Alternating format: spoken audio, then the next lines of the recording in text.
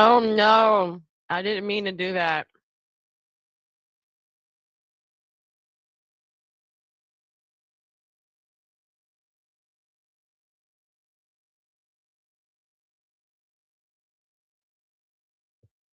Hey y'all. Hey sugars. Okay, so I see what happened. I started the stream on my phone, and when my phone goes dead, then everything else went dead. So I'll wait till y'all come back. My bad, sugars, because I'm like, what's happening? My phone is dying. Okay, so now I know how that works. I'm gonna keep going live from my computer, and then I'll add myself from the phone, and that way, um, you know, I can hmm That's what happened. So y'all come back. My bad. I'm so sorry. I was like, what is happening? So now I see how it works. Drip, I need you because I need help a little bit. Just a little bit of help. All right. So Smitty, come on back. Hey, Reyes and everybody, come on back. And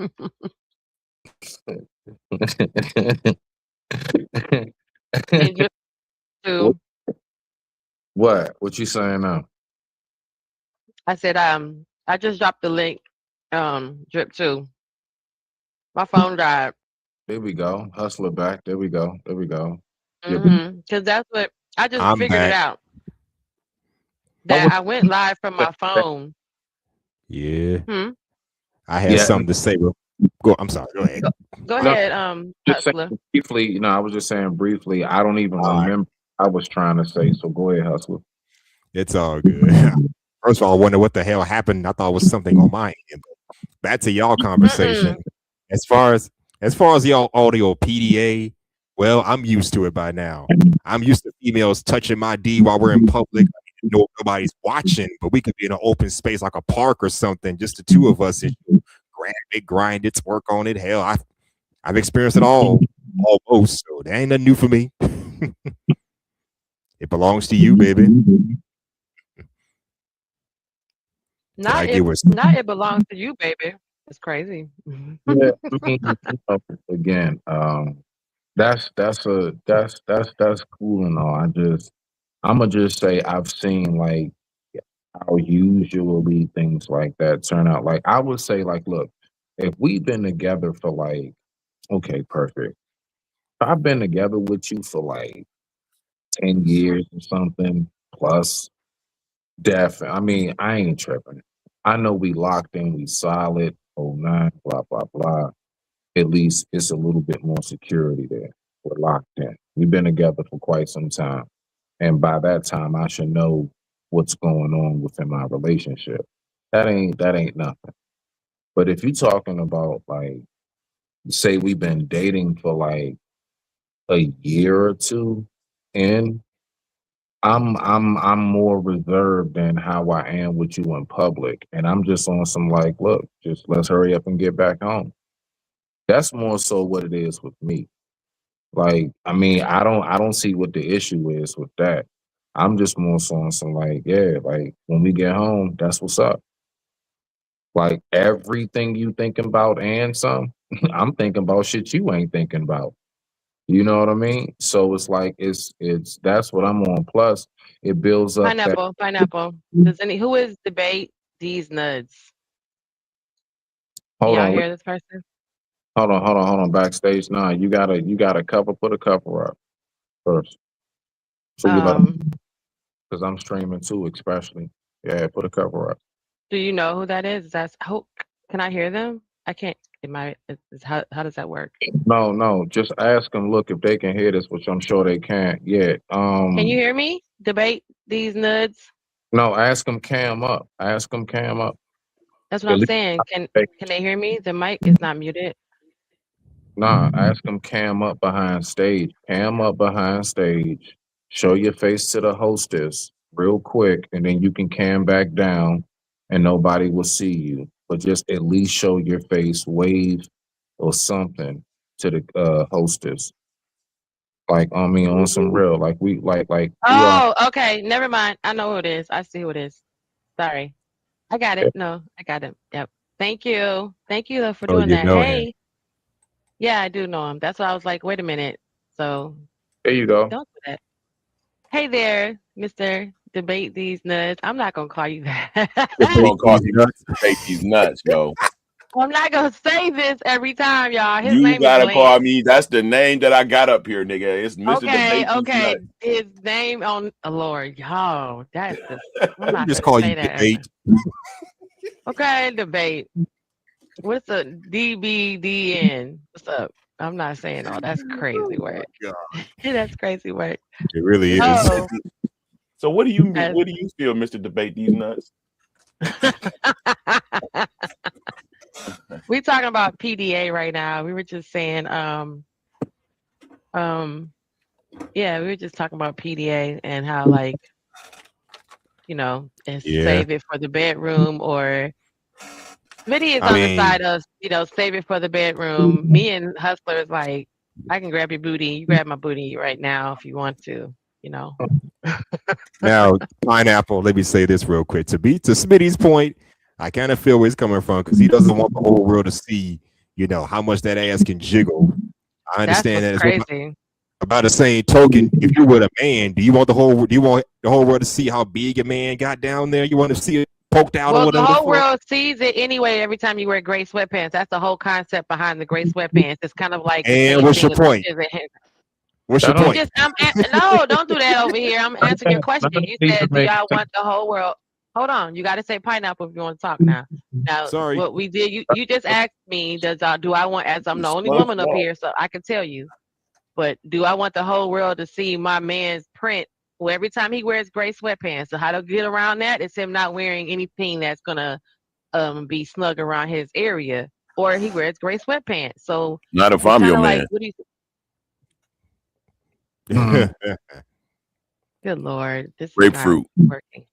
Grapefruit is funny. Mango, Smitty, grapefruit, pineapple.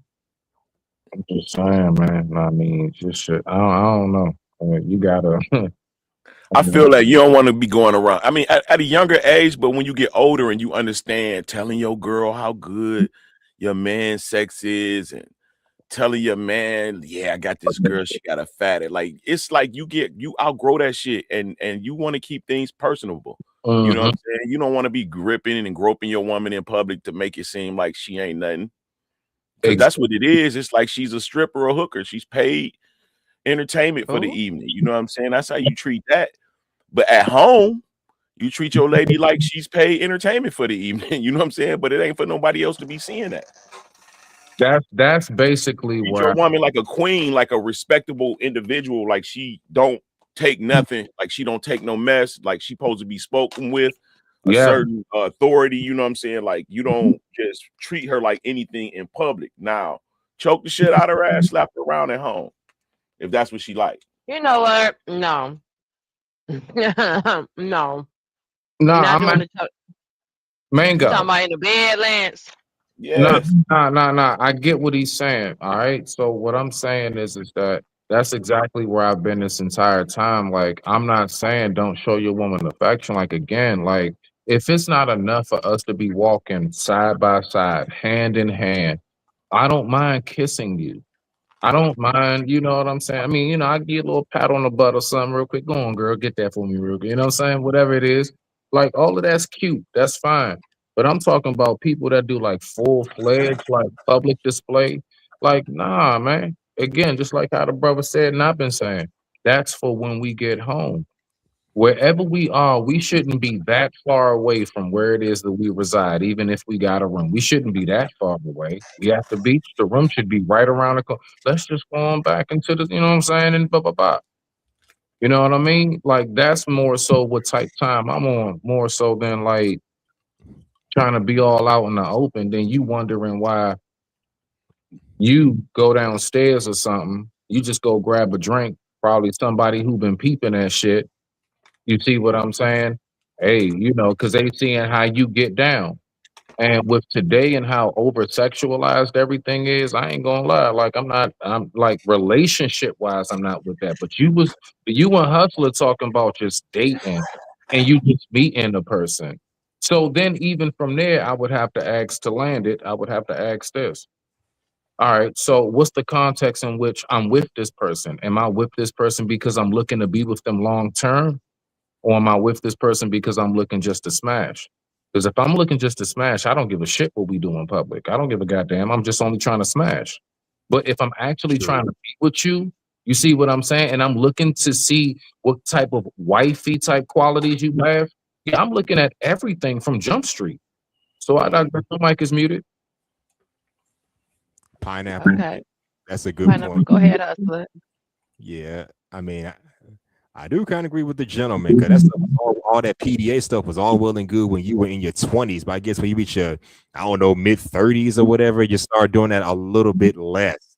I mean, seriously, I go to the gym and I see couples, you know, doing some PDA while they're exercising at the gym. Brother could be on the dumbbells and she holding her hand and all that kind of shit, but these be some young cats. I'm like, been there, done that. Y'all be all pain, so I don't judge. But now that I'm older, it's like, yeah, we got to keep that kind of on a minimal. I'm not gonna say get rid of it altogether, but keep it on a minimal. Not in college no more. So y'all ain't got nothing. Y'all ladies ain't got nothing we ain't seen or had before, and I'm pretty sure we ain't got nothing you ain't already seen or You're had right. before. So, Exactly. If you can be a grandma or a granddaddy, then your ass shouldn't be out here doing that. Bro, grandma and granddaddy is us right now. Lance, stop. That's what I'm talking about. With us, we grandmas and granddaddy ages. It ain't like you walking in on Medea getting hit from the back. You walking in on me getting hit from the back. I'm the grandma age. You still a grandma. I'm not, but still grandma age. Yeah, I mean, just saying. I mean, so you saying grandma shouldn't be getting it broke down in the public? Nah, I mean, if a grandma shaped like your ass, then you know. But you bust her down in public, it's okay. Nah, not busting her down in public. I'm just saying I understand. You know, I got you. It's still a responsibility as an adult to uphold a certain social look. Like you have to. You just supposed to grow into a certain character as you get older, and being sexual out in public, not just affectionate kissing, which should be shown, and holding hands and hugging, which should be shown, a playful nudge should be shown, right? But a sexual encounter should not be witnessed by the public at a certain age. You know what I'm saying? It should just not. It don't look good. It don't look good. 2 motherfucking 48, 46-year-olds being caught fucking in the mall. That's cute to y'all, but to the public, that's fucking obscene. Like that's not no good look. You don't want to see Miss Parker get it? Hey, Miss Parker, how you doing, Miss Parker? I wouldn't even stop. Take y'all nasty asshole. I mean, again, so how old? So what y'all saying is how old? How old are you? Is there an age limit on PDA? What's PDA stand for? Public display of affection. Nah, it ain't no age limit on public display of affection, but sexual. So how old are you to not be making out in public? Like how old is too old?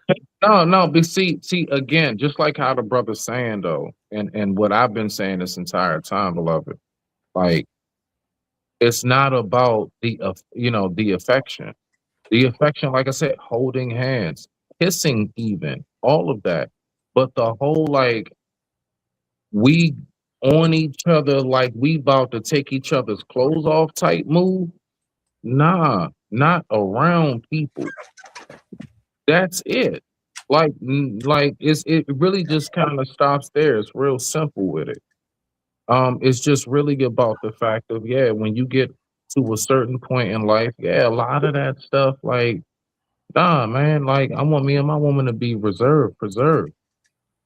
Especially nowadays, like you don't understand how many different factors fall into a man's mind, especially like even down to I don't want to be groping on you too much because that might get somebody enticed to want to try to do something to harm me to get to you. All of that. Yeah.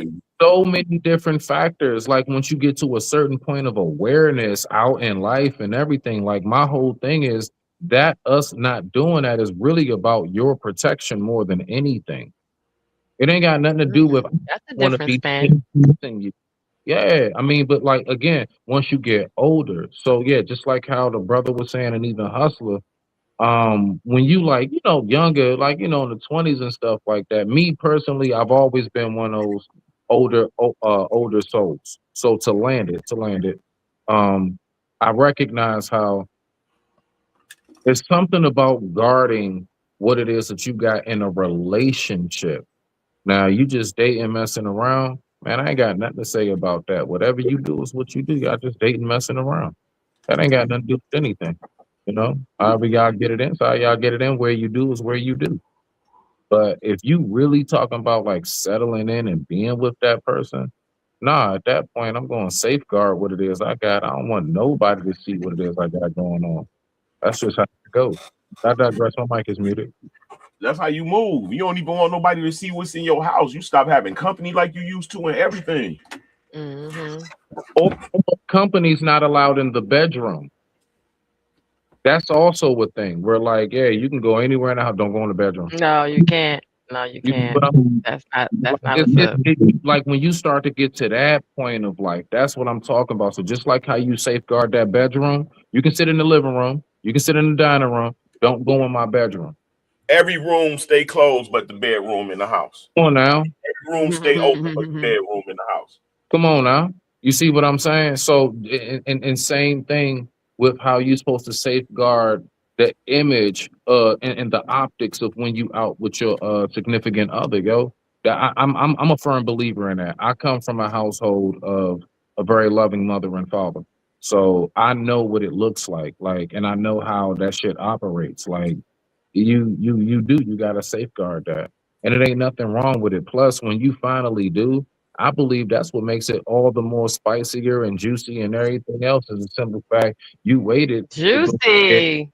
Yeah, that's what made it even more like, you know what I'm saying? Like that shit really flipped it to like, yeah, girl, come here. Like, nah, I saw when you was picking up that fishing rod at the park. Stop playing with me. Like that's when we get to talking to you like that. So it's like, I mean, it don't have to change just because you're not out in the public doing it. But I digress. My mic is muted. All right. Okay. I feel that. Don't I be feel that. discouraged, Oh, let me. Genesis. Don't be discouraged. I'm not discouraged. I was gonna say, hey, what's up to a bunch of people in the chat, and say what's up to whoever else is in the chat. There's a bunch of people that's out here watching, and the people that's gonna be watching it later, since I have high what is it called? What do we say, was Smitty? The rewatch value. Yeah, rewatch. No, replay. Replay crew over here. So, what's Yeah, up, A Dub? What's up? What's up? Hey, is that third world Colombian? Oh yeah. Hey, what's up? Hey, what's up? What's up? Let's see who else is here. Shout out to Hustle Third is Ward. here. Third War, IB Wody. Hey, what's up, IB Shout out to Wody? Wood. Yeah. Hey, Kojak. Hi, Kojak. Hi, sweetheart. How are you? Since I have all y'all men here, go ahead and just do y'all know y'all, I love y'all. So, hey, cynical one. Hello. She said, hey, what's up, H&M? All right. So y'all go ahead and give me a quick and mental check-in with my men. Y'all, everybody okay? Everybody doing okay? How y'all feeling today? You know, how's your body feeling? How's your head feeling? How's your heart feeling? It's all good in the hood in these neck of the woods. Of course you're gonna make a rhyme. How you feeling, these nuggies? exactly. Really? Nuggies? Mr. Nuggy. Look, I see you. Why you smoking? Look, Mr. Nuggy. That looks cool though. You Look see at I'm in the smoke room. I see it. That's what's up. Well, I'm the only I'm woman 52. here. Hey, I'm cynical, me and you, sugar. It's me and you. She said, hey, Smitty. I'm Hey, 52 Smitty. years old. Oh, I'm 3 years with no sex. and I'm thinking about time to start tricking. Wow. Wow. Wow. I mean, what am I supposed to do? Okay. Because No, I'm you 50, I don't asked me. supposed to fuck nothing fine no more? No, I feel that was the same way too. Cause I'm 50, I don't get no fine D Damn. either. I got to take the big ball, can't get it I up. work 12 Gotta hours a wait day, 45 4 minutes. days a week. Can't meet nobody. See? What I'm supposed to not fuck ever again? Fuck Ever that. again is Starting to trick. funny. He said I'm I'm starting about to to trick. start Kojak tricking. said I'm real Kojak with said you. Like, he taking it one day at a time, y'all, turning things over to God, and God will handle it. So Hey, Kojak Judah understand. tricked. He thought his daughter-in-law was a regular old trick. So I'm putting in God's hands too. hey, look. I'm gonna be honest with you. Right? I absolutely respect the honesty. Smitty, you Can't hear you, Borgin brother. to me. You Borgin, Smitty. You said I'm Borgin. I'm Borgin. Can Yes, you hear sir. me? Yes, sir. Yes, you're Borgin. Damn it. Can you hear me? You're better now. Okay. Nah, I was going to say, nah, that was absolutely, like, I respect that to the fullest. Yeah. Like, my thing is, you just own this shit and just say, look, you know what? I think I'm going to just start. Yeah, I can get with that. I can get with that. So, I mean, you know, I love that shit. What you got on these videos? Oh, 50. A coupon, a cuddle coupon is hilarious. Oh, let's see, y'all. He said working out, Smitty. Yep, you're working out. Hold Yeah, you're on. still working out. Yeah. Okay, so listen, y'all. I was going through my videos and stuff, right? So, you know, we was talking about the youth the other day. So I'll just be trying to look at different things that interest me, you know, also to build my channel content. Hold on a second. Who is that? Let me see. Who's that? Oh, that's you still? Okay. All All right. check. Okay. Yep, you better. That's better, right? Yeah, we can hear you now. Yeah, no, I was just simply saying, I absolutely respect that, what he's talking about. Like, if you reach that point and you're like, look, this is just, I'm going to get it and I live, right? That I can respect. Anything person who's saying they going to where I'm at. How you working again, Smitty? You You just probably just gotta might wait just for hit your internet to catch up. and hit the little circle in the corner. I think sometime that might help you instead of like dropping down. Just let it kind of I've done that, and it just brings you right back to the panel. Hey, Drip. What's up? Hey, what's up? Drip came back, you guys. Thanks for hanging out with me, you guys. Thanks for hanging out with me, guys. So eventually, I think I had. I mean, I'm about to change my title back, but I think I had the Anton Daniel situation in my title, of course, because I wanted to make sure I get respects. But I just want to know because this interview came back up, right? This debate that he had with Yada came back up. So eventually, I want to get to that conversation because I just be wanting to know what y'all think about what these people are saying out here and just in general. I thought it was very interesting because it's totally in contrast to what he says anyway.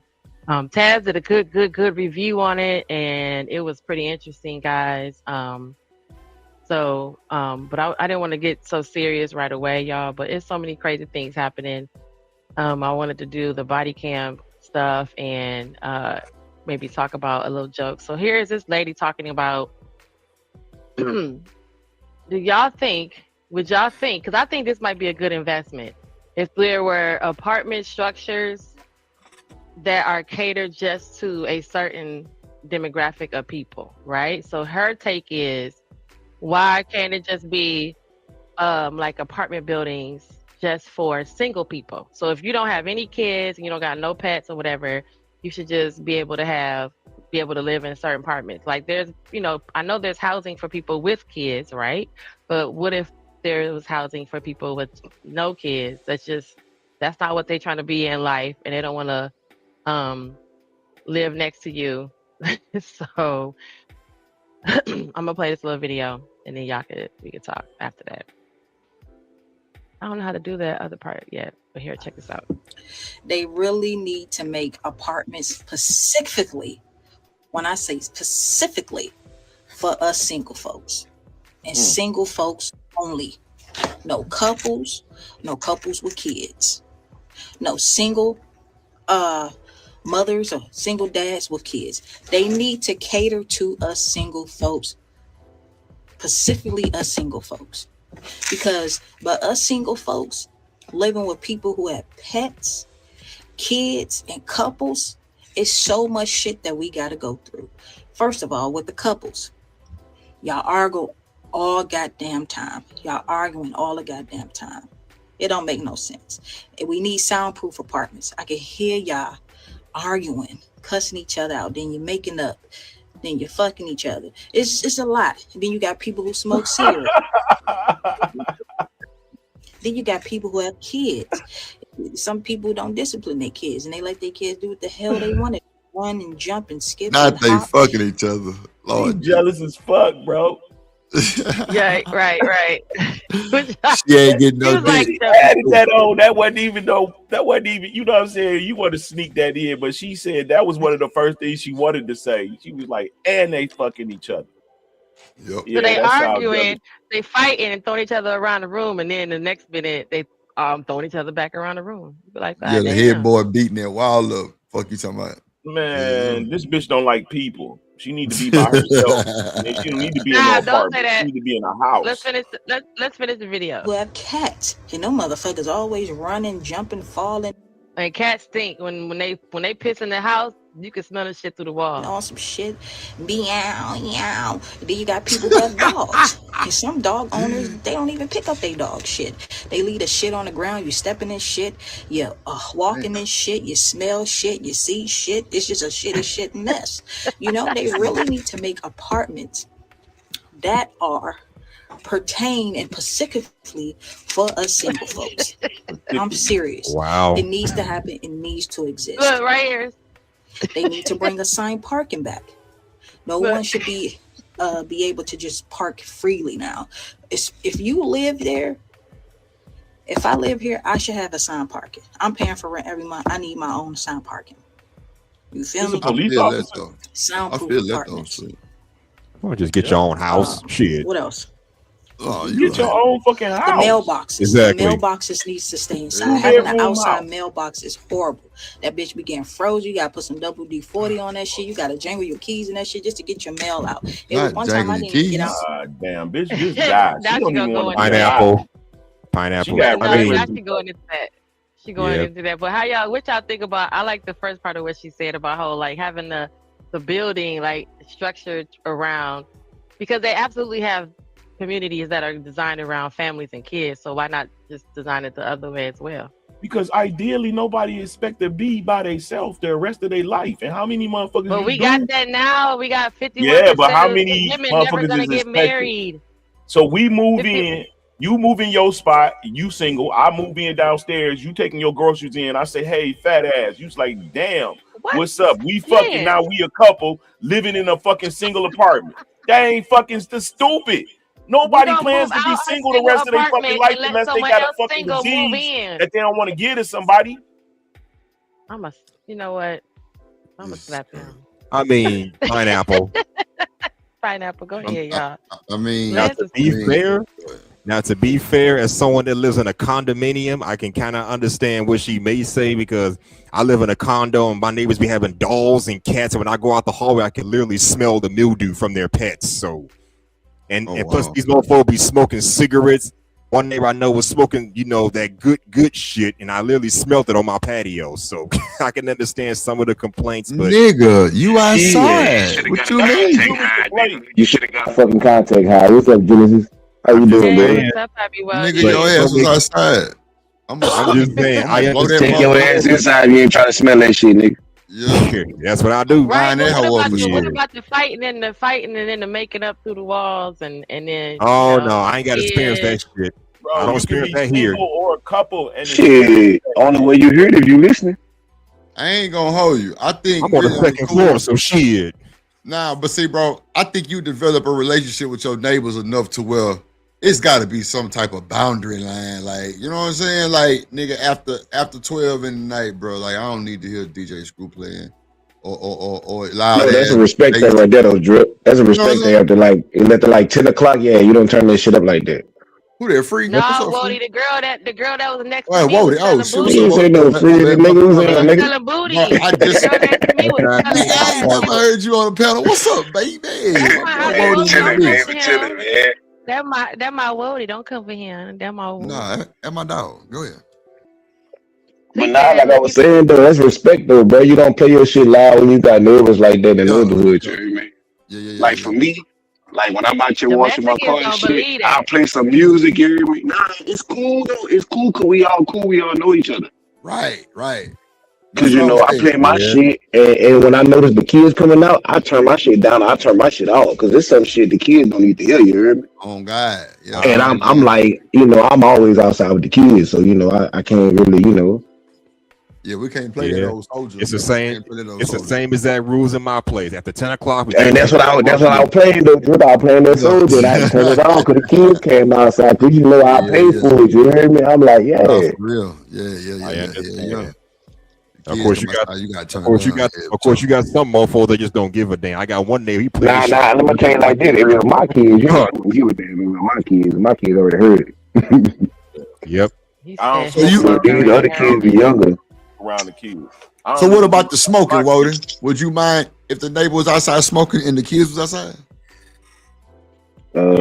Cause I I ain't don't gonna give a lie, I damn. only smoke around my niece and nephews, bro. So I definitely don't smoke Man, around. me Yeah, I personally, don't like bro. to do that either. Right? I don't like to be smoking and he right there. I don't No. smoke around the kids. Yeah, like for me, I don't do it. I be inside. I ain't gonna lie. I'm sitting outside right now and I just blew a piece. I ain't gonna lie to you. Fuck They that. We mad supposed to at be in the I house a know good we time. going back here in the You know, backyard. fuck. We keep telling them to go in But the front. But I mean, it don't bother me because nigga, it ain't it's none of my business. It ain't right in their face. That's what I'm saying. They ain't get no contact. Right. You know, Right. But you know, like my kids ask questions. I give them real. I yeah, shoot it that's what I straight. was I just shoot gonna it say. straight to them. You hear me? I don't hide nothing Yeah. from them. You hear me? Right. Especially like with anything they ask me, bro. I don't give a fuck what it is. I tell them the real. Yeah. He said 'Cause, somebody You please can't. make her happy. Y'all said they said the woman is mad because she ain't getting none because she see hearing them screwing through the wall. And they I somebody mean, finna go shit, talking it about depends on somebody how much please she make her got. I send happy. somebody her way. yeah, she better go get one She of them sound a little miserable. attachments. Yeah, she She gonna have to pay for it. Fuck that. Yeah, I'm telling you. Oh She gonna damn! You do have to Not something. that pay she for it. sound You hear me? miserable. She she a wasn't. You gonna have police to Nah. pay officer, for it. man. Man, she gonna take it. He was just trying She to a let police you know, officer. like maybe they need to change up some things. Won't she tell them they Maybe under she mad. arrest? Hey, Damn it. maybe she mad she can't watch. Yeah, that too. Oh no! But She need what's to go over there crazy with is the handcuffs. she Do talking you about hear me? fighting and shit, and she a whole police officer. Like she That's what can I'm saying. control some of the You sure she a police officer and not top flight security? Oh, She could have been top flight. I don't know. What does she look she like? got but wait, a bro said she can go control it. The fuck? She can't come in my Unless She space. can't come top over here and flight. control the motherfucker thing. She could Straight get up. mine, which she can do. No, she ain't coming She through could, there. hey, Drip, she could assume the fucking position. That's what Oh she can do. God! Like matter of fact, give me She the come up handcuffs. over there with anything. She Give gonna me handcuff the over herself. there. He said, "Give me Said the the She neighbor gonna handcuff." handcuff a fighting and motherfucker arguing. self. Matter of fact, say, bitch, no. handcuff this bitch, you hear me? Handcuff this bitch real quick. She ain't finna come Oh, nowhere Woody. fucking with me. She better Rude. stay over there. She a security guard. Oh, Lord. He said Hell she's not a nah. cop. Top She's a flight. security guard. Top flight of motherfucking word, Craig. Yeah, she ain't getting Oh, none. She complaining Yep. from the they right see cynical seat said then. she I angry. mean, and the thing is, though, she ain't ugly, but she kind of on the cute side. Yeah. Man, she got She on It sound the like cute thick side, though. I ain't gonna lie, it's making it look worse by what she talking about on God. Yeah, and you know what I always say though, Drip? A Yeah. bitch will look good until she open her mouth. Come on, Oh. bro. That right there can. Oh Lord, Bro, boy, you cooking, I bro. swear to God, bro. You cooking, They bro. look He good said, until they open their motherfucking mouth. Then it be like, ugh. This nigga cooking. Goddamn. He I'm said, telling I you, cooking let you, with. little Genesis. mama. I ain't trying to Genesis, fuck come with you on, like man. that, Come though. on, man. I know, Genesis, you boy. What he know. be over here cooking? He be over here talking his Oh, man I'm shit. yeah, that my dog. I'm telling you, he That's ain't my found out Wody. one lot because you can. Like a nigga can And be Wody cammed up so we trying had to a have hairline good check convo. because folks was Come talking on, bro. shit. I know that's Come on. right, I'm out Wody. here, Look, man. I'm out here, man. Wody I'm out doing here. her parts too You because she ain't was like I tell talking y'all, shit nigga. on I live in the garage, nigga. I'm in the garage, nigga. I live in the garage, They nigga. said TV and Woody. They everything, said Woody PlayStation ain't got 4 and no everything, nigga. hairline. They was talking about Woody ain't had no hairline. Woody said, "Let me just show you My this." shit look rough right now. I ain't got no haircut since I came from New Orleans the last time. I only get my haircut when I go home. I don't let these niggas out here cut my hair. No, There I you feel go, you. y'all. Hey, shit. Debut. I be Woody on my channel, y'all. I seen him over there on the other side before, you know what I'm Mm-hmm. saying? But I'm yeah, be, it's hey, I'm be it's moving there. around a lot lately, now, man. I got some shit. I got, I'm be everywhere. Fuck it. Yeah. I'm out Just here. grab that boy, hop on. Look, I ain't gonna hold you. Go ahead. My bad. let's just from look, Wally, let's go ahead pull the Who's jukebox that? on my nigga. Huh? Get that juke, get the That juke juke? on. That nigga Yeah, said that juke. juke The on. hell you talking about? Smitty ain't shit. The juke. God damn it, Jim. All right, so obviously we don't remember. Now your shit going in and out, Smitty. So it's like you saying something. Yeah, we can't. We hearing the first part of the word and the next starting of the next word, and we don't hear shit after that. Hold on. The word. Yeah. Matter of fact, hold up. Let me run off in here real quick. Let me make sure everybody's straight. Hold on. Nah, but that's. I mean, Genesis, how you feel about what she's saying? You think she miserable too? So y'all can't hear me? Yeah, hell Y'all yeah. be getting you Yeah, clear now. All right, that's what I was saying. I said get the juke. That's all I was saying. But yeah, y'all go ahead, rock out. I think it was the location. What's the juke? What's that? The cologne. Yeah, we Oh, had juke. Oh, G-O-P. I thought you said G. Yeah, the T. cologne. Okay. Smell good. Got You You know you. what heard my I'm saying? song. I hope you bathe it in that good smell. That smell Man, good. Pimp C said it's Miyake, man. You know what I'm saying? I still got a It's little cone. I Miyake. think holding that Yes. cone That'll for get love. you licked. Okay. Stop with the I it's got Miyake. third, Yeah. third That'll throat. get you licked. Okay. Your whole face. Third throat. Why you gotta bring it back to the Third throat. third throat? Because it's got to be Is it back. how much after dark is it to start talking about third throat? Lord Jesus. It's I'm just 9:30. saying, them was the days, you know what I'm saying? Them was the days of the third throat. What? You don't remember third throat conversations? I be what are you in the chat? Yeah, Wody was over there. What the hell? What Wody was over there too. What do you say? Bro, What the come on, Wody. It was Sundays hell? dripping Genesis after dark on Yeah, Sundays. after I know dark. you And remember we that talk shit. about I had to explain to the women about the third throat and the second throat and Yeah, heart sweet. crazy. It was wild. I He missed said that what? third take, but I ain't lie to you though. I He just need said, one. I I don't got had to go make sure I I just get need one throat. I need to go on what you say, Lance? You just need one camera. throat. I don't got Jesus. three penises. Oh, P. Yeah, shit. Talk that shit. Man, hey, look at here. Swallow me, baby. Gobble me, baby. All that nigga He said, I don't Oh, got All three that nigga feet. Yo, that's oh, crazy. yeah. Oh, you I know, feel Coach J that. say it's after dark. It's time to get nandy. Okay, I'm just Coach saying. Jack know I what was time it is. explaining He the was over there third too. throat. Coach Coach Jack Jack was was over there there. too. Yeah, he Yeah. was lit. That motherfucker up there. But you Trying know to what really is explain to crazy though? y'all. You know what's crazy, Genesis? What just really had me like mind boggled because you will swear how many niggas in this space be trying to, link up, holler and shit. But when it came to our Sunday night, niggas was running from that type of conversation. Yeah, they Cause don't they want didn't Niggas want to get was caught saying some running, shit. bro. They scared somebody gonna hear him say. That's what that is. Bro, they was like, this nigga drip, he don't give a damn. I don't and didn't, nigga. I was saying what the fuck I wanted to say, because I mean that's just what it's You're not supposed to as a man, bro. Fuck. Dennis's ass had them niggas running, Wody. I ain't bullshit. Niggas was wanna quiet, bro. talk I'm about like, I know sex. you niggas ain't quiet. That y'all This then Genesis you come to nasty. find out She you don't know nasty as what you're hell. Yeah, doing. that too. But we telling you we telling you though, and you don't know what you're doing. We telling you, you know, and then when you really think about it, at the end of the day, all you're doing is creating a whole environment where now you have to compete with objects in the drawer. That's your I'll Nah, be competition, damned. not the I'll be not the damned. next saying nigga. shit. You Yeah, No, be it's You saying can get that listen. shit. motherfucker. No, You can get that pineapple, pineapple. motherfucker you No, we want to, can get man. into it. We can get into it, pineapple. Your Get that competition is motherfucker you not. want to. I bet that Listen, your motherfucker ain't gonna have you no, no, spaghetti no, no, no, legs like, sugar. No, no, what the no. Your shit? competition is not the that motherfucker to next hold your nigga. ass in the morning. Yeah. Okay, your Man, Genesis competition be is gonna saying have shit sex like and Exactly. don't finish. you got a tongue kiss the clitoris. You got a tongue kiss. I be I'm like, just damn, I letting you don't know. tongue kiss the Yeah, clitoris. you gotta make love to Hey, that motherfucker, boy. you gotta listen to what she's saying though, because that shit'll get you some points where like you ain't never been before. You feel me? Hey, what that old lady told Theonis? You ain't did nothing till you stand up and Shit.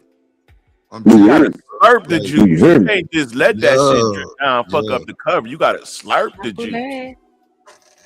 It's You gotta all do that, what's but best the for thing you is, in that motherfucking you room gotta with If that it's right. too woman. wet, it's What too you You gotta gotta. slippery. I Fellas, I can't got do one No, for no, it. no, y'all, no, no. I'm fellas. finna mute you because I'm finna tell you because you ain't listening, and I'm the only woman up here. Now I'm finna tell you. I keep trying to tell y'all. Y'all don't listen to the women when she say shit ain't no plastic gonna outdo my tongue. Exactly. Your competition is what's in the drawer. Your competition is the rose. Your competition is the rabbit. Your competition is the thing that they got the two little extendos, one in the back door, one in the front door, and something still sucking on the clit at the same time. You got to compete with that. So if That's you some only gonna bullshit. come I down seen to a girl hung no, no, still no, ain't no, get no, off. no, no, Wait, no, no, first No, I no, off, don't. first no, off, No, let I me no, tell don't. you no. something. No, You Hell ain't never no. heard of triple threat? Nigga, You ain't never heard of triple threat? I ain't Tell gotta you, compete with none of that I'm finna shit. y'all. I'm finna tell y'all, cause y'all not gonna overtalk me. That's not cool, right? Okay, y'all. And I'm telling you, as a woman, women, women are telling you what you're doing and what you're not doing. And we're not competing with the next dude. We're not worried about the next dude packing, because at the end of the day, y'all all sexually molds of clay. Y'all all gonna end up doing it different with that person anyway. So none of that matters. What matters is the fact that y'all be misguided on what y'all think works. That's the part I'm talking about. Y'all be thinking, yeah, okay, you're gonna go down there and then you wonder why she still needs to No. pull her drawer open when you roll over and go to sleep after she made you the Mm-mm. sandwich. I'm just saying. So Y'all no, don't know what so I'm Well, talking about. Go ahead. nah. I know exactly what you're talking about, but at the same time, I've never experienced no woman having to grab a Yeah, never goddamn that. Chevy Caprice motor to goddamn play with her Okay, pussy. one at a I time, ain't got Woody. time. You None of got it, that. man. Never I'm that. just saying, I'm not competing with no woman who got toys because I know in real time and that motherfucking toy is enhanced to do some things that a real man can't do in life. Nigga, I'm not finna be pumping it there like you that. go, That shit. Drip. Nah, I'm not Hey, doing you none of know that what's shit. crazy though? So get what? If you Nigga, got to deal with that motherfucker, you and Hold that, on, and Woody. get You what? can go next When your after pussy him. fall off, and yeah, you didn't yeah. goddamn work that motherfucker too much, yeah, you Hold gonna talk. on, Talk Woody. that shit. Nah, Talk it that ain't shit, no drip. work no more because you didn't Hey, use check the it out. fucking vibrator too much. I'm just saying when Exactly. your It pussy Okay, fucks fall up. go. off, It fuck shit, their Wait, nerves up. You hear me? It because fuck their Wait, nerves wait. up. It do, it the do, it shit don't do, it work do, no it do, more. but it don't. Okay, because Shit, the other, it's you so much lying to other me. shit going on. But go ahead, Woody. Go ahead. What you say, Woody? And then Lance, go after him, please. Nah, it fuck their nerves up. But on the cool though, I'm the nigga. I bought them the toys. And guess what them bitches at? Come on, Collecting Wally. dust. Come on. Collecting fucking dust. Come on. Shit. I'm like, fuck, you ain't tried it? No. What I need that for, and I ain't got you. Oh, goddamn. See, Yeah, get it. come on. Hey, Oh, nah, Tell me who like competing with that. what? I ain't Tell competing me. with a motherfucking thing, baby. I'm I'm a sorry. monster. Hell no. okay, Lance, go ahead. What you say, Lance? What say you? Yeah, I feel like it's 2026 and the nigga that got a job don't gotta compete with nothing. Mm, You feel what I'm saying? And when it mm, comes down to it, any woman out here knowing that a nigga can get pussy from anywhere, he can spin a fucking Mm. bag real quick and grab some ass mhm. and don't have no feelings behind it. Mission accomplished. Go home like nothing never happened. Really, women need to be trying to make us figure out what the fucking nigga like and what it is. You actually being too fucking freaky all the time. You know what I'm saying? Sometimes niggas getting older, all that friskiness and shit. Sit your ass down, motherfucker. Cook something, some shit or something. I don't know about that with G. No, I'm being for real. Okay. All right. Hold on, it's Yeah. my turn. This is my turn. Okay, go ahead. You It's my got it. You turn. got it. My bad. Go ahead. It's Go my ahead. Go ahead. turn, Jen. Go ahead. My bad. My bad. I Go Jen, got ahead. it's you. Go my ahead. turn. I need the airplane sound. Land it in. Bring it in. Uh, Nah. You can be as a couple, adjust, adapt, and learn one another and please one another. But a nigga got to go out his way to make sure a woman happy time is out of the fucking window. You know what I'm saying? We need to make sure we got jobs and able to fucking sustain the household and take care of kids in these days. Fucking is something that's free, always gonna be there. You know, I just say I can just go buy some ass, but making sure the family is sustained is more important. Okay. And then I'm happy. I fuck you like you want to. If money good, kids good. Thank you. I'm happy. I'll fuck you anytime you want to. Hey, right. fuck paying for it. If you can't, hold on, Bodie. Hustler, muscler. go ahead. Do you think? Hustler, muscler. Smitty, you mic. You muted. What say you, Smitty? Man, these niggas ain't fucking. I stepped away. There. What did I miss? Oh, you missed it. So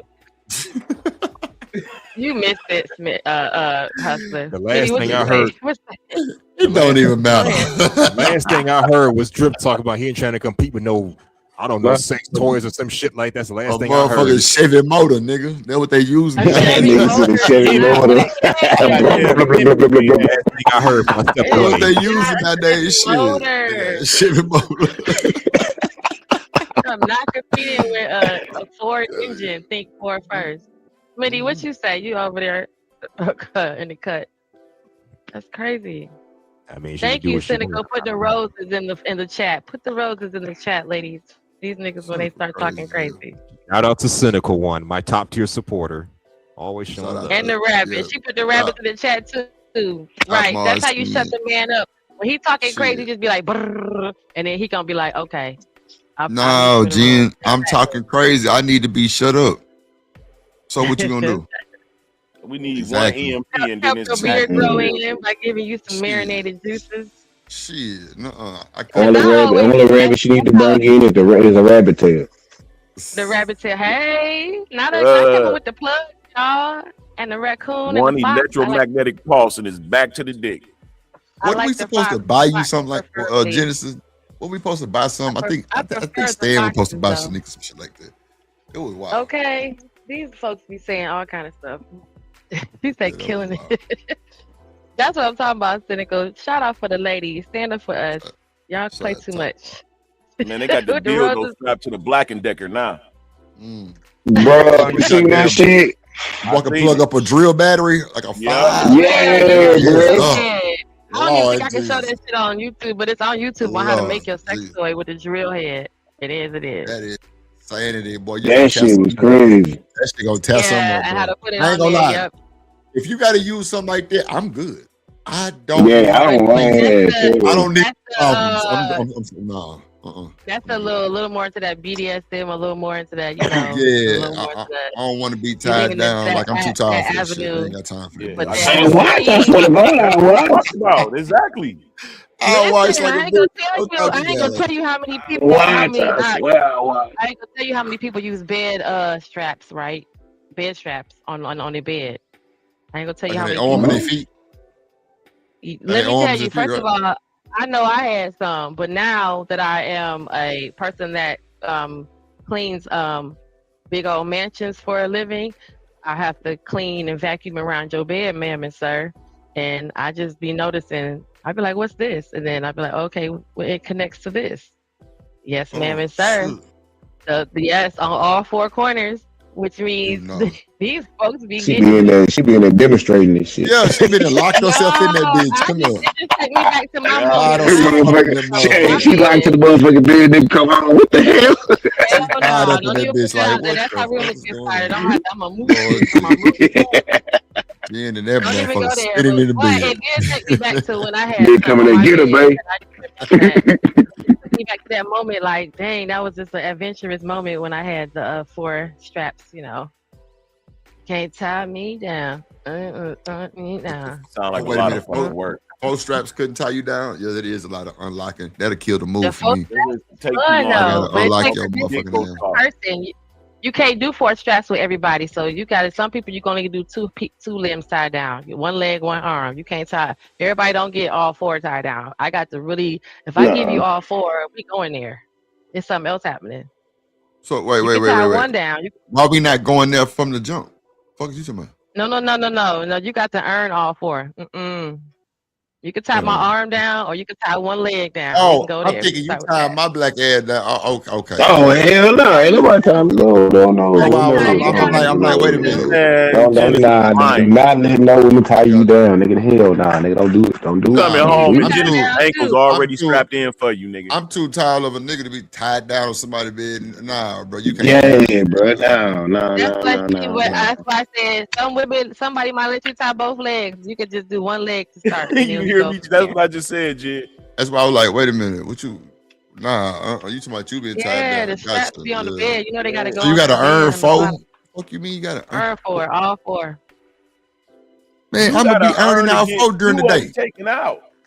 I'm gonna be earning all four during the day while I'm at work. I'm gonna be talking you to you. You earn one leg. That's what you get. You earn one leg. You can tie one leg down. Man, you got to be fucking. What the fuck is that gonna do? It's gonna hold me down. It's gonna hold me in one spot, and then we can work up to two legs, and then now you just got both legs. I see what you're saying. But you gotta start with, or you can tie one hand down. Right? I can't run around the room like I like to do. So you know. Yeah, you trying to get edge. Okay. I'm just telling y'all. Sometimes women. You like black lace. Be acting like they don't want to say nothing.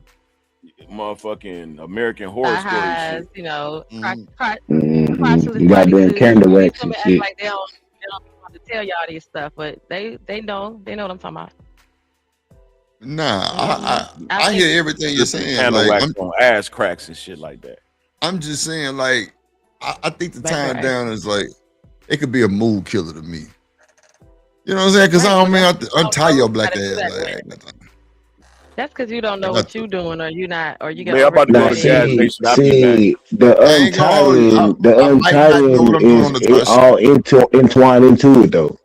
You just don't leave them tied up the whole time. It's like while you in the mix, you let one go, then you get back in the mix, you let another one go, and then next thing you know, all 4 points is loose and untied, and then y'all just bam, going at it.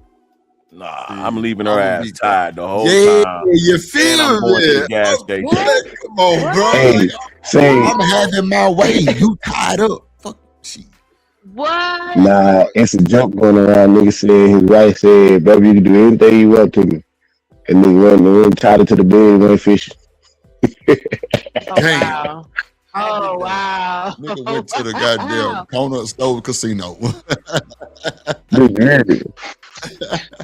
Not fishing. He said you could do anything you want. That nigga went fishing. He tied her to the bed and went fishing. Went fishing. That's crazy. Gotta do it. That's crazy. That's funny as hell. That's funny as hell. Tie your girl up and blindfold her and pretend like you let other niggas in. So wait, hold on, Janice, hold on. Have y'all seen the new?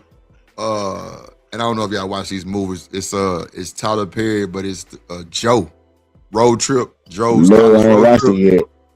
I ain't watched it. It's a point. I heard it was funny.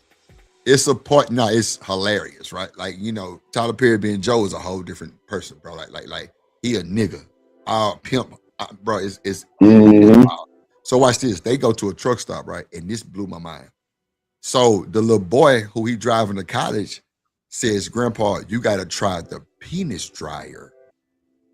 And so he like, "What? The penis dryer?" So the dude was so green, like he ain't had nothing in his life. Like, no, that's bad. That's the devil. Bro, it was a thing called a glory hole in the truck stop, bro, with a hole. Yeah. And it said penis dryer. Bro said, "Grandpa, you got to try it." So guess what? Tyler Perry walked over to, it's Joe, of course. And he looked at it, he said, "Oh, you got a mustache and lipstick." And the nigga stood there. On my mama, bro. Hell no. Bro, it was, I had to watch it 2-3 times to really kind of catch. I'm like, wait a minute. What did he just say? Bruh, yes, sir. Like, bro was like, "Oh, got lipsticks and a mustache." And the nigga stood up on it and like held his head back. On my mama, Oh, bro. he used the damn thing. Yeah, that's what I'm saying. Knowing it Like, was bro, the man in there. bro, it was wild. Hell no. It was wild, bro. I'm like, yeah, y'all, yeah. I So don't the want to watch kid it. and his ass. Yes. Yep, both of them. Wow. The The both kid of was like, them. Grandpa, you should try the penis jar. I'm like, wow. Look at him. Wow. Yeah, okay. Yeah, that's wild, man. He be Yeah, crossing some lines for real. Oh, man. bro, I was like, see, it was going great until you did this whole ass shit. He always got to put some gay shit in his shows and Mhm. shit, man. Like, be crossing the line. Yep. Good ass scene, nigga. And then two niggas start kissing. Like, what the fuck? Mama, what is you watching? Bro, I ain't gonna lie, like you'll miss it.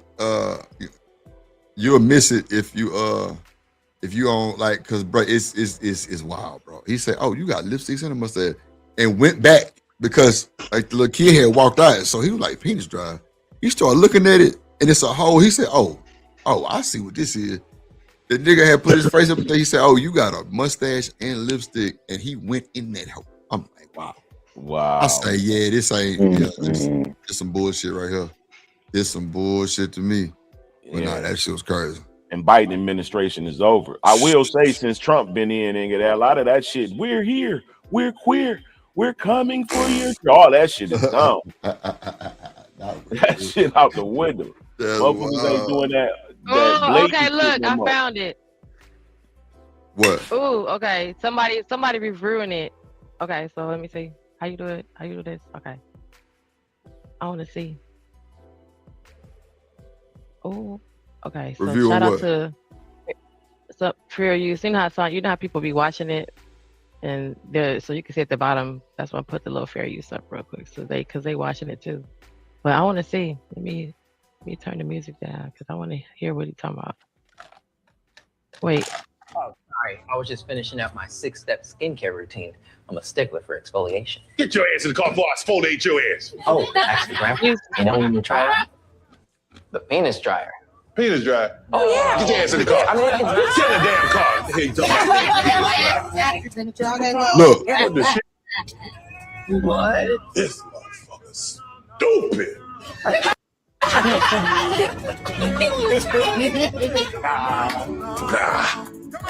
Oh my god. Honey, we gonna do this. Come here, penis He dryer. locked the door. Oh my god. You got a mustache He locked and the door. lipstick. Look, you heard him? You heard him? He said you got a mustache and lipstick? Come on, bro. And I then heard look, that. I heard that. Yes, sir. Bring it back just a tad. He said like not even 2 seconds. he asking them. Look, it's a Yeah. question. Look, it's a question mark at the end. Motherfucker, you done lost your damn mind. Come here, penis dryer. Come here. Oh my god. You got a mustache and lipstick. Motherfucker, you done lost your damn mind. Get your ass on away from that. Watch you go back over there. That's some Look. music there, man. Look. Come on, bro. Come on, bro. Come on, bro. Bruh. What? Come on, bro. Come on, bro. Tell you. I couldn't make this shit What? up. Real talk. Bruh. Come on. He say, nah, let me go ahead. It looked like they cut it Hell from here. yeah. He said, get your ass away from here, and it was supposed to be ending in that scene, and they went back and added that. Come on, bro. He say, nah, let me go ahead. Come on, bro. Come on. That's not the right thing. That's crazy work. That was even a voiceover when he said that, like, let me go ahead. Nah, that's in the movie. Yeah, that's what I'm saying. That was like added later. Like that was a conscious decision. That wasn't even no whole scene.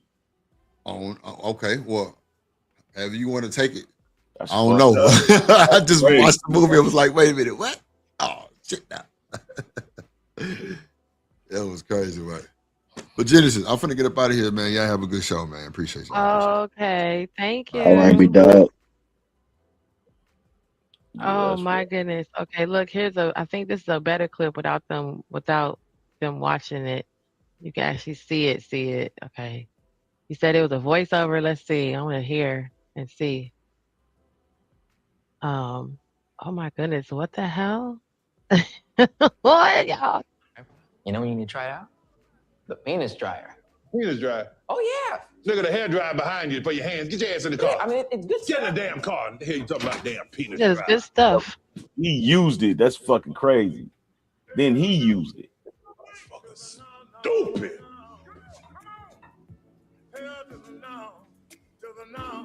Nah.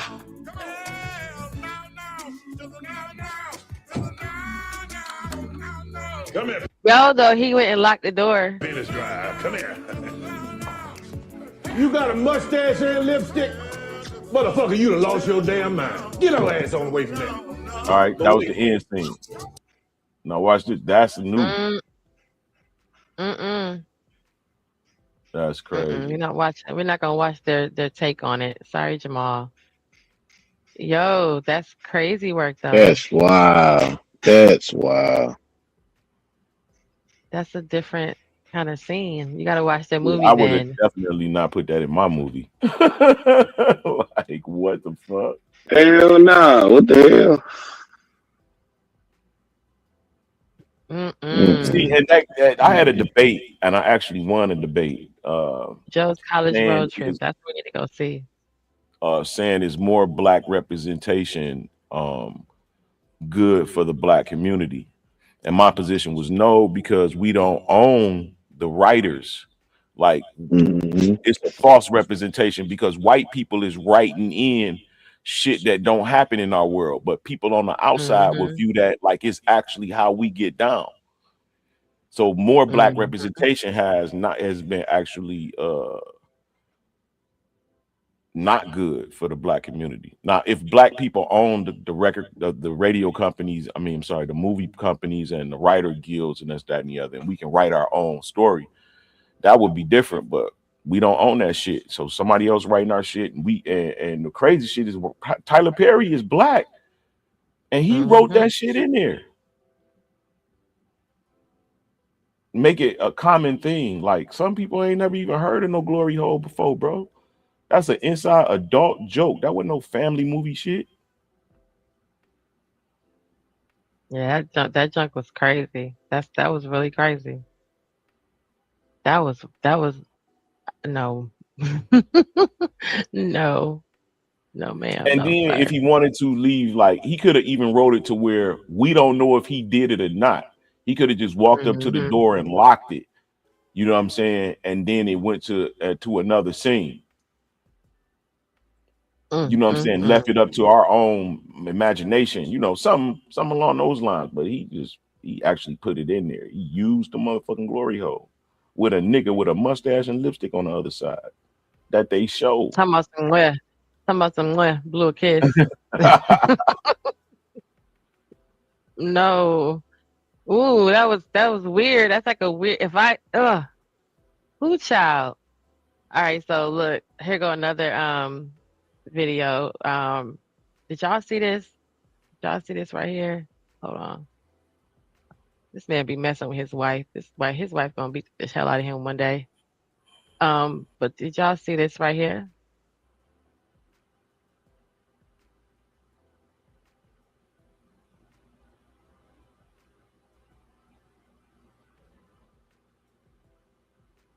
Oh wait. Get in your car. Get in your car, sir. I glad I Get in have your car, sir. I glad I'm. Get in your fucking car, sir. Get in your car.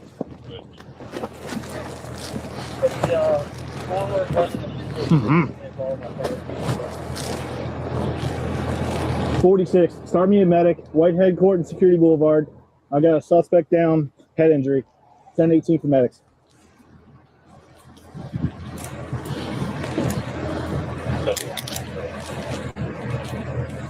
I'll help you out.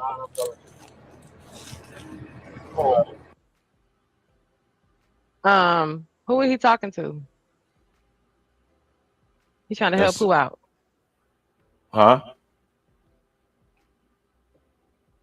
Did y'all see what happened? Yeah, I think that was circumstantial. Unfortunate. It don't seem like the cop was literally trying to be aggressive with him, and it was kind of like, oh boy, fault. He was hitting his hand. He probably hit his hand a good 2 times hard as fuck, and that pissed the cop off, and he threw his punch, which he was probably in right to do. He didn't have to.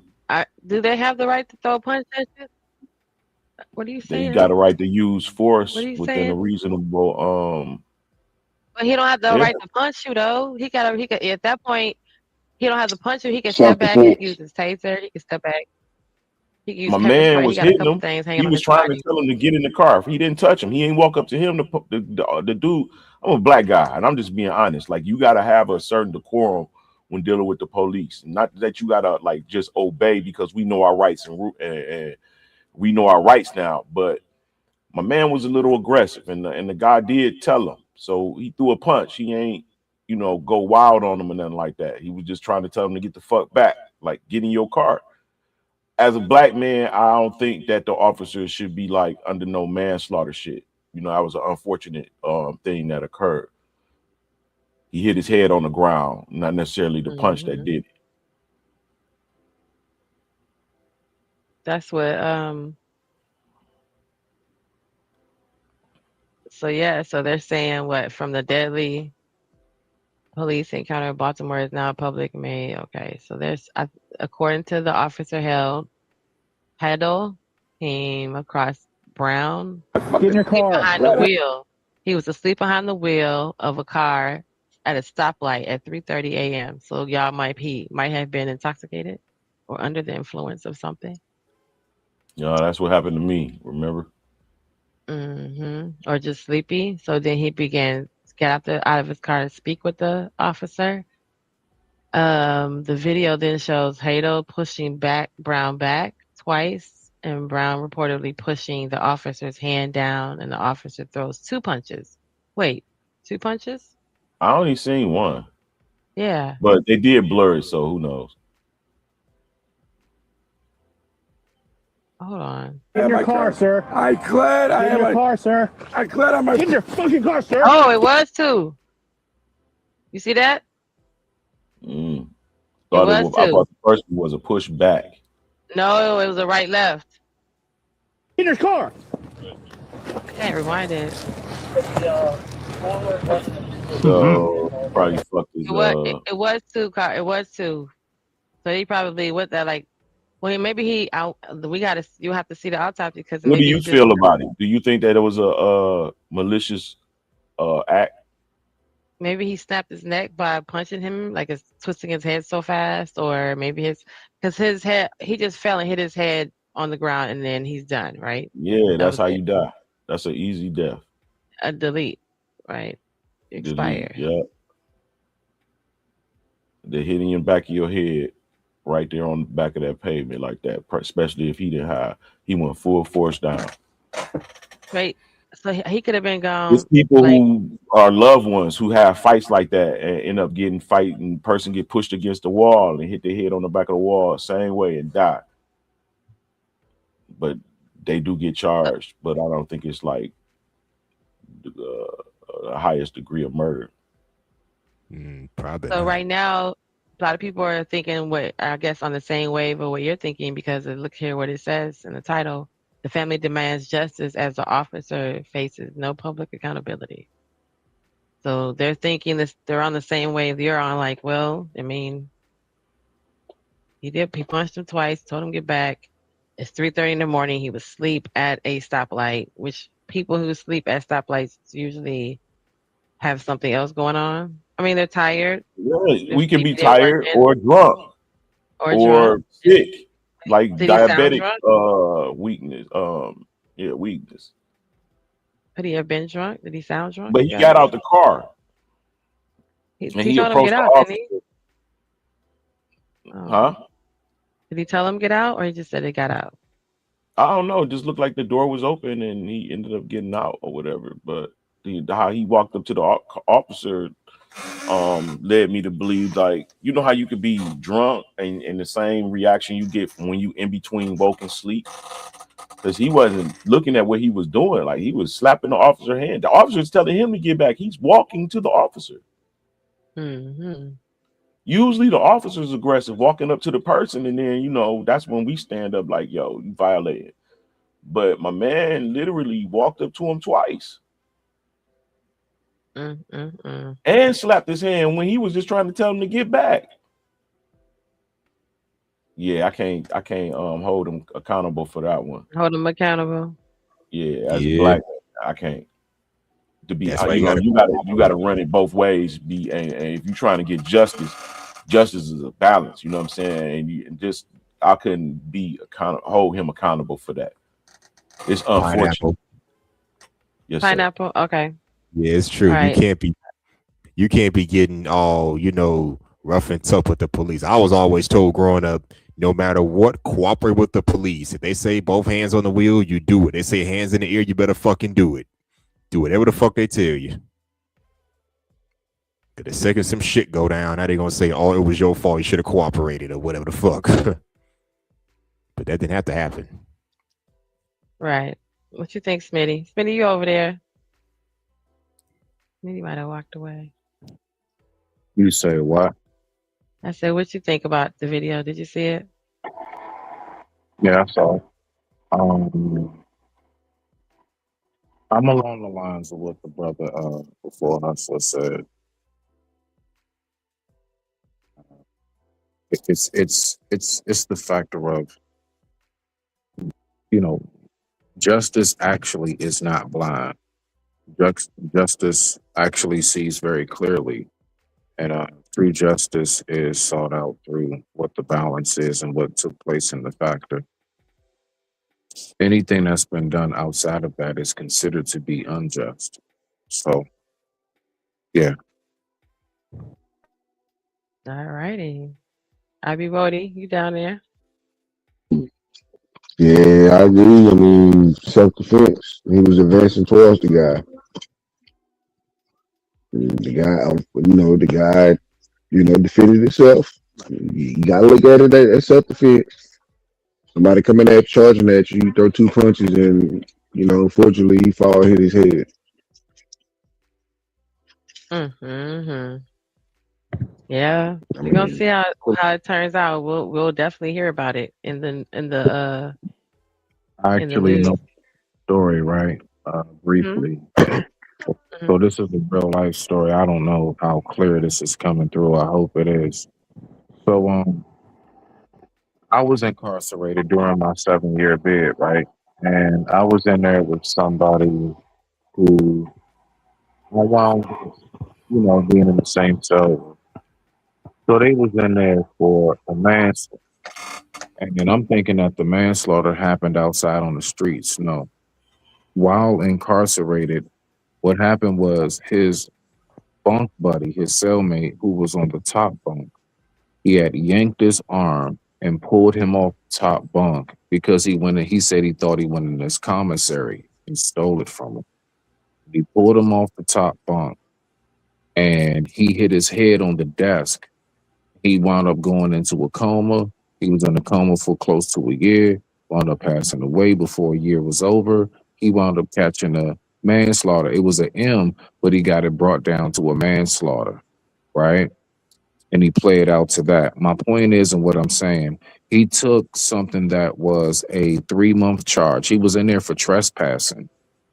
That's it. He was only supposed to be locked up for only about 90 days. Is what trespassing usually carries most places. And he turned a 90-day sentence into a 15-year sentence because exactly what y'all just spoke about, the dude hit his head. And when he hit his head, that put him in a coma. And if they pass away before a year is over, you get an M. And that's when I just needed to say. Mm-hmm.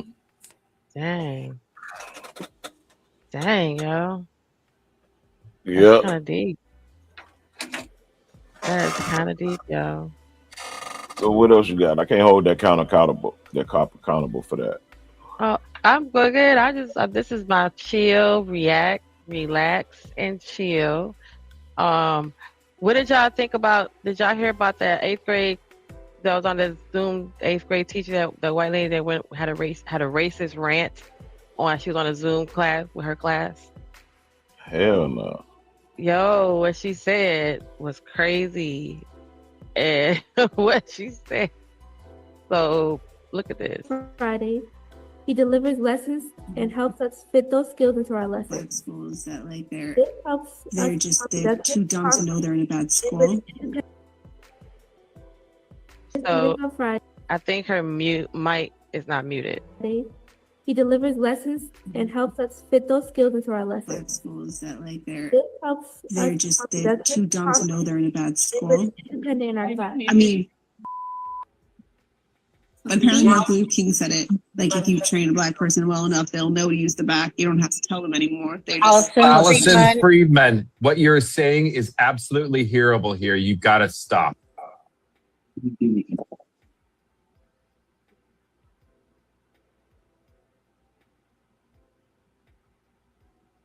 She said what?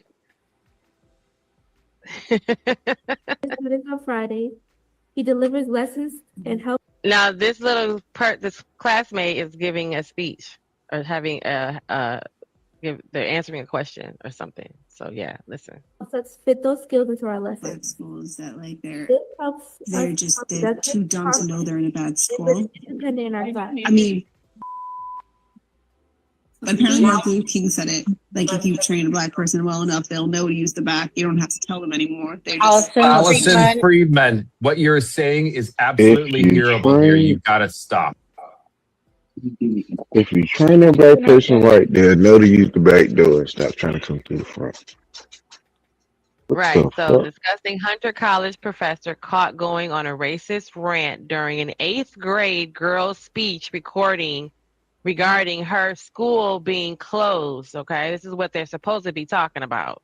This is what the lady said. They're too dumb to realize they're in a bad school. If you train a black person well enough, they'll know to use the back, and you don't have to tell them anymore. Remember, this is an 8th grade Zoom class, and she's a college professor. What college professor? They'll give degrees to anyone these days. Let's just go down the line. Hustler, Musler. We'll start with you, and then we'll go to Lance, and then we'll go to Midian. Let's just, y'all. They don't care. Go ahead. What you say? Yeah.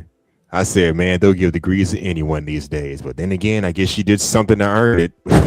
Degrees don't mean you have great character. My bad. Genesis, you know what I'm referring to. Like my family just came back real quick, so I kind of missed the last little what was spoke about real quick. I had to step off for a second.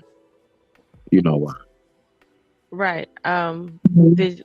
So you didn't hear what the college professor said? No, I didn't. Right as you was doing that, I had to step off, and I apologize. It's okay. Play it again. We don't mind. You're fine. Yeah. I don't mind anyway. All right. So here she go again. All right, I'm right here.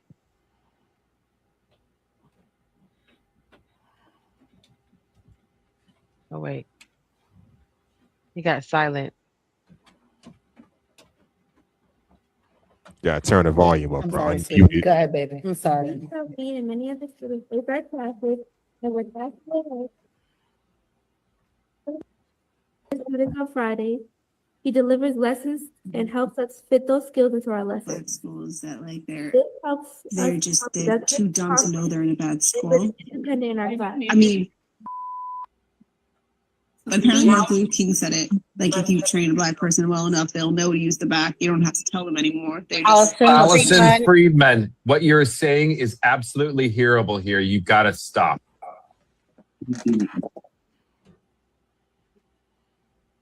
I got a question. Did Martin Luther King really say Wait. that Hold shit? on.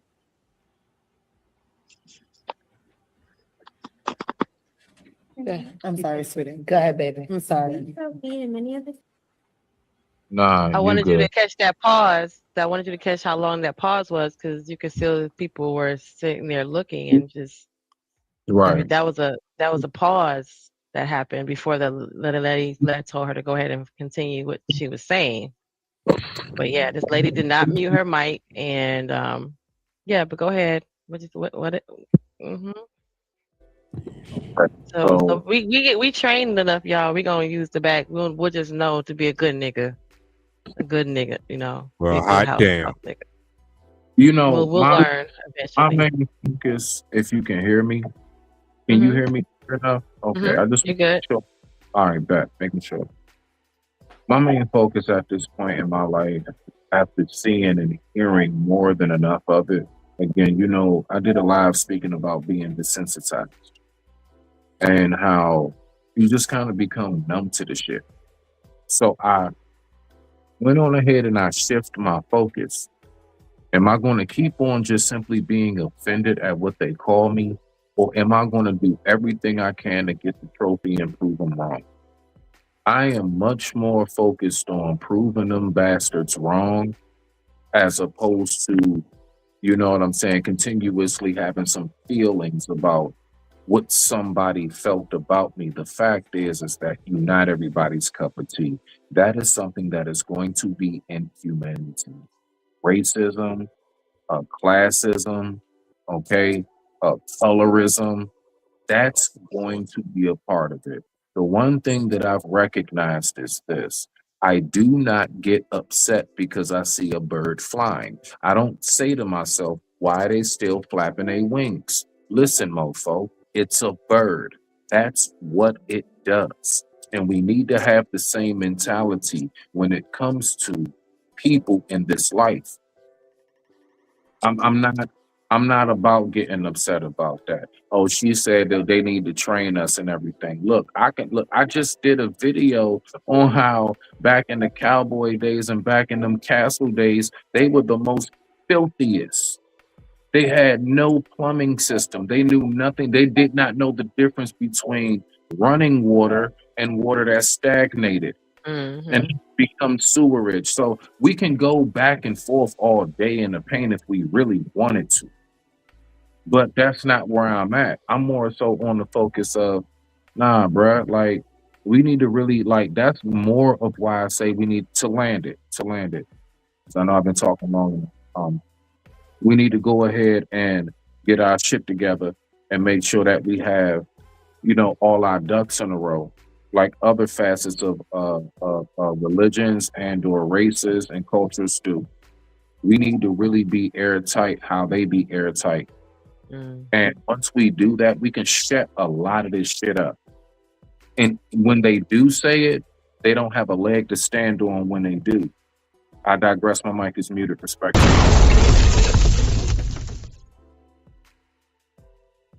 What say you, Hustler? Yeah, I agree. Oh no, I'm here. Yeah, I agree. Because I remember Smitty said this in a previous live. I mean, it's just like germs. You can't get rid of all the germs in the world, but you can kind of, I don't know, minimize the effects so you don't get sick from it. So you have to kind of deal with the fact that racism is just going to be a part of our lives, and don't let it bother you. And let me find out somebody was listening. Let me find out you actually be listening. Okay, now. Okay. Sir, I've been listening for the longest. Come on, man. Damn it, Genesis. He said, let me find out. Let me find out, yo. I've been listening for the longest. Yeah. Just a part of our lives. Try to avoid it. Y'all know what you say, Adiwodi? You over here chilling with us? Man, did she say that Mother the King said that shit? Yeah, she did try to say that. Did I hear that? Did I hear that correct? So did he say that shit? I don't know what he said. I didn't even look it up to see if that was a direct quote. However, she did try to say, like, yo, Martin pretty much, and it's probably super paraphrased where he didn't mean to say it like that, or that wasn't the context. However, yeah, she did try to play it off like, one of the black leaders. Like, yeah. And what group she's from? The Caucasoid. Oh, she's wild. She's wild. You talking about melon? You can't fix people ignorance, so the lack of melanation. Hold on, are you talking about Melanie King? No. She's a white lady. Oh, I'm about to say. Her name was. They called her name. They said her name outright. Yep. They was like, "Girl, you need to stop." Oh, he talked to her like that was his daughter. He was like, "Hey, we can see you, bitch." Want I me don't to? know. Yeah. My bad. That was my bad. I don't. I thought that. Carrie, you Like very they you said, sweet like y'all though. already said, poor character. Yeah, man. On the 8th grade, and you a shit college professor, and that's the 8th grade class that she was talking to, or that heard her. That heard her. Yeah, but you know what? Really, it was her intention, because what she said is true. If you train anybody well enough, they'll achieve the task that is set forth. You know what I'm saying? Anybody. So, but what she said is true. It really, the insult holds no weight, but her intention was to be malicious. And I think that's the key, I the can't tell. intention. That was the key, the intention. So yeah. Right. Everything learned. That's how we She learn. think like All that. babies learn from Right, teaching but them. she think like that, feel like that, and live like that. So that's why she wouldn't. She didn't even. She was like, "Oh shit!" That's why it was awkward, quiet silence. She didn't. She should have just went off, to turn her camera off, and left. And she sat there Well, the looking fact dumb that she too. just mentioned a black person amongst, like, if she would have just said, if you train anybody that way, you know what I'm saying? But she mentioned a black person. And then like, they say we so dumb that we don't even know that you're in a school that's failing you. That's crazy. That's crazy. Yeah, and they say that. Thanks. She put them So, up on game. Lance, did you hear about the bus driver, the bus that pulled over that was turned into a freak fest? Yeah, Detroit Beach. Every time you want to be proud of my city, then something happens. Work hours multiple times, causing long delays. Noel Friel spoke with city leaders tonight in Noel. This report claims management failed to investigate this properly. Yeah, that's right, Kimberly. The Office of Inspector General found that supervisor and employee were having what it called romantic interactions both on the city bus and during working hours. But the even bigger problem, according to this report, is what happened after that relationship was discovered. It started with an anonymous complaint back in June, alleging that a senior transportation service inspector, Andre Reese, and bus driver Dana Ruff engaged in indecent activity on a city bus. An investigation by the Office of Inspector General uncovered video footage from May 6th showing the two fondling each other on a bus.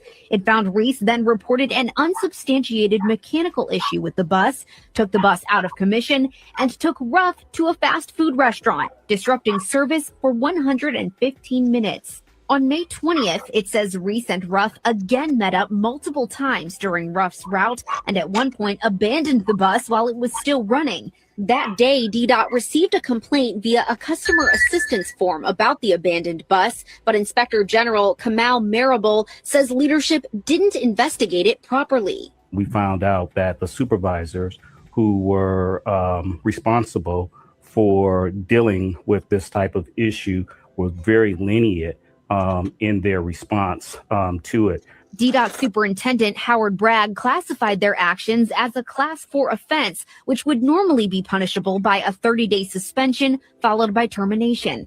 Instead, he gave them both 5-day suspensions. Marable says he never reviewed the video footage of the two inside the bus. Romantic during work hours multiple times. Yo, so you pull the bus over and got to get your cheeks clapped. It just left the bus sitting there running, child, and just we are some wrong folks, y'all. That's what I'm talking about. Them dudes talking about earlier. It's a person. Who got the tape? I Where the tape's at? I actually have a real story, right? So Oh, that's funny. I remember when what was that? I remember when I was in what's that? High school.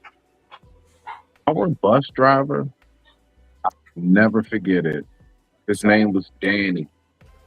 Oh shit. He was a white dude. I swear on everything. He was a white dude with a real quick handlebar mustache, and he had a mullet. He had a blonde mullet. And he would smoke cigarettes on the bus. He would smoke cigarettes on the bus. I think once or twice he lit up a joint. If you did smoke back in high school, He would allow you to smoke on the bus just so long as you didn't snitch on him. Actually, remember that. Thank God, bro. I thought you had another story. Nah, yeah, no. Thank God, bro. I like you said the white dude with the mustache. That shit was wild. I already seen the picture. I said, "Oh shit." Hold on, I'm not done though. I'm not done. And there was once or twice where he did stop because I don't know. I guess that was his wife, or I guess it was his wife. He stopped the bus at the gas station, and we actually believed him. He said, "I have to fill up." I'm thinking to myself, so they didn't fill you up at the. Okay, all right. So okay, he has to get gas. We're at the gas station. He even would ask us who we think. Coming to find out, he's coming out the daggone porto potty that's on the side of the daggone gas station, and it's a woman coming out wiping her mouth like this. And would never forget. Damn. So There you I go. remember, and listen, this was between the years of 9th and 10th grade. I will never forget. And then all of a sudden, Danny just disappeared. Apparently, I guess his ass got caught or whatever. But when I tell you, he really was about that life in real life. And this is back, let me see, I graduated in 2000. So this was like between Wow. This between the years of 96 and 97. I digress. My mic is muted. Respect. Oh my goodness, that's crazy. That was a Where good am I story. at? I know that was crazy work though. Oh, let me push y'all, move y'all. Ooh, I like Yeah, this. but that's what I was talking about earlier. Genesis talking about after you get a certain age, you shouldn't just be doing certain things. Man, you like I could fuck at work. Say you too old for all that. Yeah, I could fuck at work. They do. It's not at this particular job, but I've been in the positions to where, as a nurse, man, in facilities at the nighttime, that's what they fucking do. And you realize that you can fuck at home. This is where you make money. Like if you ever been broke before, and I know how long it take you to find a job. You know not to fuck up the money. Hey, I got a question, Mike, man. I got a question for you because you said that. That made me think of something. And I mean, really, it's for you. I want you to answer first, but everybody else, of course, you know what I'm saying. Hopefully, the lovely host will after. Does anybody believe? Do you believe that working with your significant other can work? I mean, working with your significant other can work as far as relationship. Yes. Is that possible to actually be partners on the job site, and that's the same person you go home to every day? If both y'all winning, hell yeah. If both y'all attractive, both y'all got y'all shit together, nobody's an alcoholic, nobody's drugged, especially if there's kids involved. You know what I'm saying? Hell yeah, y'all can make it. I seen it, especially in the nursing field. Seeing two nurses work as husband and wife side by side. You know what I'm saying? It works. Okay. Or like a doctor. I said it can work, but if somebody insecure, wait, real quick. What you saw, see, this is my thing. What you saw, is that an anomaly? Is that a one-off, do you think? Or what I'm specifically asking is that really something that generally 9 times out of 10 can work out? Do you believe that most people can work together and be together simultaneously? now you changing the caveat. Before it was just that can it happen, but now you add it can. Is it for most people? I didn't specify it. My bad. I'm gonna shut up. I didn't specify it, and that's why when you responded the way you did, I said, "Nah, I gotta go ahead and tell them exactly how I meant it." So I just had to correct it. That's all it was. Yeah, for most people, it probably can't work. You have to be secure, and both of y'all got to have it going on. You know what I'm saying? Both of y'all got to be confident. Both of y'all got to have a higher understanding about business and relationship or marriage, depending on what it is.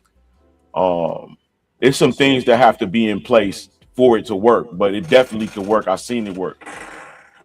Okay. I seen it work. Respect to that. Nah, respect to that. Especially when, like, think about couples who own a business that get out, that own their little food trucks, and they get out every day and they drive and they come home and they making business, and then they get a building and they work together till they hire somebody. Like, it's couples that went through the road to make success happen as a family. You know what I'm saying? And they the ones, a lot of instances is living in the suburbs, in them nice houses and shit. You know what I'm saying? So But see, when we have this part of the conversation, that completely is not even a factor when we hear these old conversations, how the man's supposed to pay 100%, or the woman or the men are saying, like, or the woman or the man is saying, I can't do unless I do 50-50. So that could, when you have that side of the conversation, that doesn't even include like the people who are in business together, or the people who are grinding together, or working for the same company or whatever, or like you said, two nurses together. No, because that both you guys are going to be getting it together. You know what I mean? So there's nobody making more money than the other necessarily. There's no reason to be. I don't know. Sometimes it baffles me when I hear the other side of the conversation, because they don't never say anything about this. They'll never add that in to say, oh yeah, well, we can't include the people who are in business together. So obviously the man's not going to be paying 100%, or there's the woman that's paying 50-50. If you guys both are nurses and or one's a doctor and one's a nurse, and you both are working or you both are running the same business, who's paying 50-50 of what? How does that work? You know what I'm saying? So it's kind of stupid. They forget about this side. Go ahead. It's briefly, that's the catalyst that absolutely destroys the entire fabric of unity in which we all used to know it to be. I've told this story many times before. I'm sure hustlers heard me talk about it. I think you covering your mic up, bro. You going in and out. Am I muffled? It's like your mic is muffled. Am I going in and out? Nah, you good now. Okay. All right, bet. So this is the catalyst, I believe, that's destroying the fabric of it all. Is that I've told this story before, and Hustler even heard me say it. My mother always made well over what my father made. My father was a chef. My mother worked in corporate America stuff, downtown Washington, D.C. And you would never know that she made more. The point in which what I'm talking about is when we talking about the 50-50, the reason why you would never know that my mom made more than my dad, and it seems so balanced and equaled out, is because of what they both had to offer in the totality of the commitment in the relationship. It didn't just have everything to do with the money. My mother realized it's so much more than my father has to offer outside of just his paycheck. Yeah. Sometimes that's be better with kids. My bad. But to land it, I see you got the video pulled up. To land it and let the brother get in real quick. I was going to say, I was going right into the segue. That was a great segue in. So I was like, oh, okay, well, let me go ahead and pull up the conversation, since we're going right to it, since you're saying. So story short. Yeah. So to land what I'm saying, that was the first moment that I realized that it's not about necessarily the financial, although that's important. It's a very important tool to have to sustain a certain form of lifestyle. But overall, when you really know the true dynamics of what a relationship is supposed to consist of, I promise you, the money is like somewhere in the middle. There are going to be a few other things that is going to be atop at that list, but the money's going to be somewhere in the middle. I digress. My mic is muted.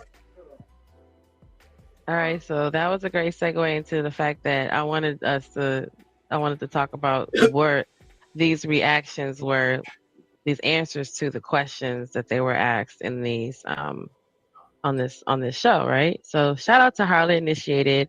Obviously, this was like a year ago, so I'm behind. Okay, I'm behind. But the couple people are picking this back up. Taz, again, shout out to Taz, the GOAT. that was a good review, and we always appreciate his insight too, you guys. So, but y'all, now that we got this whole and tonight scandal and all this extra stuff going on, but even just knowing who these two men are, right? They are supposed to be two completely different people that represent a certain kind of black man in our community and the whole nine. Everybody's not okay with what their reactions and what their responses are, especially when we know Anton to say that he has a fleet of hoes, right? So we're like, hold on. So yeah, we're gonna watch a little bit, y'all. We're gonna do some little reaction reviews. And yeah, I know Smitty said he did it a year ago. I'm just now building my little channel. Thank y'all for riding out with me, okay? So but thank God that karma's a bitch and shit comes back around. So now I have something to talk about. All right, let's check this out, y'all. I believe if men are claiming to be, I mean, in So when Arabic you getting language. up, So I just want y'all to get the question so y'all can hear the question.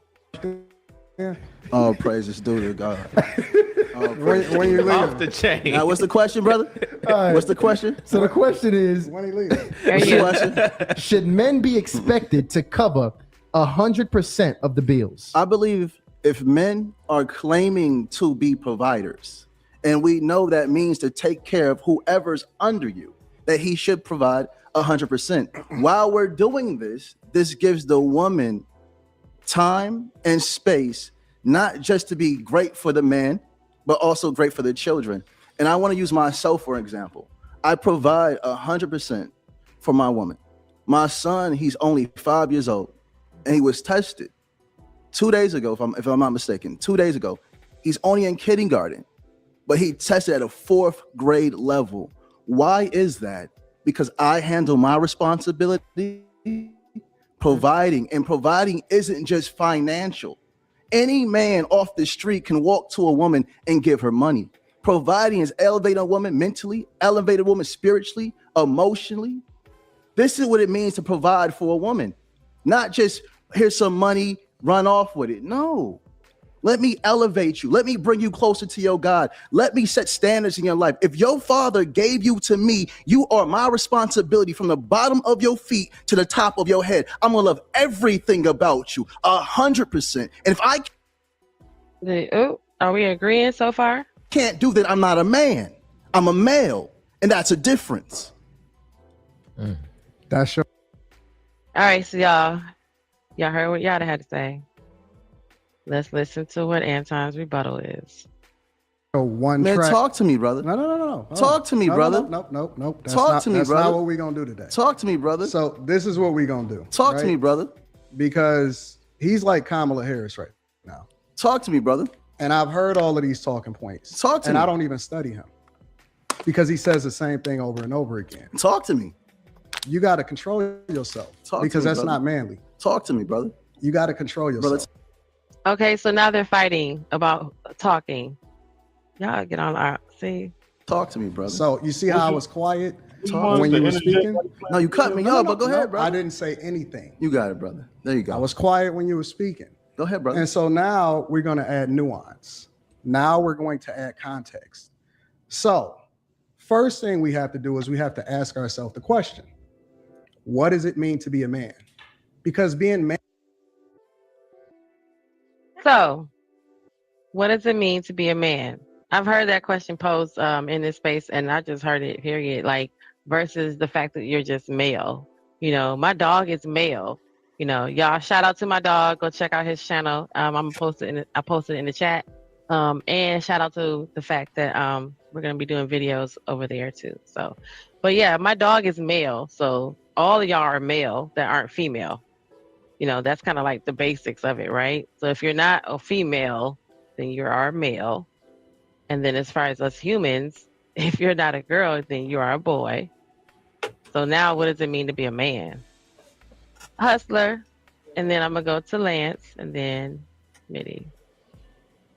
IB Wody dropped off. See you, IB Wody. Hey, willing to win. He asked the question, what does it mean to be a man? He said you first got to understand what that means. So what is that supposed to mean? Oh, you're talking to me? Oh, okay. Mm-hmm. I mean, it's just so many. Excuse me. It's just so many turns to being a man. Some people say being a man is handling your own responsibilities, knowing when to take charge, putting away whatever childish shit you did as a child, give it up, and change your outlook on life. So it's just so many layers to being a man. It's just layers to it. Stand up for what you believe in. It's just layers to it. We all have our definition of what it means to be a man, because it's just layers to it. All right, Anton said that's the first thing you have to figure out before you can go into how you're gonna be treating a woman. What you think, Smitty? What does it mean to be a man? I wouldn't know. What does it mean to be a You're Borgen. Okay, am I coming through clear? Yes. What does it mean to be a man? The best that I can give you is the example that I gave earlier today. This is just how I was raised. A man is based upon three main factors: the one who learns from the one who has no future, the one who protects, the one who carries man, and the one who guides the one who has no past. AKA, learn from your elders, protect the women, and guide the children. In a nutshell, what that symbolizes to me is a man is one who recognizes that it is now priority over pleasure. I'm not necessarily about what it is that's a priority. I'm not necessarily what's about pleasure. I'm sorry, forgive me. Pleasure. I'm more so about priority over pleasure. And so thus I recognize I have a duty to those around me. Once you reach a certain age of becoming, of manhood, like it's just innate, or at least it should be. You just have this sense of duty that you are to protect and provide and love and all of that. You know what I'm saying? And comprehend what's going on around you. So man, but I digress. My mic is muted. What you think, Lance? I think that being a man or becoming a man is something that's ongoing. It's a progression that is that is throughout a lifespan of an individual. But it's an aspiration to being something better than you was every year. It's a taking accountability, and is having self-control, and it's being able to plot your own path in life, like see a goal. And at this point you should be able to know that if you set a goal, you can reach it by continuation, by ongoing. Like, you should know things as a man. You should be able to navigate. But it's the 12th grade or it's college, and you're you've been there, you've done it, you've grad student, you've been through it. It should show in your actions. You know what I'm saying? Like, when I say self-control and people are arguing, you should be able to control your temper, or leave the premises if you can't control your temper, if it's going to be a detriment to the environment. You feel what I'm saying? Like, you should know things that's what being a man is. It's going to work. Everybody got to work. We all have to pay taxes. We all, after a certain age, have to have a social accountability. So that going to work isn't just being a man. That's standard of being a fucking citizen. Being a man is, being responsible, like it was mentioned earlier. If you put lettuce, tomatoes, hamburger, onions, and bread on your plate, you eat it all, bro. It don't matter if it's a sandwich. You eat it all. That's the plate you made for yourself. You eat it. And that's your responsibility. If you got kids, that's your responsibility. If you take on a lady in this world, that's your responsibility. You know what I'm saying? It ain't about halves or nothing like that. You should pick a chick that has her shit together, or if you got your shit together and having her shit together ain't a necessary thing, then you pick a chick from that standard. You like, it's a whole bunch of routes you could take, but being a man is more than just what people see in you, is what you see in you, and knowing your achievement from a child to a grown being, a status in life. That's what being a man is to me, among so much more, because it's a continuation. You I think continue to grow. it's forever growing. It's Yeah, not you it continue to doesn't grow. just end. Okay. All right. I like that so far. Let's go ahead and continue and hear what Anton said, because you just touched on something that's going to come up in a few minutes in this conversation too. Yes, sir. Manly has nothing to do with a woman. It has nothing to do with pandering. It has nothing to do with just providing. Being a man means being purposeful. That's what being a man is. That means that whatever it is that I seek from God, because my purpose is not a woman. A woman is a helpmeet. So when he panders to you guys, and ladies, remember, I don't know what he's selling. I don't know what product that he has, but my goal is to get you married. My goal is to have you married based off of what God says is safe.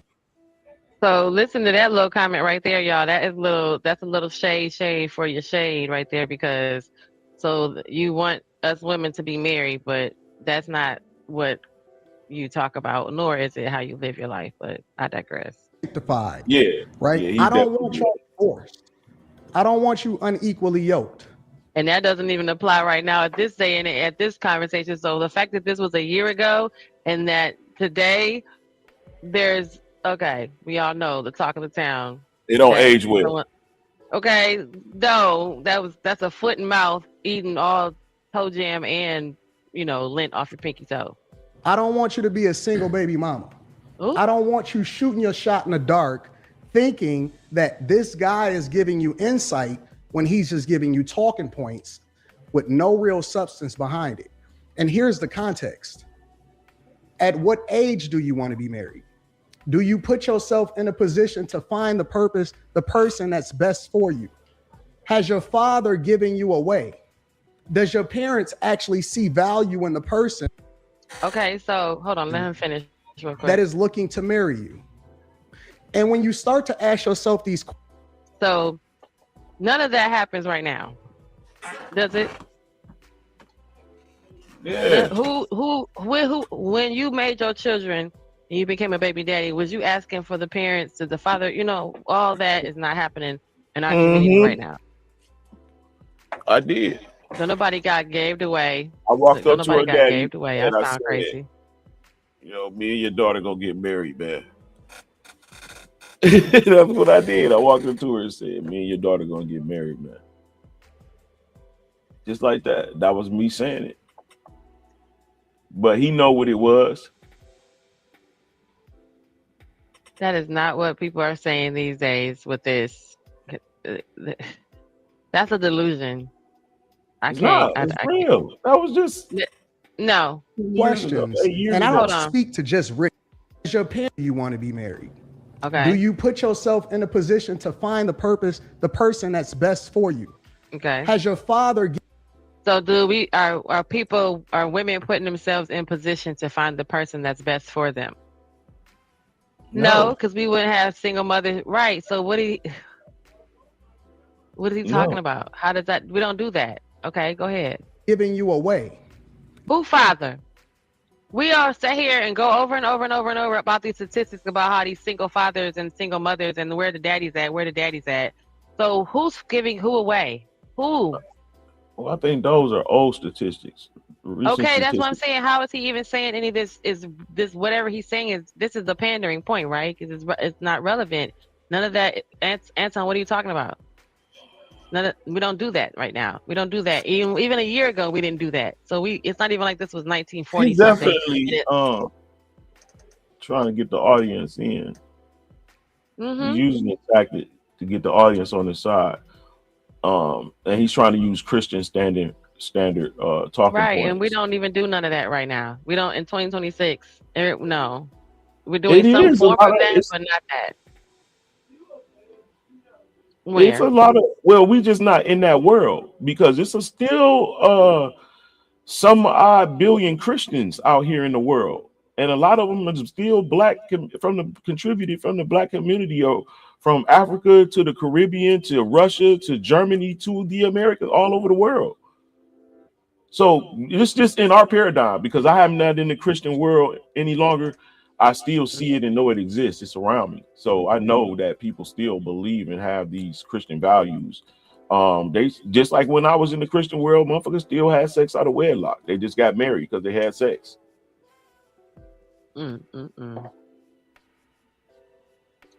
Fair use. Does your parents actually see value in the person that is looking to marry you?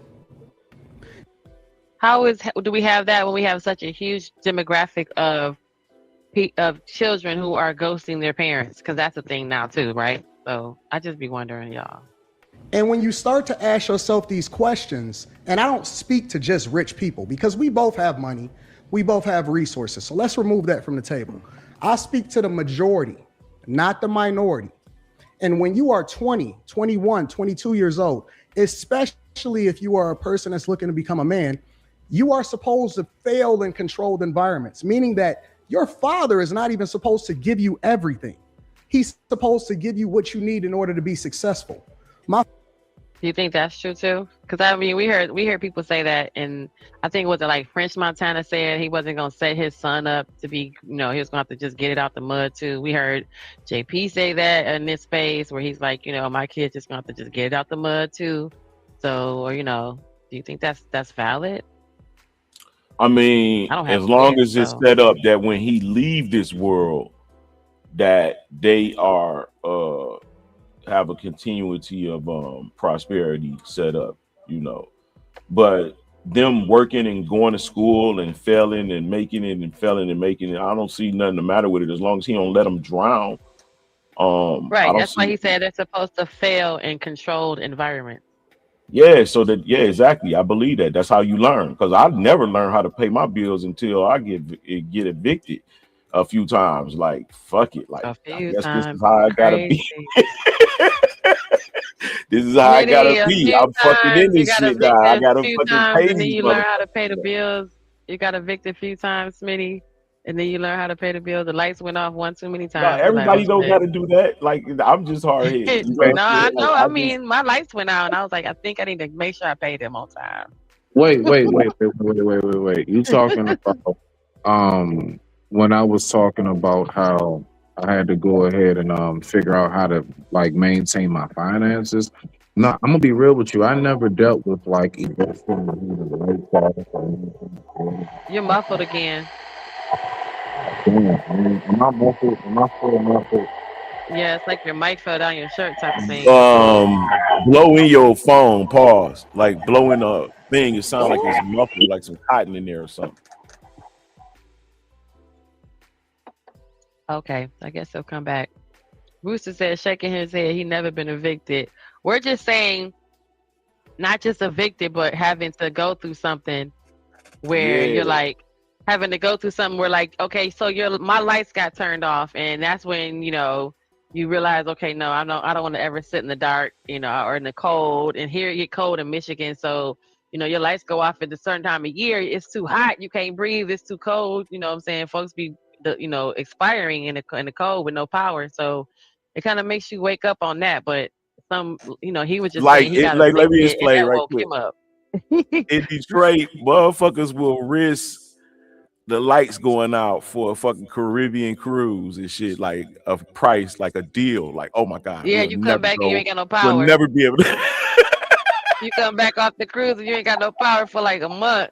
Like you got candles, but then folks, you want to make it nice and shit. You got You candles gotta and be stuff. at You your got all this. sister, motherfucker. They be You get your grilling on the bread back up. outside because everybody's chilling out. This was a perfect time to set the tent up outside in the backyard. We see that. We be like, oh, Wyatt, what? What he say? He said, I've never been through that. I usually pay my bills. Like, okay, but we're talking Oh, yeah, about I learned to do that now. you learn to do that. Yeah, I Rooster, learned to stop. do that now. Yeah.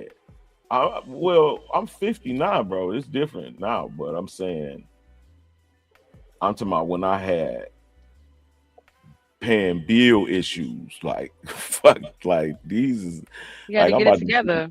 yeah, I had to get it together. Right. You had to learn it. All right, let's continue. My father was able to buy me a car, but he told me that I had to earn it and work for it because I valued it more, which then extended to every single thing that I touch, including the woman. See, my wife is here. My wife travels with me. She knows me. She understands me, right? And so, Okay, this is the same wife, right? That knows and understands. So let's add this little detail that we I don't really hear anybody adding or bringing into the fold of all this, that Anton says that when he got his wife, she even confirmed that when nobody checking for her, that she was here, right? So add that to the conversation that he's having with us through the TV, through the YouTube every day. Remember, he got his wife, and he said that she was pure, meaning that nobody had been with her. Not saying that he hadn't been with anyone at that same time. It's just saying that she hasn't been with anyone, right? Let's keep that in mind when we listen to him, because when he talks about their relationship, part of it is because he is her first, everything, right?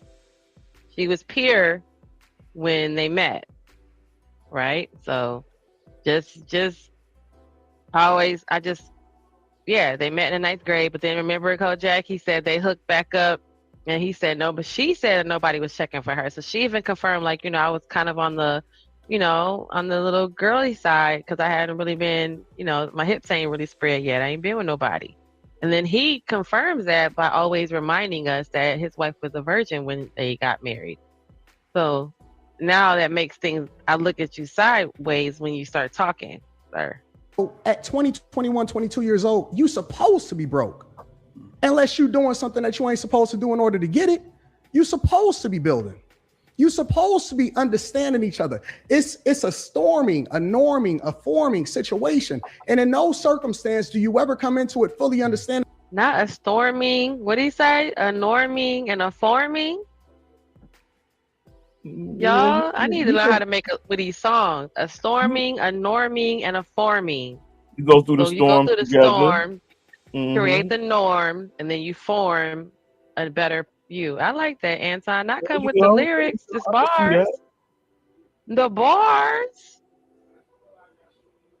I need that. That's a bar, right?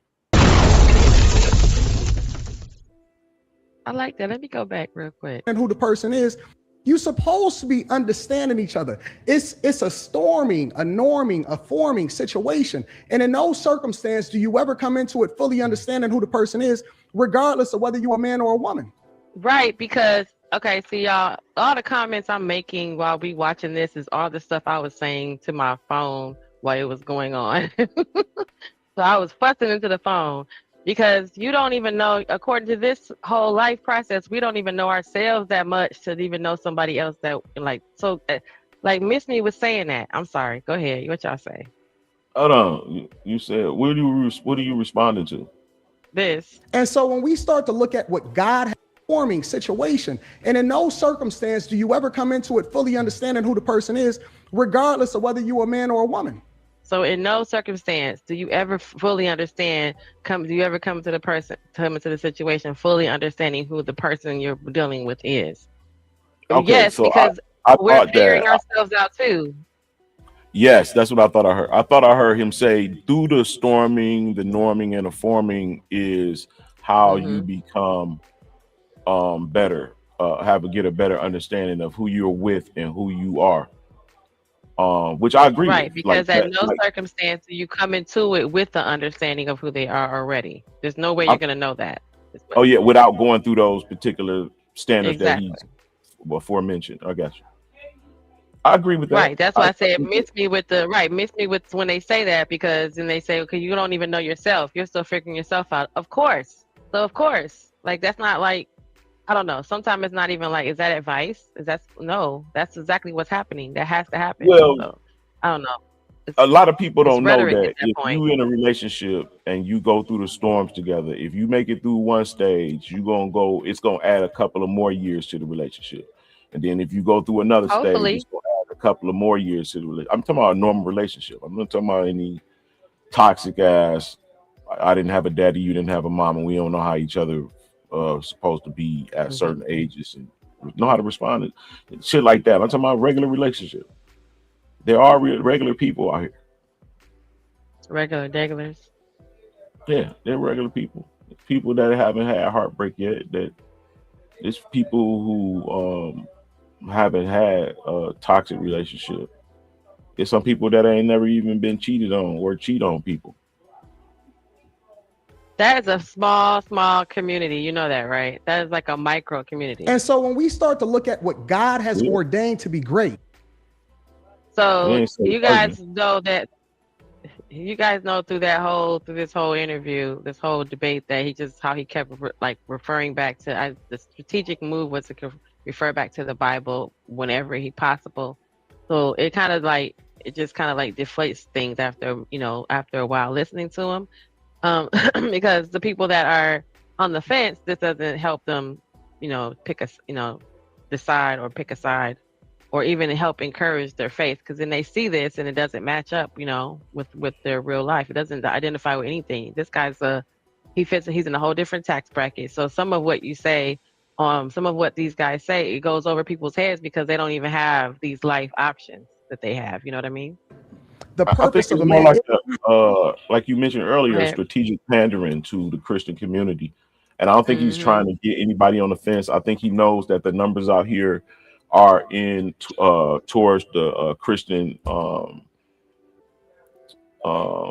paradigm. So Community. he's pandering towards them, just period, outright. That's what he's talking like. He's talking like Christian values and shit that Christians and Trigger words, right? Abrahamic faith people believe in and stand on. So he just going with the numbers. He know who's watching. That's crazy work. That's crazy work. Because that's not how he is on his panel when he does his shows. Yeah, that's what I'm saying. Or just in general, right? He just According to him, he just know how to debate. He's strategically debating. He's, like you said earlier, he's pandering. supposedly, but he wasn't winning it. But yeah, y'all listen. He wasn't. He lost. Yeah. just to give spirituality and Because sometimes I think what they think is that this internet persona that they hold is who. It's okay when it's okay, and it works flawlessly or close to a flawless victory when the person is always going to be on the other side of the computer screen. However, when the person is in the same room with you and you have you try to go into that internet mode, that persona, you try to step to that character is, you can't, it's going to have physical flaws in it. You're not going to be able to be as stoic. You're not going to be able to, maintain whatever this energy that you have behind the screen, because there's a possibility that I can have a debate with you, Lance, and at the end of the day never ever meet you in life. So the fact that they're in the same room, sometimes I feel like when these people are confronted, actually physically interacting with each other, that whole image can't stay. You know what I'm saying? They can't sustain it because it's actually meant to be online.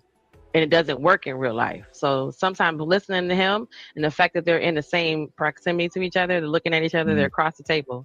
Like, you can't keep that image up. You can't do that internet shit when the person's looking at you right in your face.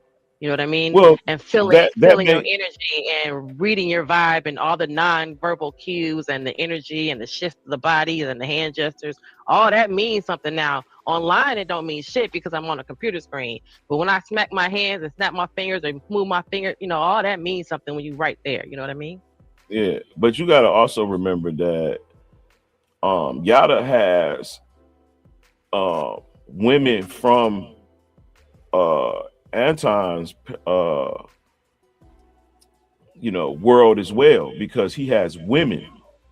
See, Anton, he's going towards Christians, but most Christians today in the Black community are women, and the women are listening to Yada as well, whether they Christians or not. Smitty, what say you over there? Can you hear me? Can you hear me? Yep, we can hear you. Okay, so I've always said to myself, you don't chase the bag, you chase yourself.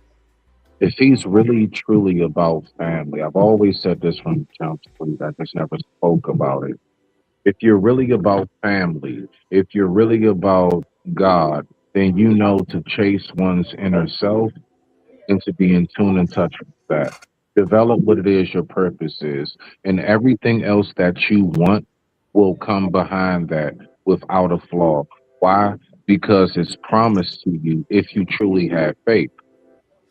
So when he speaks the way he speaks, continuously like money, money, money, money, money, you know, Mhm. like Scrooge, more like a Mr. Krabs, that totally dilutes and it totally just washes out any form of authenticity that I find to be in when you're really searching for faith. Now, to land it, do not think that I'm preaching broke gospel because people think that you're not supposed to have anything in order to be faithful. No, what I'm saying is that the dynamic in which how he presents it is very much so in a televangelist type of mode, more so than in actual mode of, I would say, authenticity when it comes to true faith.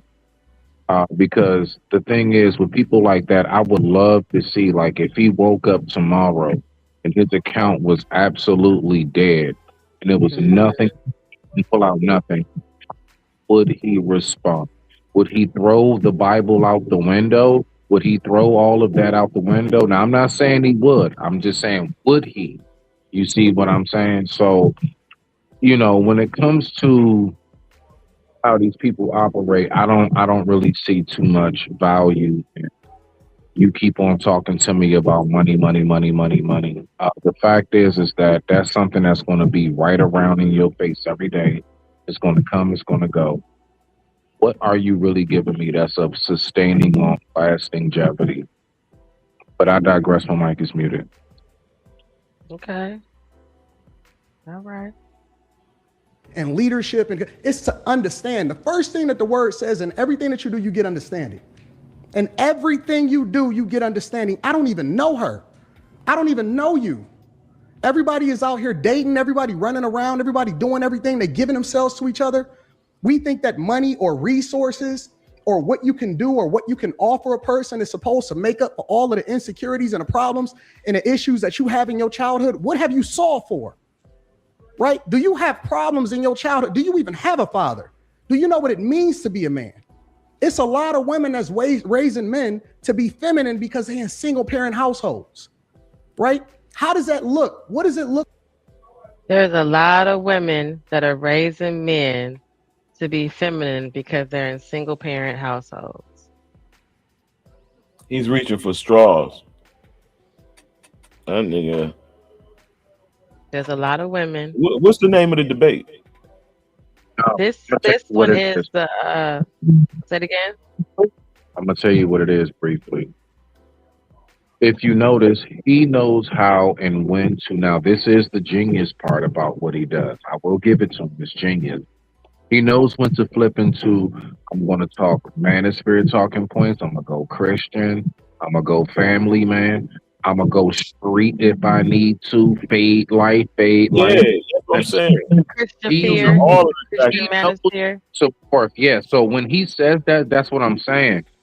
He knows how to right then and there, depending on what's being said. I'll give it to him. He's quick on his feet on that. He's good at it. You got to give it to him.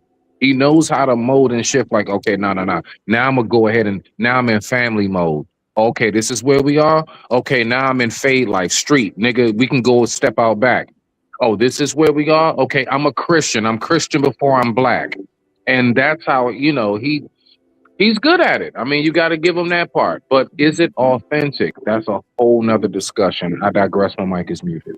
Nah, that's definitely like a YouTube's panel surfer master and shit. Know how Yeah, to that's where they said the communicate. grifting comes into play. He can just, no matter where panel he goes to, he can go to a panel of white supremacy. He says that. I think he said that about himself. Like, he's prided himself in the fact that he can go to a panel of white supremacists and still have a conversation.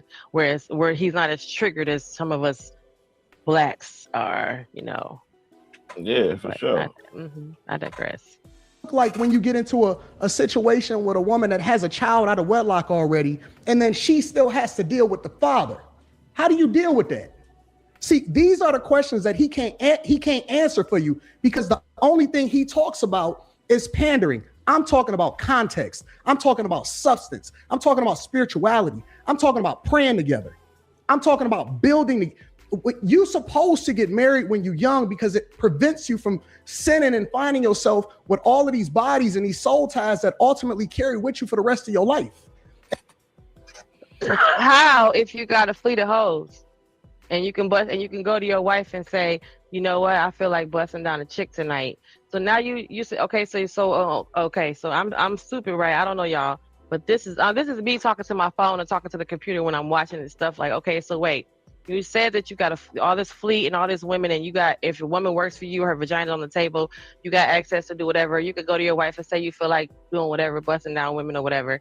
And now the assumption is, and you're okay with the narrative running that you have side women, that you are out here tricking and paying, flying out women for a vagina. So all that, we're supposed to conclude all that in our deduction of you, right? At the end of the day, we're supposed to say, yep, all that's true. So this is who you are. And now you say this. You see what I'm saying? How it's like that information is supposed to just disappear because of these words that he's saying out his mouth now. That he's supposed to say, I actually live by what I'm talking about now. Not the fleet of hoes, and that's entertainment. That's the character. But now we see real life interacting with the fleet of hoes and the flying out and the people arguing about who's getting flew out and whatnot. So now at the end of the day, the lifestyle is not matching, the words aren't matching to the message. So, I don't know. I just be yelling at my computer and I just be like, okay, so wait a minute. I'm supposed to forget you said all that and then listen to this message first? You know what I mean? Yeah, but And then usually also the when fact people hold on. And also the fact that you said you get married when you're young and then you're supposed to make all these mistakes. No shade to the relationship, because I'm not married, right? We're not married, Lance, right? We're not married, Smitty, right? So we don't know because we're not married. But you see people get married when they're young and how much it doesn't work out. And then then you have the mixed message of you need to be older and wiser when you do get married so that you are making better decisions. But those people aren't getting married because we are seeing the staggering number that 51% of us black folks are not married and never been married. We're dying single, right? So all that's supposed to not be a factor when you say get married when you're young. And then folks aren't working out even because we're not mature enough to be married because we're too young. Okay. Go ahead.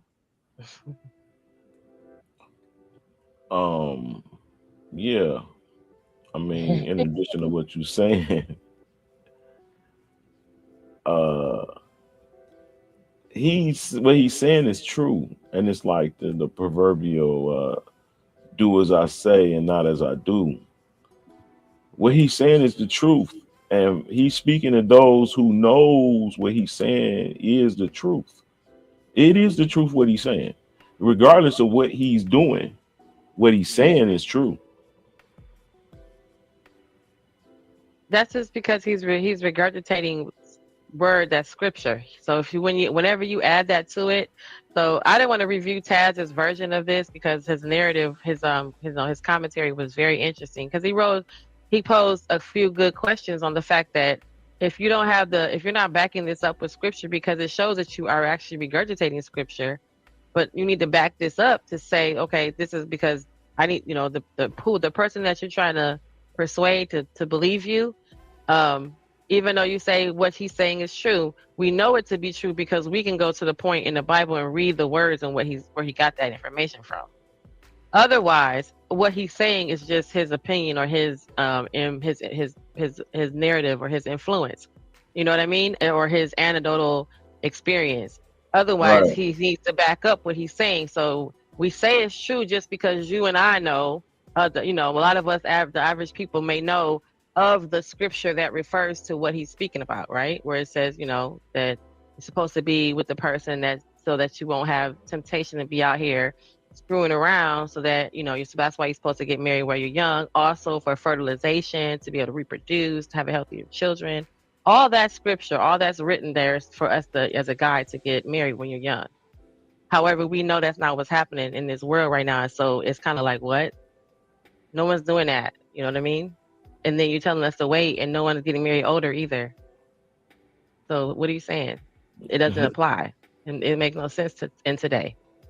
So, yeah. People are still getting married older. I don't know why. My brother just All got right. married 2 months ago. Well, me and you are still single, and I'm we're not planning married on getting older. married. So, I'm planning on getting married. If I don't I die, did. I do too. I thought so too, but I digress. And then you start to see every single man, and you can't take it out of your memory with the person that you wind up being with. Most women have skipped over the man that they're supposed to be with. Wait, so when he got here, I was like, hold on, because part of me do believe some point could you have possibly like missed that person? Because then you can't say that there's the one true love and all that fairy tale factor. You can't incorporate none of that stuff, right? You can't be like, one day you'll find someone that we know that it exists, but we know that's on a small, like again, a minute level, right? Everybody's not finding their one true love. You know what I mean? So you don't feel like you found somebody that you ended up passing over or but letting go. the Passover factor is because what? He's gonna get ready to tell you why the Passover happens, because somebody isn't old enough, they're not ready. He doesn't know I'm his wife. I didn't know he was my husband. Kind of, you know what I mean? We don't live by that code, that faith-based code, especially if your family's not deep rooted into some of that faith-based code. You're not living by that principle. So, you know what I mean? And then you got to add into the fact that some women, some young girls, by the time they meet that guy, she's already been touched, she's already been abused, she's already been mishandled. So there's a lot happening before that person happens, to where she doesn't even know what that looks like. She's never had a father. He's never been there. All that is encompassed in why did you miss that person? Could you have missed that person over? And the same thing for the males. Something has happened where you weren't ready yet. You don't know what a wife looks like. All that. So how would you have known if you saw her? You just were hoping, if you subscribe to the fantasy, that you there Nah, she is. I done had. Let me say this. I done had a woman who I would say was the one, and I let go. Or I could say I had women who I could have stayed with, and they was just fine like they was, and I let go. And it's about your individual growth and how you perceive things in your walk, because you the one that's walking the life. You feel what I'm saying? People just are subsequently a part of it, but it's about how you perceive. And what I could say, that I have had some good women that I could have made work if I understood them better, or understood me better. Who better, you or them? That's what I just said. If I understood me better. You better? Okay. Sorry, I thought you said them better. I did say that first, and then I said, well, rather me better. Okay. Smitty, so you think that's possible in life, that you just may have passed that person, or you weren't ready to be a husband and that woman was your wife and you didn't choose her, because we can get into the conversation of how we can't marry ourselves. So if I want to know what happens to all the broken and lonely hearted women who don't ever get chosen, and all the men who never choose. We could talk about that another day after we review this Anton, honey. But have you passed on the person who could have been the one for you? We don't know. I didn't pass that person up. I believe possibly I fumbled my opportunity. But I mean, the thing is, that was a thought. Hold on, I'm going to get my phone plugged in. That was a thought that I had before. That was a thought initially. Of course, I'd have to know 15 years later down the line. No, I don't still think that way. But initially, yeah, I was thinking to myself that I had messed up on who I was supposed to be with. Because of my decisions that I made in getting incarcerated. That's basically why me and mother and my child separated. Was because, Yeah. Ain't no hard. Again, it's 15 years ago. You know what I'm saying? I Say, know, but Anton Daniels is finna tell you that you should have stayed with her. yeah, I mean, You should go back to be with her. You should not have separated the family structure. He finna tell y'all that in a minute. Listen to but it. you know something though? Listen, this is long before I ever came to the internet, ever heard the talking points or anything. Mhm. Genuinely, I was the one that was begging for us to keep things together. She was the one that didn't walk away. Saying so, we got to remember that. Like, so there are some things that are said. I'm like, okay, I can see the validity because I've gone through that myself. Mhm. But overall, when it comes to the whole dynamic of missing out on who you were supposed to be with, nah, I can't really say that because I don't know who God has in store for me that I'm supposed to be with for the rest of my life. In a sense, is what I'm saying in general for people. You never know who God has set for you to be with at whatever point in your life. You know, I was even somewhat speaking to you about that, Jay, when I was telling you, like, don't just all the way give your mind up on, you know, you can't have that happiness, that fairy tale ending, even at your age. Don't let the talking points of the internet deter you and get you to really think that that's what it is. No, it's not. You see, so that's more so where I've been in my headspace with it. But I digress. My mic is muted. That's where I am. Yeah. Thank you. All right. Because they didn't have the guidance, because they didn't have the spirituality. They don't know the word of God. And so it's easy to just say, oh yeah, just provide 100%. What happens when life happens and you 22, 23, 24 years old and you get married? The economy messed everybody up. Everybody that thought that they had it, guess what? You got a plan and then God has a plan. What happened to the character? Why you don't talk about character? Hold on, and Anton, Why he don't? No, hold on. Why he don't talk about character? Because what I teach my daughter, I'm a reflection of the man that I would want my daughter to marry. Whoa. Okay, so that was another thing that I was listening. So he just said, I am the reflection of the man that I want my daughter to marry. That didn't age too well, y'all, did it? Considering today, right now. Y'all. Would you want to be a reflection? You have a daughter, right, Smitty? You want your daughter to be with a man, or at least choose from the selection of men that are like you. How about that? Which version of me? That's very wow. Because I've shifted multiple times, so I would say there's been 4 levels. You talking about level 1, level 2, level 3, or level 4?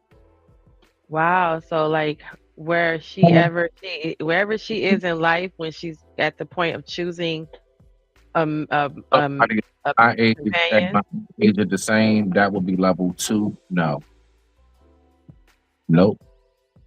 No. You don't want your daughter choosing a man like you when you were on the level 2 of your development. Exactly. That is a valid question, yo. Sir. That is a valid question. What level were you on? Because I get that, because then you don't understand why your daughter is chasing after the guy that you used to be, because you were there now. And I get that. And that's another thing, y'all forget that y'all went through those phases. I was talking about that the other day, how like sometimes you forget you was that little nigga too. Like, or you know what I'm saying? She wouldn't be attracted to that trait if she hadn't been exposed to it on any level. You know what I mean? And you thinking that she didn't absorb any of it, and that's why she chose that dude as opposed to the guy. Yeah. She's gonna choose that guy later, but I see why they get attracted to that. Hey, what's up? Well, I'm saying, exactly, but I'm saying more so to the point of when you said, would would I suggest that she date somebody like me? Like I said, at what stage of my life? Now, if my daughter brought the 3rd version of me and up, the 3rd to 4th, I would be like, nah, yeah, you can work with them. But like that, that's like more who you are now. No, yeah, 4 is where I'm at right now. As in, I'm 40 decades, right? So 10, 20, 30, 40. I've shifted. Like, generally, like most of us, we do, if you really pay attention, your mentality and everything, we may look somewhat of the same. We may recognize how we still have a youthfulness to us, but mentality wise, I notice right around every 8 to 10 years, I shift. And things that didn't used to be of value are of huge value at that point, and so on and so forth.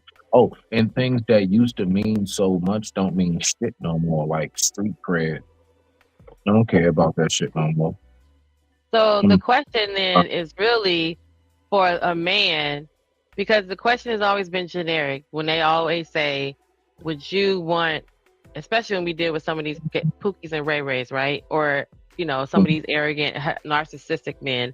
We always someone poses a question that would you, especially if they have daughters, because if they have sons, a lot of times it's not even a considerable factor, right? They would never even cross their mind. So if they have a daughter, you ask that man who is a Pookie or a Ray Ray or a homosexual or degenerate, would you want your daughter to date a man like you? However, in light of what you just said, I prefer to ask the question more so, what version of you would you want your daughter to marry? Because he said in this statement, I prepare my daughter, I want her to marry. Marry is for life, not just date, but marry a man like me. Yeah, because the marry aspect, exactly. Like, and the reason why I said diversion is because if you said, like, would you want your daughter to marry a man like how I am now today, how I think, operate, and move? Absolutely, hands down, bring them in the family. Welcome, welcome. Right. You know what I'm saying? But if But you y'all talking, forget about the old yous. yeah, but that 20 years ago, me, come on, man, no, So man. then now the question is, what version of you would you want your daughter to date, to end up with, to marry? We'll say to end up in life with. What version of you, Lance? I'm not. Lance, do he have a daughter? Hold on. I think he has a son, so he might not have nothing to say about this. Oh, okay. Nah, I have a daughter. Okay, so you can hear the question too. So what version, because Smitty has given me a little bit of insight. I like that version better. What version of you, because of course you've changed over the years. So what version of you would you want your daughter to end up with in life, or forever, married, life partner? Well, I would want my daughter to, because she is 17, about to be 18 this year. The old you, the now you. Well, I want her to marry somebody based off of dynamics of who she understand her father to be. You know what I'm saying? Like, see her working father, see her loving father, see her. Now today, I'm not as sensitive as I was when she was a child. You know what I'm saying? Like, I was structured Right, to that's be a a different dad, version more of you sensitive. back then than it was Right. now. Exactly. So if she was to Would you want her to would you want her to end up with that version of you or the no current version of dynamics, you? dynamic, certain portions, Mhm. certain things about me from different portions of her life since she been here. Mhm. You know, dynamic Okay. version of me, not because back when I was more sensitive version of her, I was less of a go-getter than I Mhm. am today. But choose from the go-getter version of me today, but choose from the sensitive version of me of back when I was her. Oh, well, Smitty, what do you think about that part of it? Like the portions of you, of a little bit of the first version of Smitty and a little bit of the third version of Smitty and maybe a little bit of the fourth now version of him, a little bit, like a gumbo. I would say that may work for like his example. I do. I do, with some things being subjective. For me, no. I genuinely, whether y'all can hear it in my voice or not, or want to believe it, you talking to somebody who really was in them streets heavy. You Oh, talking so to you don't want her to know none of that guy. so I was involved in so many different like drugs, selling and everything, and had so many different warrants. I was the guy who was getting locked up like about a good 3 times a year. You know, I always bond out, but at least a good 3 times out of the year, I'm going to be in for a month or two or a couple weeks or a day or so. And no, I don't want her to be with that. No, no, I would That not want guy, right? Okay, I that see. right there. That's what I'm saying. Like, so that's why I said, which version of me now? Mind you, watch this, right? He My was a heart, hustler. I got you. my heart has always been in the right place. Like my Yeah. mentality as far as like my outlook on life, you know, loving, caring, giving, cool and chill. But the distractions that I had going on around me, I would not want my daughter or your daughter to be involved with what it is that I was ducking and running from and going through. With that Oh, guy. We'll call coming him in. that guy. Yeah, man, on average, I was one of those. I don't wake up till around 1 in the afternoon. I don't come back in the house until around maybe around 3:30, 4 in the morning. I Ooh. mean, when I say outside, street, I mean just outside, man. So I mean, you know, nah, she don't need to be with somebody like that because at that time in my life to land it, I was non-productive. And that's what's most important. Like I have that. I don't know, man. Like it would be dope if you can pull up that little short I got on my daggone channel about how other groups put their kids together and how they group them with other kids that's going to be like them. And long story short, in a nutshell, that's how I see things. I was raised to land it. You supposed to be around those who are excelling and those above you. So So that you way, wouldn't want your daughter to be around that version of you because you weren't excelling E- at the time exactly, and that could set her back. Listen, like say they and together, stop like her progression. man, that could stunt her growth absolutely. Right. And she, And that's what happens though in real life. No shade, but no shade to what you just said, because y'all know over here, I just keep it real as I can keep it real. But that's what happens when we meet, when that girl meets that guy, right? We see it all the time. That's what happens when me, meet y'all, meet you, that version of you, because that girl, that woman, there's been a few I can absolutely cry right now at the thought of the relationship that pulled me back, and I can feel it pulling me back. You know what I'm saying? Because I wasn't there when I met that dude, and he was not there when I met him. And of course, you know, I can see exactly what that is, what that looks like when you said it. That good girl, that nice girl that's on a, you know, she's. I mean, Lance know me from back then, and I wasn't no bad, you know, out there doing a whole lot of everything. You know, I had responsibilities, I had siblings and stuff like that, and I was, you know, we were not bad people anyway, bad kids, but I've never been that. Just a side note. But that's what happens when that girl meets that kind of guy. You know, She had it chores is a all bit the of way to the 12th grade. it is a drain. My siblings were born while I was still in high school, so I had, you know, little sisters running around next to me. So, you know, at that point, the role life changes.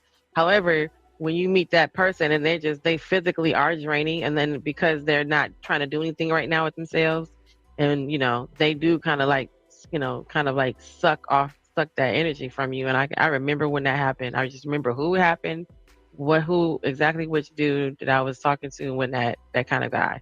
So that hits home more than anything, Smitty. The fact that, you know, you can.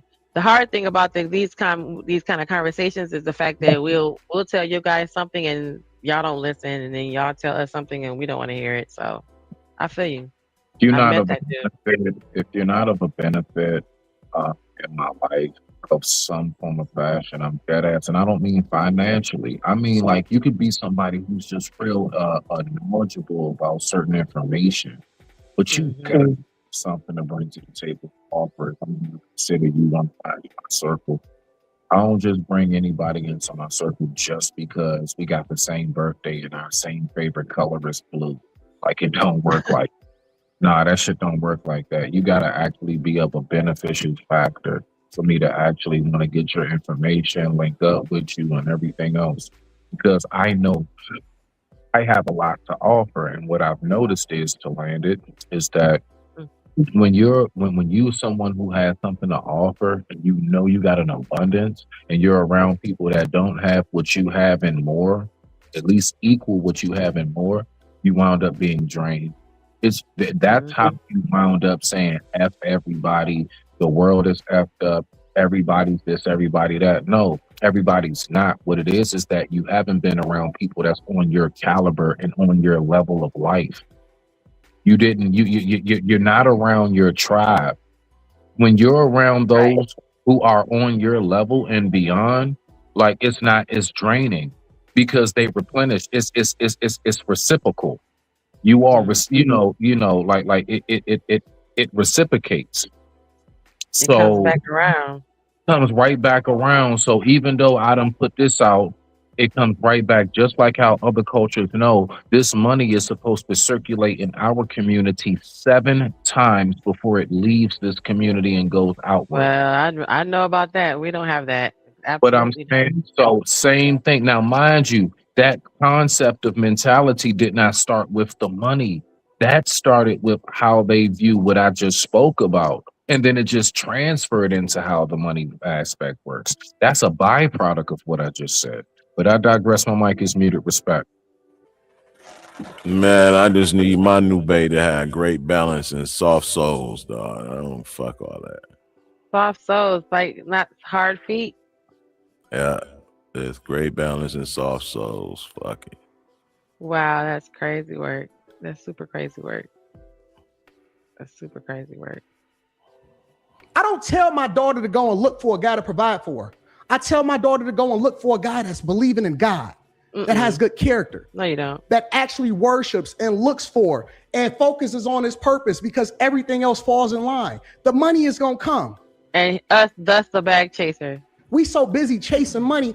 Seek ye first the kingdom of God and his righteousness, and everything else will be added unto you. You don't have to chase money. You got to be careful. I'm always leery of people that can like just spit out scripture like that. You have to look to women to provide for them, because if you're naturally that, if you're raised up in the admonition of your father, which is what God is, that's only if your father is there, yo. That's crazy. Ordained for you to do. You don't have to worry about that. That's naturally in you. And so, yes, absolutely, she should be purposeful, and her purpose at that time could be raising the children, depending on.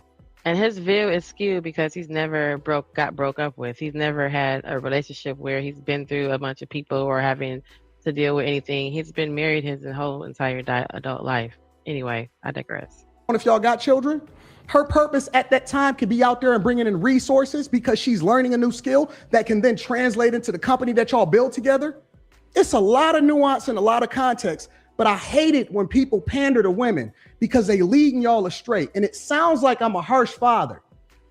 It sounds crazy, right? This is crazy, right? It sounds like it's a difficult situation. It sounds like you're just supposed to be given everything. But if that's the case, then why are we as a society, why are we as a people, as Black people in particular, so far behind, and we further behind than we ever been, even though we the freest and we have the opportunity to choose for ourselves? This isn't God. Ain't none of this what he talking about God right now. And I ain't even studied him. I ain't even getting started. I'm gonna let you cook. Go ahead. Do your thing. Wait. So, but I want clarity before we move on. Go ahead. Let's get because when we talk about should men pay 100% of the bills, I'm assuming that means based on the context that you just gave. It's based off of your circumstance and situation. Everyone is different, and nobody is a monolith. My brother. Nobody is a monolith. Okay. I love.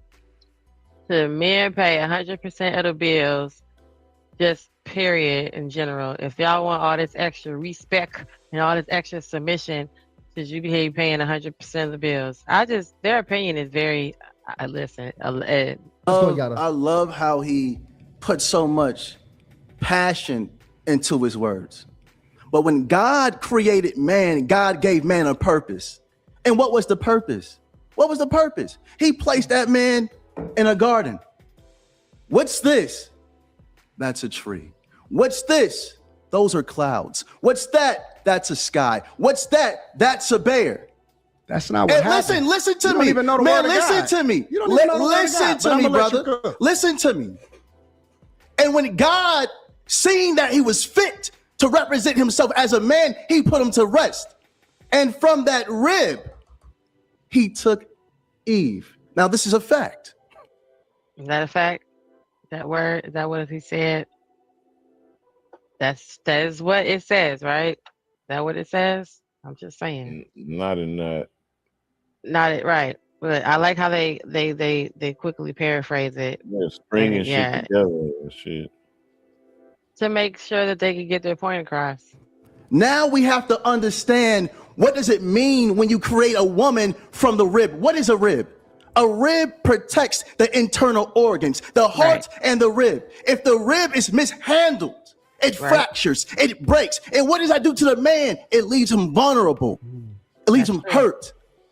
That's good. Well, That's good bars. Okay. Yeah, that's bars, but actually the rib is the place where you can get the most concentrated DNA. What does that have to do with this in that sense? Who was talking about DNA back then? Where's it in the Bible? That's what the hell he got. That's why he got the. But today we know now. We know now. He's talking about the literal structure and the point, the reason that the ribs are there, and what are they protecting? Like, why are they in front as opposed to in back? Dr. Nugget. in the front and the back. What's your name? Dr. Nuggies. These nuts. All right. So look, where this all comes from, it basically stems from the factor of early form science. How they were able to actually depict if you were a female skeleton, a woman skeleton, or a man was based upon the number of ribs. And that's really where. Really? Yeah, because you all have, I believe you all. We have one extra than you have. You actually have one less rib in real life. On one side. Yeah, it has. The front door. No, you don't. Yeah. No. Seriously, you all do. We don't have the same number of ribs. You don't have a floating rib. Yeah, because it has everything to do with has everything to do with the birth canal. That's what it has to do with. It has to do with you and your womb and everything else. So you all ain't gotta open for the baby. Exactly. Exactly. So yeah, that's just early. That's just early science in a sense, if you want to call it, like early theology. I mean early theories. There we go. Theories. That's like early form theory of what it was, and that's why they say the rib, because that's how they were able to decipher if you were man and woman when they find your bones. Automatically, you know by the number of ribs if it was a woman or a man at this point in day and age. I digress. My mic is muted. That's crazy. Hey, what's up, you guys who's been watching and hanging out with us? Thank you so much. Thank you so much. Yo, to the top fans, y'all, I can see who the top fans are: Emperor Kojak, Ivy Wody, Sock Passe, A-Dub, and then Cynical One and Willing to Win, and then it's the rest of us down there. So, hey, thank y'all for hanging out with us. Yeah, I don't remember being aware of the rib not being equal. I don't remember if I knew that little fun fact about us, but okay. But if a man handles this rib, protects this rib, uplifts this rib, guides this rib, loves this rib, this woman is able to become something greater than what she was created, which uplifts the man himself. So God gave a man responsibility before he gave him a woman. He didn't say, here's Adam and here's Eve. He says, here's Adam and here's a responsibility. And then when God was seen that he was fit to be considered a man and a head, which God is the head of man and man is the head of woman, he then gave God Eve. Look how you sitting though, y'all. Look how everybody's sitting. And then what happened, brother? Can I say and then something? What happened? You tell me. Pineapple, go ahead. All right. So when it comes to man being the head, more so than being actually the head, what it is, we're supposed to guide you, the elders, and the children, and those who can't defend themselves into protection and safety.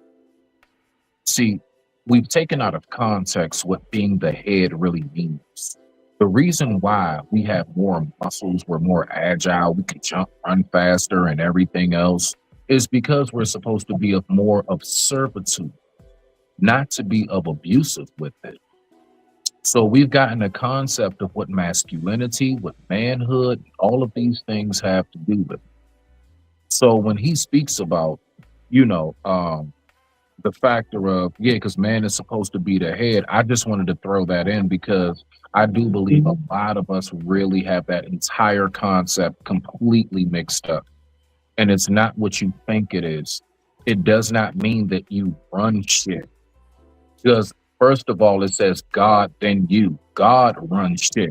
You don't run a damn thing. You just are to be of a tool and servitude to protect what it is that God has provided around you, which is a companion, and that companion gives you an offspring. But I digress. Mike is muted. Respect to the family.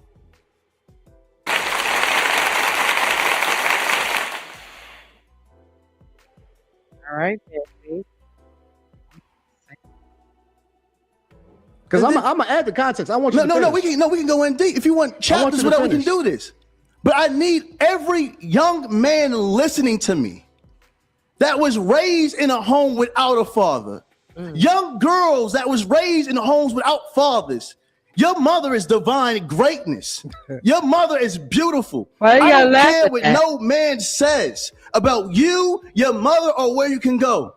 Strive to elevate. Strive to become the best version you are before you get into a relationship, so you don't have to drag a woman through the same things your fathers did to your mothers. Love. Wow. Okay. See, I was with him with that when he said that, y'all. So, that's kind of a good. Is that good advice? I thought that was a good. I'm not. Advice. You don't gotta be successful to go on a date, bro. Yeah. No, he didn't say go on a date. He said just try to be better at being a better guy, so that you can be, so you won't be doing the same. You can't have a relationship unless you're successful. Well, yeah.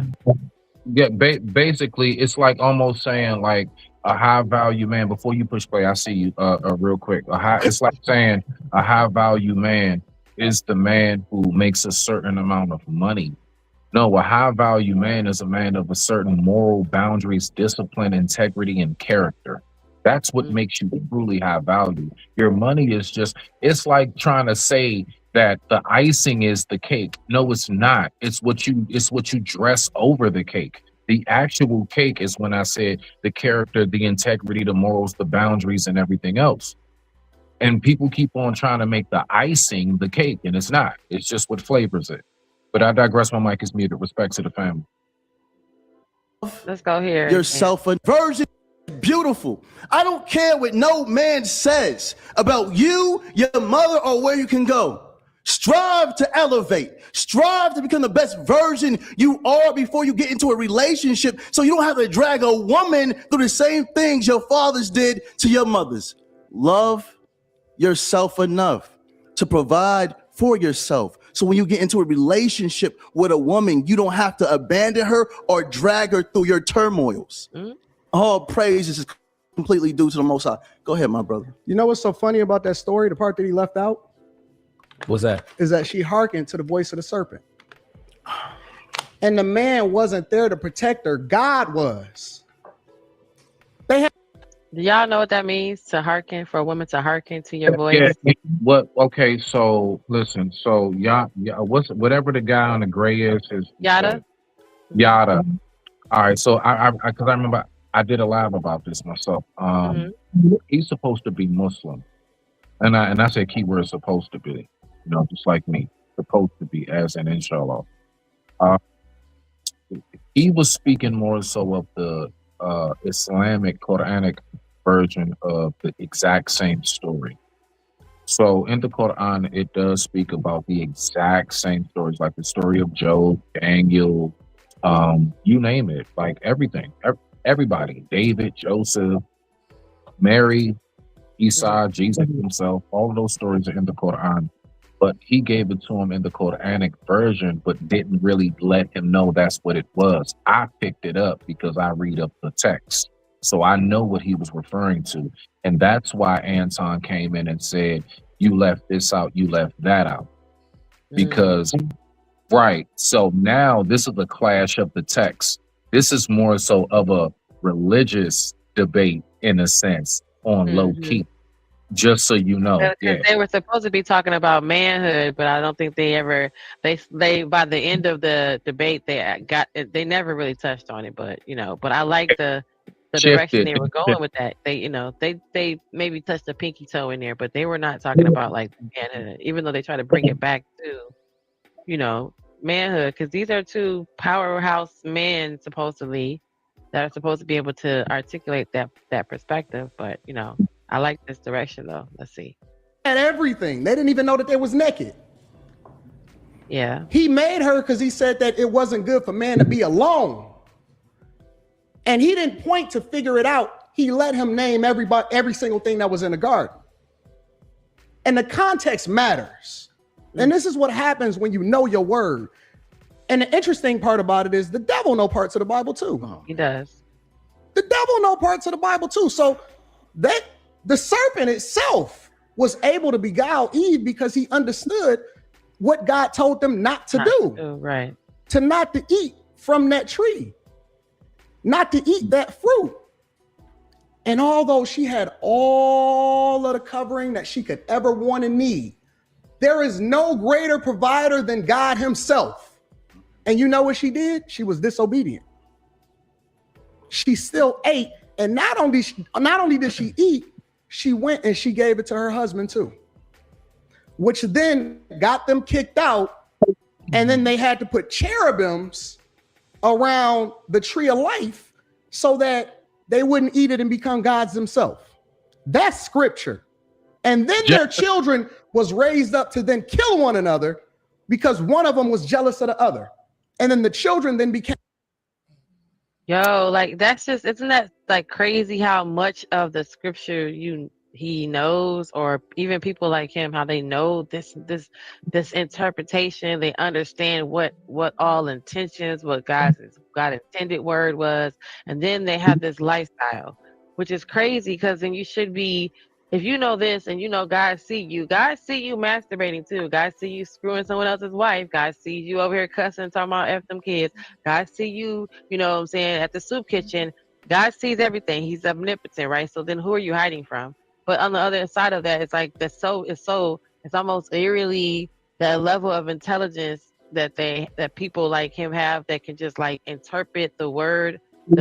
Everybody has a different understanding of the word, and it's supposed to be subjective to you, right? However, they seem to have this master interpretation, and then their lives is nothing close to this master interpretation. Well, let's think about it like this, right? So you have something called the ego, EGO. And that's when you edge God out of your life. A lot of these people speak based upon an ego, and they speak as if they actually really know. When little do you know that the scribes themselves have studied just one parable for like 10 years at a time. Okay. So no, what he knows how to do is recite. There's a difference between reciting the word and actually deferring and interpreting what the word says. To actually decode the message, there's a difference. Anybody can remember some scripture if you hear it enough. You grew up in the church, you read it yourself, man, of course you're going to start to remember it, just like how we remember lines in the movie. You know, when this part come up, yeah, Jake, so we was did you know exactly what's about to be said at that moment because you've heard it a million times over. But do you actually get the significance in the scene in which you just saw? And sometimes that takes decades before you even get it. God dang it, I ain't even get the message. So I just wanted to throw that part in when you say that as much as he knows of the word no, because when it comes down to it, to land it, if he really does know the word and he operates the way he does, that is beyond blasphemy. Beyond sin.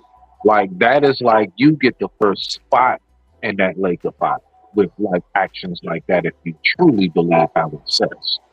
Mm-hmm. I don't have nowhere to put him. I'm not saying I'm just saying if you really believe, if you really have all that information and you use it to like steer the people away from God, that is one of the biggest things that you could ever commit. Is being somebody who was gifted with the ability to guide God's people, and you miss and you steer them astray. You will be first in line.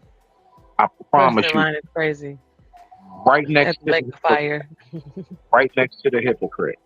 So I'm just saying, like, so it's either that or no, this is somebody who is able to recite the word but does not truly comprehend the full complexity in message and decoding of the word. And with that being said, I digress. My mic is muted. Respect. What you think, Lance? Mm, Hmm? pretty much agree with him. You don't even know. Did you hear the question? Which part? When I was saying, well, or my statement rather, not the question, but my statement, how crazy it is that um people like him are able to just like do you hear how he would just repeat, what he was saying, all the scriptures, and he's like Yeah. how they live their lives don't even match anything close to this in real life, and it's just so strange, and it's just like it's crazy, like it's like this eerie feeling, that they have so much, all this word inside of them, all this and they're able to articulate this so well. So, it's just really strange. Oh my God, it's really just strange to me. And he was just saying no, because they're not really living the word. They're not really of the word. They're not people who are sacrificing their lives and walking, a good foot. They're people that just can recite this to a degree to where it's convincing, because he just rattled off some stuff. Listen to what he just did. Generational curses as she still ate, and not only did she eat, she went and she gave it to her husband too, which then got them kicked out, and then they had to put cherubims around the tree of life so that they wouldn't eat it and become gods themselves. That's scripture. And then their children was raised up to then kill one another because one of them was jealous of the other. Dang. And then the children then became generational curses as a result of what the beguilement was from the wife, from Eve. Brother. No. Okay. That's what happened. Okay. That's literally what happened.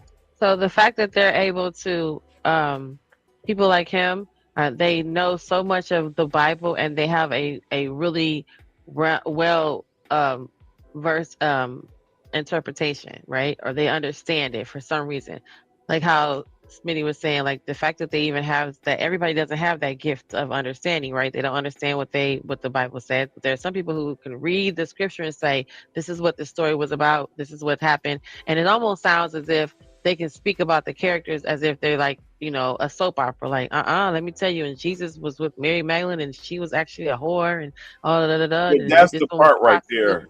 Like when they're able to interpret it like that, and how they don't know, this is what Eve was doing. Eve was over here saying, oh no, now we're naked, like as if they were there, almost as if they, like their interpretation is so eerie, and it's just so like, I don't know. It's I mean, it is what the story says, but it's the way that they give us the information. Yeah, that they believe it as if they were, they were there almost. They believe it. It's almost like somebody telling the story, and then you find out like you wasn't even there, and it's like, yeah, like how were you able to tell like so much detail and have so much?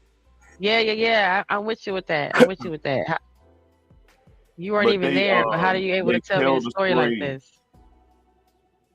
They tell the story like they believe it to a degree of childlikeness, like naivete.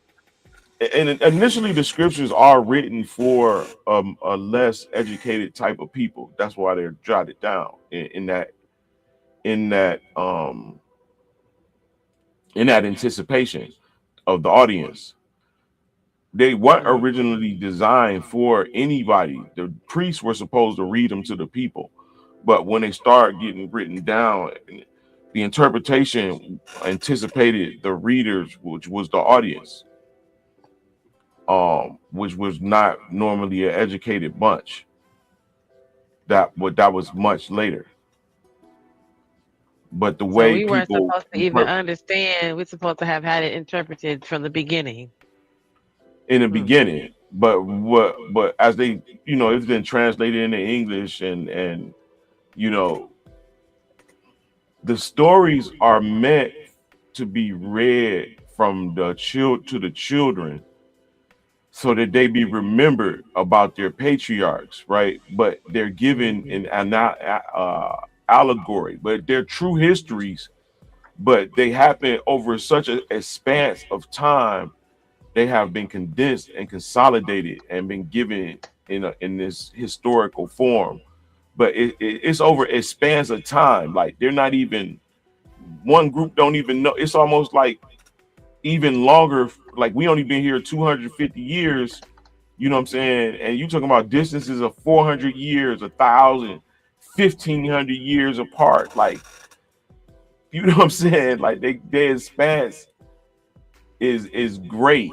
So the way the stories are written in book form, they used to be only oral form, but the way they're written in book form is so that they don't be forgotten. The names aren't the same even as in the original version. Like David is Dawood, you know what I'm saying?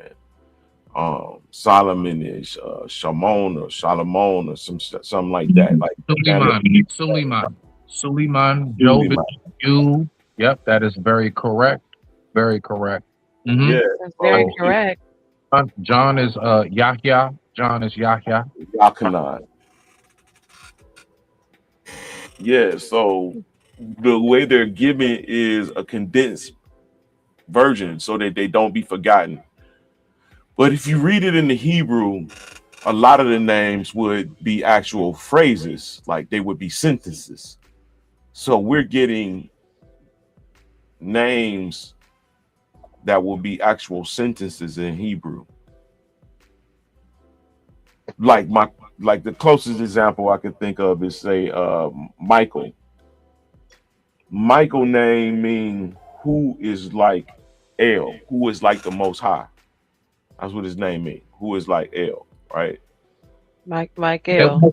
It was originally Mikael before it was Michael. Like that's the more Mikael. Yeah, translation. I mean, because that's my first name, so I don't mind. You know, our people know that, so I'm very hip to that name right there. Very special name. You would know, right? And it's Right. So when you would read that in the text, that's what you would be reading. Who is like El. It wouldn't be saying Michael, but we're reading it in so many different phrases that are turned into names. If you read it in the Hebrew, you'd be reading it like a sentence. So, but that's what kind of make the scripture, particularly the Old Testament and the prophets, like magic, because on so many levels they still read the same. It's like somebody more divine, something ingenious had to be involved with it, even when it get down to the coding and the number system of the text in its original form. So, but beyond that, you got people who believe the stories as though that they were real, and contextually they were, but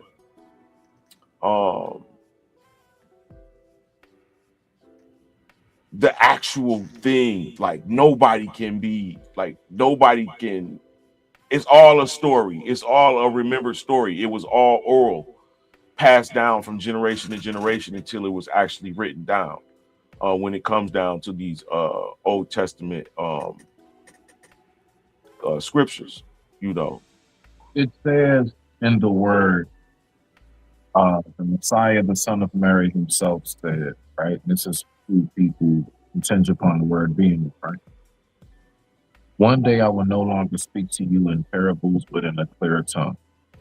As in everything that what we're speaking about right now, and like the whole misinterpretations, and everybody has this version of what it means and that version of what it means, has a lot to do with how we interpret it based upon it being parable, as an old school term of saying riddle-ish, you know, ish. It's almost like a riddle. It's like, can you get it? Can you unlock it? You get it? And it'll be something said to you so simple, like 2 apples from the tree fall low and one ant comes and picks one above or something. And you'd be like, what? You know what I'm saying? And it could mean something so basic and simple. And you'll have 15,000 different versions of what that means when 2 apples fall from the tree. And it'll all be true. And it's according to the person who's reading. So, but that's what I mean by it's like magic. Like do unto others as others as you want them to do to you. Take that one. When they say do unto others as you want them No, to do to you, right? no. That's like pretty straightforward. Like that's like there's nothing hidden in that one. I don't think. Yeah, No, that's there's pretty. nothing hidden in that one. It's literally if you want to be treated good, then you better not treat people effed up. Like if you don't want to get bit, don't bite. I think that's pretty straightforward. But I get where you were trying to go with that. Like there are a lot of different sayings and quotes all through the word. I'm not gonna try to think of none to try to bring up 'cause I'm trying to take it all away. I'm just saying, like, I recognize it for what it is. And to what the brother was saying as far as it's a story, I personally do believe that those miracles and the things that it says that took place actually did happen. I believe that it had to happen for a specific group of people in order for us to get the process of belief to keep, to go. I believe it had to show up at different periods of times for different groups of people, right? From the Abraham, Moses, David, so on and so forth, blah, blah, blah, going down the line.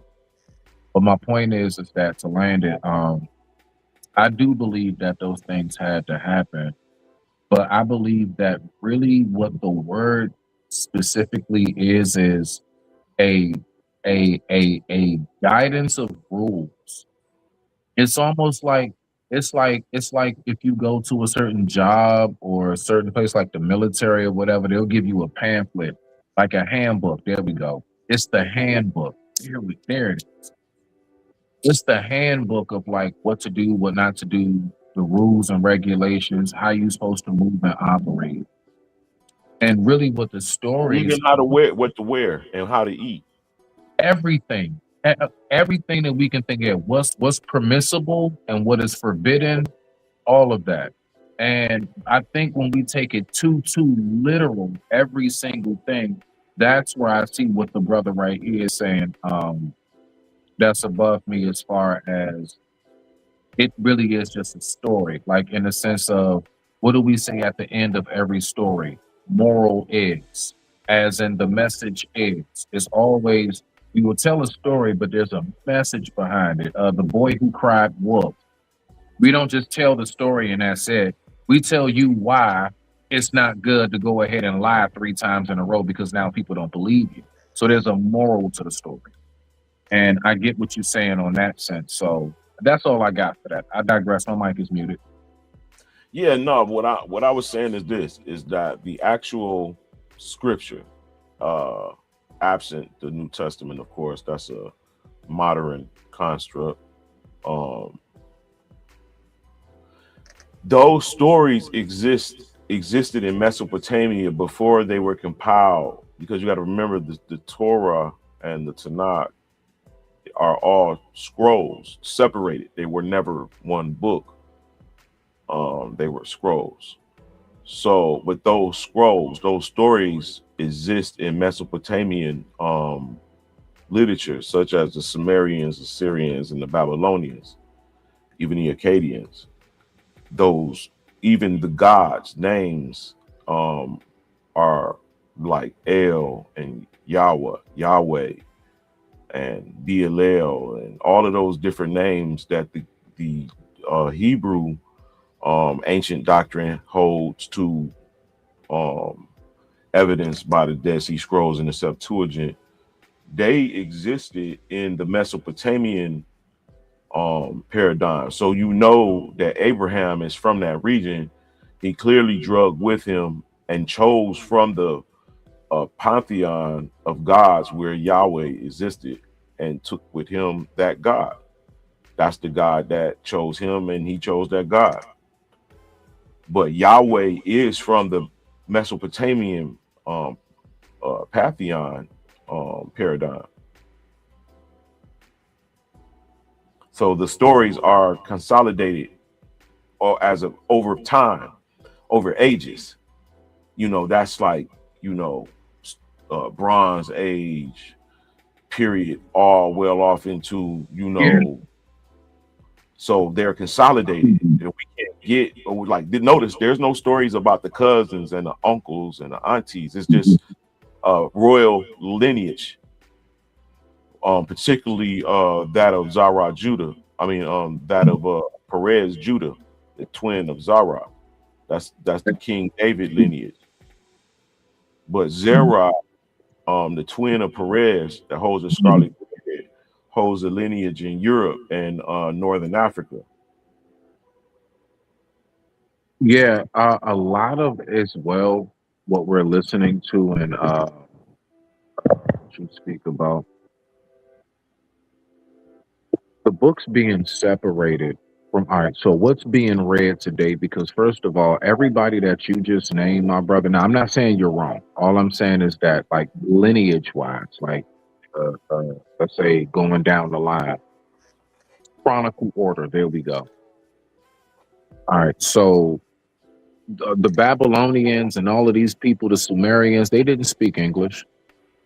Right. If we got that book exactly how they had it interpreted, we wouldn't be reading the same thing. Where the book, what we read today, comes from the ancient Greek and Roman days, and it's basically from emperors like, for example, Emperor Constantine of Rome, 315 AD.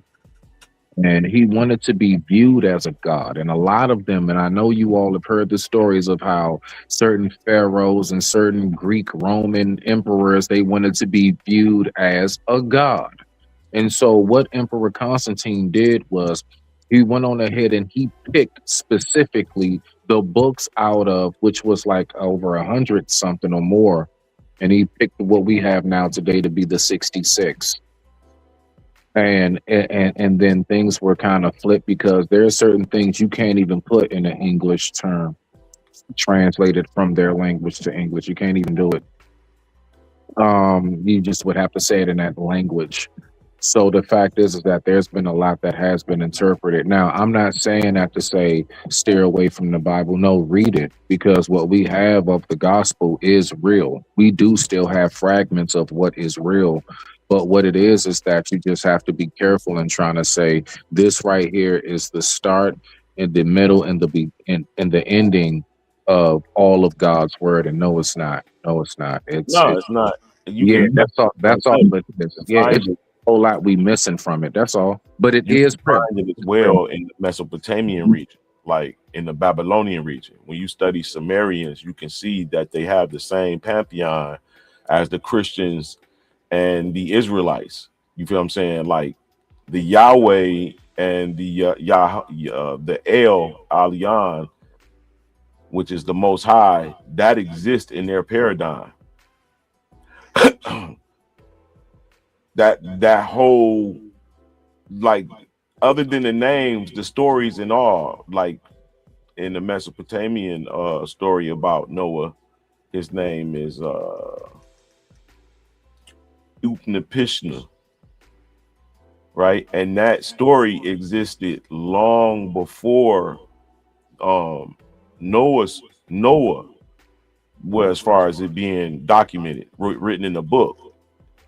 So we know that story in Noah is quite possibly Utnapishtim from a earlier age when the earth actually ended. We're getting it finally put in a book, and it was all oral, but hundreds and hundreds of years later, now it's being put in a book. But prior to that, it was all oral. Nothing was in a book. You feel what I'm saying? It wasn't a scroll. And then as the Israelites started to scatter, they began to put them on scrolls. Real quick, what period of time are you talking about? From the from the beginning of the Babylonian period, which is 576 BC, and from 722 BC from the exile. That's when they began to start to put things in books. But the actual stories come from a more ancient period, which is from the Mesopotamian region. You got to remember, Abraham himself migrated from Haran, and prior from Haran, from the land of Ur, which is Iraq, which is right across the water from Ethiopia and Egypt. Same distance Detroit is from Canada that's the same, about the same distance.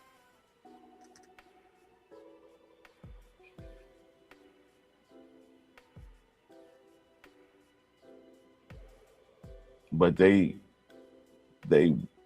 try to bounce the word around like it's authoritative for a common man, and the real word is only for the group of people who was talking about, and everybody else just integrated themselves into it. Mm-hmm. Are you there? I know that I tried to turn that noise, that sound off. It was Yeah, sometimes something to the I microphone. don't know what that is. I cannot explain it. That is something brand new, all of 2026. All of a sudden, my phone randomly just makes really weird noises, and it's there's nothing going on with my voice. That was really crazy. Yeah. No, it does that. That's why when I seen you muted me and stuff, that's why I went on ahead. I said, I already know what it is. But now go ahead. So my point is that context matters. It's not just looking at it on the surface. Definitely. It's deep diving into the understanding. You need to get a concordance. You should get a concordance, because I don't know what book you read. I don't know what version you understand, but you got to get a concordance to understand what words mean. And you need to understand exactly what God instructed Adam to do, because he wasn't disobedient. He was punished for the thing that you tell women to do and you tell men to do. You said, people sent me a video of you saying a man should give 100% of his check to his wife. God punished Adam because he hearkened to the voice of his woman, and he wasn't the leader that you saying with both tongues, because it's speaking from both tongues, that you said that men should do. It's the opposite of what God instructed man to do. That's what he just said is so beautiful. Did y'all hear that? It's the women's fault. Okay, but yeah. He said you told the man to give 100% of your check to the women, and that's not what God tells men to do. That's not what the Bible or what God says men to do. He told you, and you went against God. This is chapter 3, verse 1 through 6. Adam was right next to Eve when the serpent gave her the fruit to eat. He was right next to her. Genesis, anybody, Genesis. This guy's crazy. You see him? See how he do stuff, y'all? But he's not telling the truth, though. No, well, they're going to talk about it in a second, but it's a vocabulary lesson. It's a lesson in sentence structure at this point, because they're getting ready to argue the fact that what the word says and how it is explaining where and they were to each other in proximity, because it doesn't say anything like that. Chapter 1. It says it. Hold on. Listen to me. Genesis chapter 3, verse 1 through 6. Can somebody read that for me? What version? I'm gonna pull that up. I'm gonna pull that up. Genesis. What version? Let's go King James just to keep it. Let's keep it King James just to keep it standard. And Lano, can we pull that up? Can we pull that up, Lano? Is that possible? We're no longer allowing men to walk us around circles and sound like they know what they're talking about. Oh no, you know Genesis, chapter 3, verse 1 through 6. Oh, that was shade. He said no longer letting you walk around saying stuff and you don't even know what you're talking about. Can somebody please read? Listen, we're gonna pull that up. And listen, shout out to the chat. We're gonna pull that up. Genesis chapter 1 through 6. We got 3,300 people in the chat. That's between initiates, NDBA, and the bag chasers all going crazy tonight. And I dropped the poll, guys. We already got 1,200 people chimed in on that poll. Who will win tonight's debate is already getting heated. Should men pay 100% of the bills? And it's funny because it's 52% to 48%. So pretty much it's 50-50. After you read this, I'm gonna break down the generational curse. This brother didn't know what he was talking about. But let's do this. Let's send that link to Lano. Send that link to Lano. Tell him to pull that up. Let's go ahead. Yo, my mic's so good. Make sure y'all get y'all hardly initiated cards.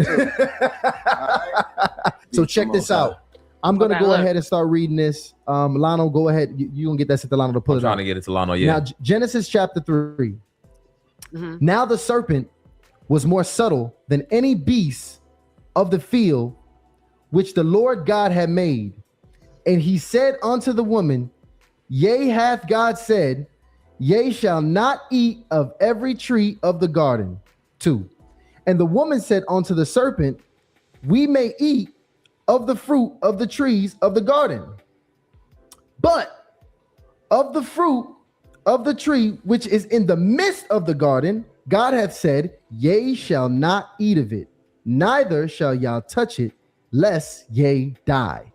And the serpent said unto the woman, ye shall not surely die, for God doth know that in the day ye eat thereof, then your eyes shall be opened. What if working from home didn't have to mean selling products or posting online? And here's the and ye shall be as gods, knowing good and evil. That's correct. And when the woman saw that the tree was good for food, and that it was pleasant to the eyes, and a tree to be desired to make one wise, she took of the fruit thereof and did eat, and gave also unto her husband with her, and he did eat. With her. That does not, no, that's not what it means. Read that that's again. That's not what it means. Read that again, please. That's not what it means. Let me read it one more time. Let me read this one more That's time. not what it means. And you know better. Now you want to change the word. No, it's not changing the word. You know that's not what it Guys, means. hold on, wait, 1 second. 1 second. This is actually chapter 3. I'm reading verse 6 again. And when the woman saw that the tree was good for food, and that it was pleasant to the eyes, and a tree to be desired to make one wise, she took of the fruit thereof and did eat, and gave also unto her husband with her. With her. But no, but see, she took it. Right here. Oh, I'm sorry. I thought I was talking, y'all. But no, right here, the argument is where Eve and Adam were in proximity to each other. Because the other part of the argument is that Anton's side is that Eve was chilling with the serpent by herself. Her husband wasn't there to protect and cover her, and by her being disobedient and going and being beguiled by the serpent, right? So it's her fault that she went over there, separated from her husband, because she wasn't supposed to do that, because we're supposed to stay under his coverage. And since you are away from your husband, when you're away from your husband, bad things happen, which means you can be beguiled by the enemy to do something wrong, which in this situation cost the whole, switched, changed, put a big shift in humanity, right? But Yada's side of the argument is more so Adam was right there. Like, they're both accountable for it and then he's also pointing out the fact that God held Adam responsible, and Adam turned around and said, no, it's the woman who tricked me, who was tricked, and that's why we both failed. So they have they have two sides of the argument of saying, no, if this wasn't for her, then the man wouldn't have been tricked. And then, they go down that rabbit hole of saying that, sometimes you guys are such dummies that the women convinces you guys to do things, and then everybody loses, right? So yeah, that's the whole thing. Here's the key. No. Here's the key. Now he want to change. So based on what you guys just heard him say, if someone says that it was me and you, right, Smitty, standing and also I gave you, I took the money off I took the $1 million, the $150 million. And then you also, I gave Smitty some who was with me. Does that say that you were right there?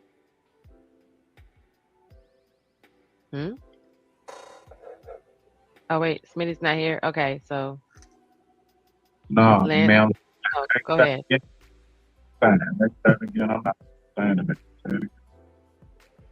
So it says in the scripture, right? He has it on the screen. That says the argument is Anton is saying that Eve was by herself with the serpent.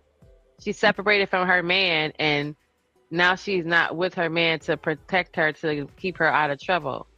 But the other side of the argument is this: the verbiage. The verbiage says that she was with him also, and then she took the fruit and also gave him some who was also with her.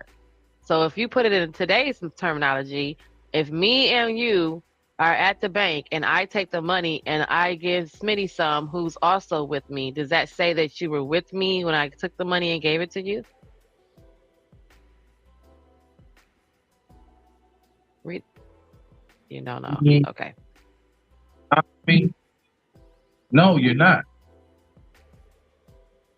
If it's planned out with the two of us, we both right. What? If it's planned out between the two of us, I believe we both right.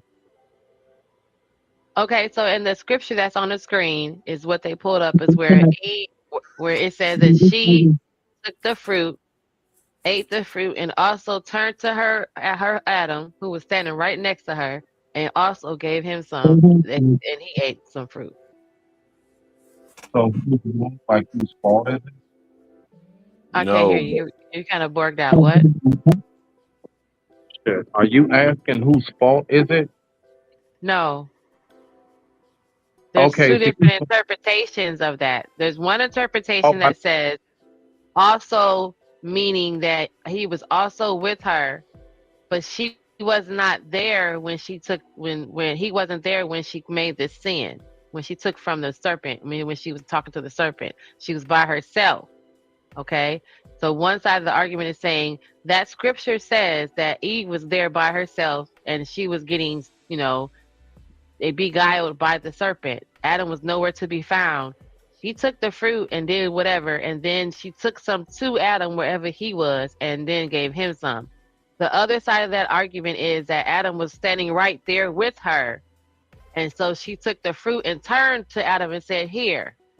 He was right there getting beguiled by the serpent. He saw everything. He was right there. So one side is saying Adam is also right there. And the other side is saying, no, he wasn't right there. He was over there. And she was by herself with the serpent.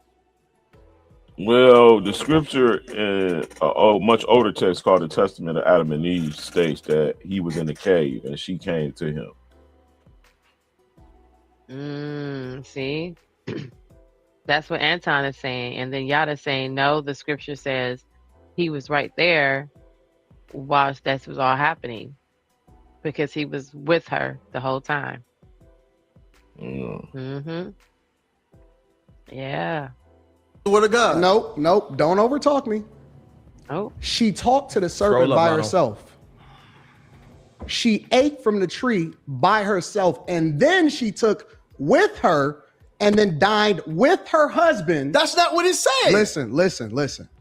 That is what happened in the word. Man. He wants to, and here's the beautiful part about this, is that he's so stuck on pandering. Oh man. He's so stuck. And here's the beautiful part about this is that regardless of what man that you have, regardless of your covering, he's going to suffer no matter what. He has to pay the price. Men today understand that regardless of whether or not we get you impregnated or not, we still have to be responsible for that. We go to jail regardless of if we want to take care of that kid or not. If we decide that we don't want to pay child support, even if it's not your child, a woman can put your name on the birth certificate and you will be imprisoned as a result of it. That is just a fact. And see, I don't think that's fair because I know that I think he said something about that. All states don't have that policy. Michigan has that like automatic daddy policy. So, that's not fair. And I'm glad I think someone said something about that too. I think on Taz's video, like that's not fair because every state doesn't just automatically you the pappy. They have the luxury of being able to make sure that is actually your child first before they issue child support. So that's not fair to say that. Facts. It's men every single day that go to jail for things that they didn't do. They get accused of things that they didn't do every single day. Meaning that men by default, even back in the word of God, is held accountable for the things that their wife do. But it doesn't absolve the woman from being responsible for her own decisions. It does not absolve her at all. And that's the part of the context that we're missing. We always want to put it on the men. And justifiably so, because men have to be responsible, and you've never seen how great a society is without men being great themselves. But we don't live in that time. Oh, praises. Now, I want to finish what I was saying about but I'm gonna let Genesis. him finish. Thank you so much. Let's go ahead and get it. Let's go ahead. Thank you so much. From Genesis chapter 3, verse 1 through 6. He just read it. Listen to me, Lord. please, may I speak? That's You're feminine, right. I'm brother. sorry. I You're right. appreciate you so much. Genesis chapter 3. You read 1 it. through 6. Yes, 1 sir. through 6, that right? was 1 through Yep. 6. Yes, sir. Did it say that Eve walked down the street? No. Did it say she ran around the corner? She said she gave it to her husband that was right next to her, meaning It didn't say right next to her. brother You- that was you with her. pervert the word of God. Can we read it You one more time? brother, It's on the you brother, screen. He didn't say Can it we was place right it next to her. again? And Can we gave- place? He said Hold on. that she Anton, talked hold to on the for 1 serpent minute, by brother. herself. 1 minute, He brother. was not there. Brother, 1 minute, brother, So check please. it out. I got it. It says, and gave also. She took. Also, She took Also, of the brother, fruit. brother. She Thank took of the fruit thereof, and did eat, and gave also Thank unto you. her husband with her. So you're going to ignore and also? With her. he did You're going to eat. ignore also? Can you read it again? Because I don't know if I didn't what see he learned anywhere. English from. I didn't see anywhere in that Where'd you scripture learn your English? where it said that Okay, Adam was let me there finish, while brother. she was having a Let me finish. conversation. I understand and when she you don't picked- like to be and when proven she wrong. I picked the got fruit you. off Oh, of the we I gotta got have, you. we gotta have I one didn't mic. see that. We Yeah. gotta have one mic, guys, just so because we I'm gotta gonna finish. Thank you so we much. gotta So get let's get context it. on So this. Genesis 1 through 6. Right. First, I want to say, Antoine, I love you. And I'm glad that you came here to speak with me today. We don't have to get emotional, over talk, yell. It's not about proving points, bro. We're going to show facts. That's it. You said talking points, right? You said we couldn't go into context. Now, as we see, when a man leaves a woman unprotected, she doesn't at- just get hurt. Look at his face. Yo. And there he goes. So he's on that, hey, Prism. What'd you say, sugar? He said, question, did Adam not know what the fruit of the tree looked like? Child, listen. Yeah, he did. And he was told Adam not didn't to know no touch. better. Go ahead. Go ahead, Lynn. God told Adam, and Adam told Eve that we can't fuck with that tree. Mm-hmm. So he already knew everything. He just was also disobedient too. Mm-hmm. Her family beneath he it Eve hurt. with that fruit. Now He we're was gonna like, step- "Oh shit, you ain't dead." She said, and it's good. And he like, "Let me get some." And he ate some. And he didn't die. She said, well, you ain't dead, but we naked now. It's like, oh shit, what's I'm- wrong? You got titties? My You got eyes are titties? open now. We see clearly now, the rain is down. Step into what the brother was talking about, generational curses. The generational curse fell on the sons. You okay, brother? I thought you were having a listening. seizure. Your neck was moving a little bit. You I'm okay? listening. Oh, wow. Just He's making trying sure to you're be okay. petty. Because you're doing the Kamala Bro, Harris. no, brother, But go please, ahead. please, bro. Not the Thank you so Kamala much. I love Harris. you, brother, really. When Adam and Eve, Adam is the head over woman. God is the head over man. When Adam ate, God came to him, and I'll give you a check if you want to, because I know I like to go back, and this is what I do. He ate of the fruit. Like the brother said, he was naked. God came to him and said, why are you hiding? He said, I'm naked. He said, who told you you're naked? Yes or no? You agree with that part? Thank you so much for agreeing. He then asked him, who told you you were naked? He said, the woman that you gave me the fruit, and I ate. He took no responsibility over that woman. Now this turns into a generational curse, which goes down to Cain and Abel. When a man leaves a woman unprotected, we're going to see death in high numbers, as we do right now. Detroit, Chicago, New York, they're even rapping about it, calling it drill music. But if men, young men, had fathers in their lives that could elevate them, love their mothers, appreciate their mothers, guide their mothers, because when a man loves a woman, the children will be protected. But when a woman has to pick up the slack of a man and become a man, more masculine in her approach with her sons, the boy turns into something other than himself. And now we're seeing murder at high numbers. We're still going through the sins of Adam not being a provider and a teacher, because a provider isn't just financial. Providing is emotionally, mentally, spiritually, intellectually. This is what a provider is. I was talking, y'all. So he just laughed at that and said, he laughed at that. That's not true. That's a nuance to that as well. I just had a thought. Did you? Yeah, That because you did. Adam's eyes was open when he ate of the fruit. And can you imagine him saying, Eve, dude, your dick fell Dude. off? Because he don't know she's a woman yet. He don't know he has a penis. Exactly. He knows he has a penis because he pees with it, but he doesn't know she doesn't have one. He don't know that. He just know that he's They're got not an na- outside, he's got an inside, and they're not They covered. don't know that they're naked. They don't know what the naked is, They had sex. but that's because that's natural for reproduction. They wasn't having sex to get to get one off.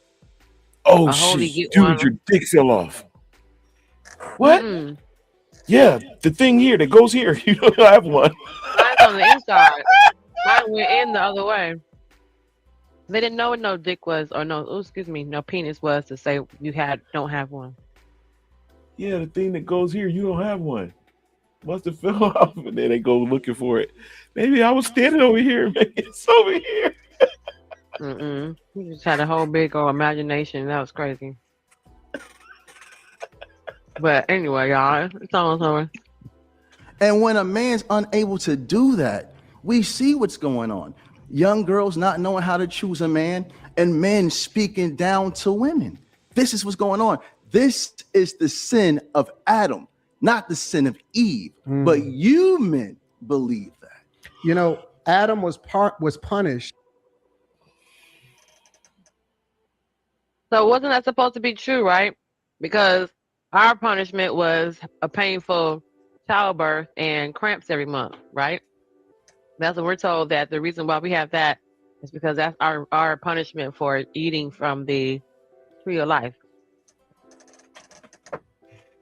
Well, deceiving. Well, yeah. So your punishment as a man is what he just said. Not for eating the fruit, but to hearkening into the voice of the woman. Oh yeah, he said this part. That's what he don't understand. See, he'll move the goalposts and start talking What? about drill music and all of this other nonsense. That's not true. Let me tell you something. God punished her. He punished her first. He punished the woman. He didn't punish the man because of the woman. He punished the man for hearkening unto the voice of the woman. And that's the context. How can you sit there and say, because she wasn't provided for and protected, when at that time, before sin was committed, God was the provider and the protector? So did she sin against her husband or did she sin against God? Are you asking a question? Yes, that's a question. She sins in both. Did she sin against her husband or did she sin against God? Both. Well, that would make you a hypocrite. That would make you contradictory because How? I'm gonna explain to you how. Please. Because you said that she wasn't provided and protected for. God had gave them everything that they could ever need. Their responsibility was to make sure that they listened to God and did what he's supposed to do. They only had one rule. That's beautiful, brother. There was only one rule, not to eat from that fruit. That's it. That wasn't it. That was the rule. No, it wasn't. That was the rule. No, it wasn't. And they sinned against God. They were punished as a result of it. So for you to say that she wasn't protected and provided for is a lie, because then that would mean that you convicting God. Well,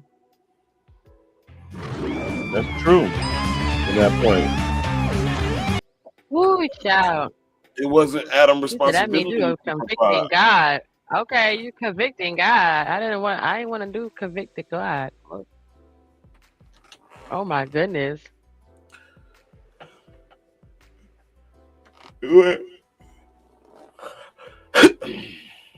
Wasn't even no Cain and Abel. Man leave his mom and daddy and So cling to I don't know his if you guys. Oh, Can you hear me? Oh, can you hear you? Hello? Hello? Go ahead. Hello? Oh, I was gonna say I don't know how much of the that debate you got everybody was looking at, but those are some of the questions that I was asking myself along while I was listening to it. Even when he gets to his part of the conversation talking about how he doesn't date, like he don't believe in dating.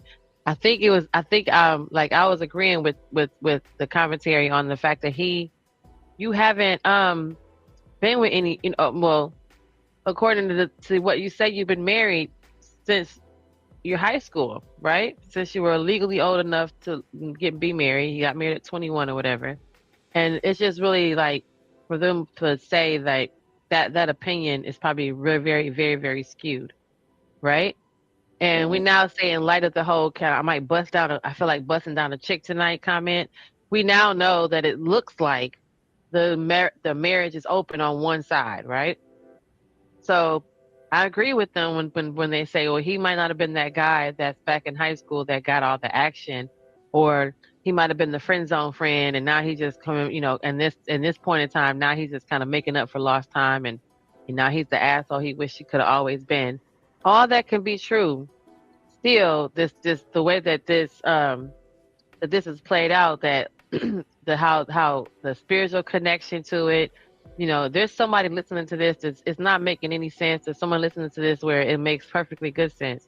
Still, it's like, how do you live like this? How do you actually even be able to open your mouth and say, because it's scary how much he knows about the Bible and how much the word and exactly what Jesus meant, exactly what Moses meant, exactly what, the interpretation was. It's like weird and eerie.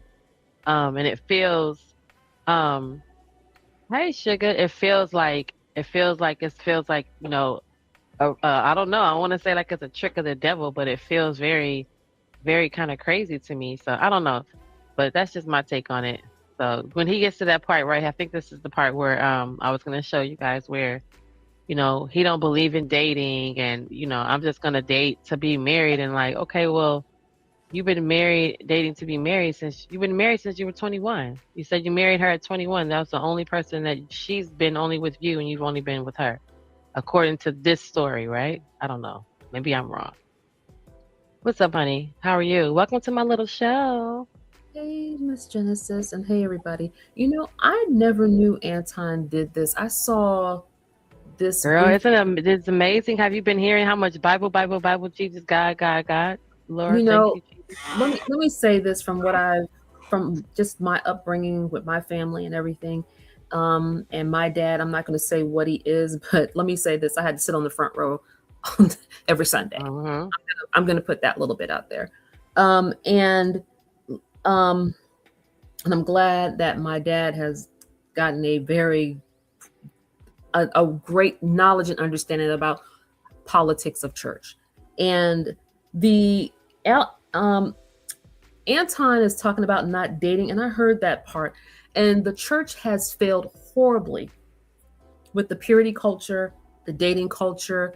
I remember some of the first books that I received was I Kissed Dating Goodbye, Choosing God's Best, all of these type of books that were basically essentially, I'm not going to throw the baby out with the bathwater, because I do think that there's some parts of it that could keep you, if you're a teenager and you're going through all these hormones and the boys are cute and and the sexes are created to be attracted to each other.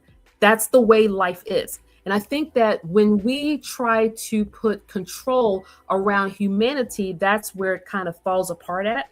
And I think that one of the first things that I'm glad and I'm grateful for my mom and my dad about was the ability for me to be able to understand who I was in connection to what I am to men and men to me, and my relationship of how it should look. So if you want to be pure and safe and those things, date in a group.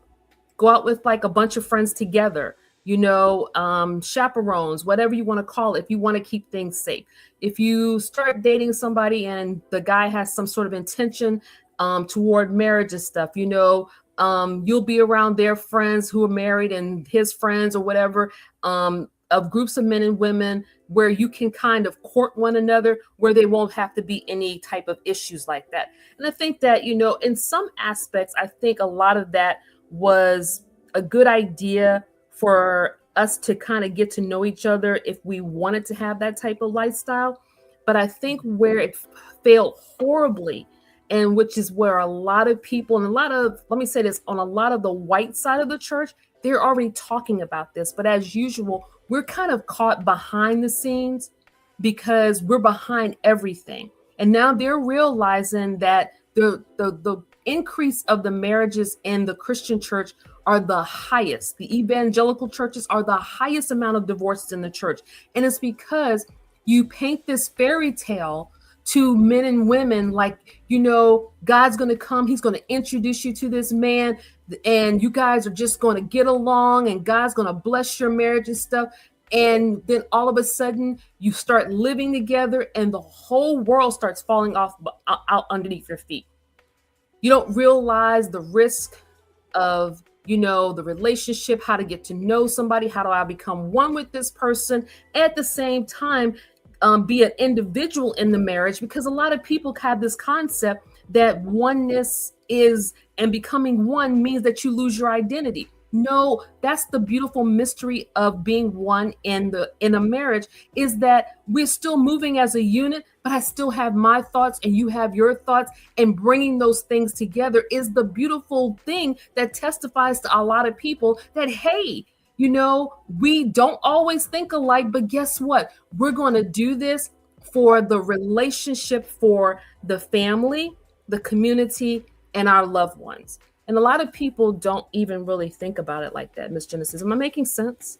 Girl, we all rocking with you. The guys have turned their mics have been muted and they're listening.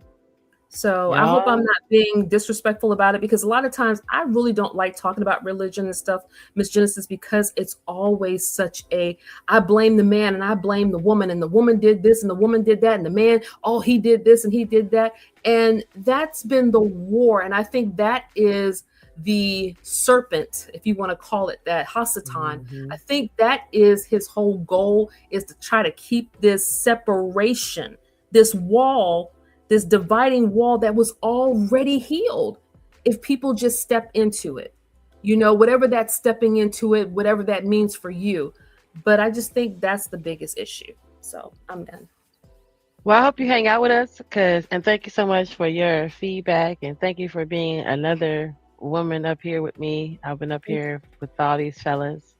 So we're gonna go. I'm gonna hang out for probably a little while before I wrap the show up, because I definitely wanted to get in at least to the second topic that they were debating about, because I also thought, again, their take on it, especially considering where we are right now with Mr. Anton and his opinion about things and his fleet of So just here we go with the second question, guys. Especially for my brothers. The brothers, they want a woman to cooperate. The brothers, they want a woman who's submissive. A lot of brothers are complaining, saying that things have changed with the level of submissiveness from women. So the question is, is that the commercial? I got these patches, and what followed was an absolute shock. I almost made the dumbest mistake of my life, and was have women become less submissive? Anton, we started with Yada last round. I want to start with you this time. Have women become less submissive, Anton? Yeah, absolutely. 100% they become less submissive. And I like to answer questions directly, and then I want to add the context, right? Okay. Part of the reason why they become less submissive, because they become less reliant on men for provision and protection, right? Some of that is society, and that we've civilized the world so much to where we're no longer hunters and gatherers.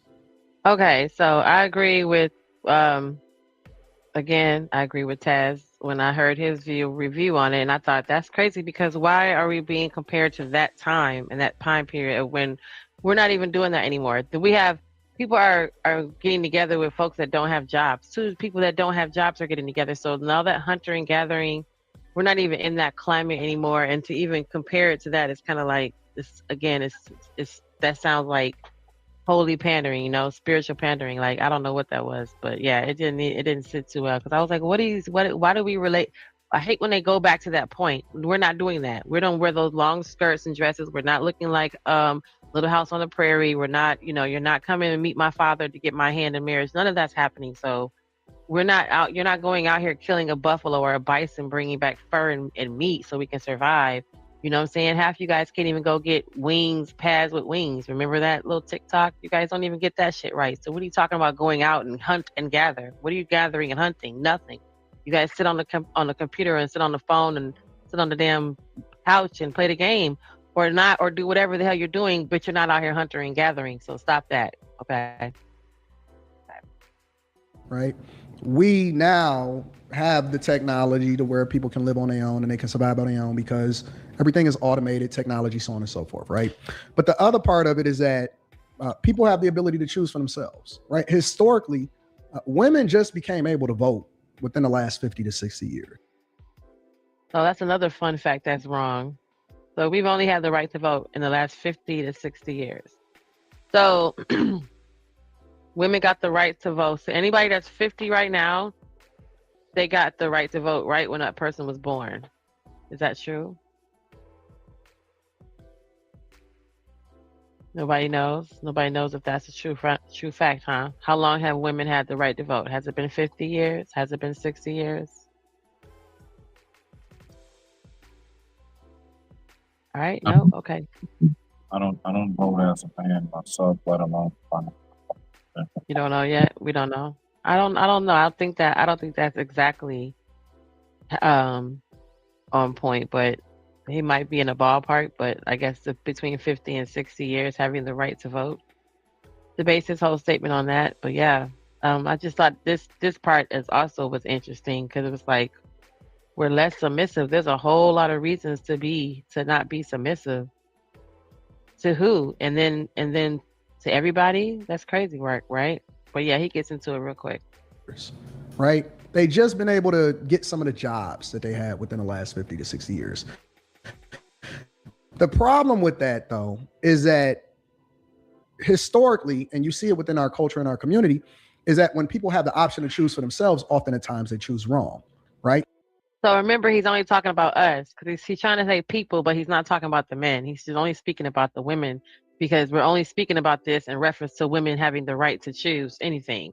We're not talking about men having the right to choose. We're only speaking about, oh, now women have the right to choose. So, you know, when people get the right to choose, they often choose wrong.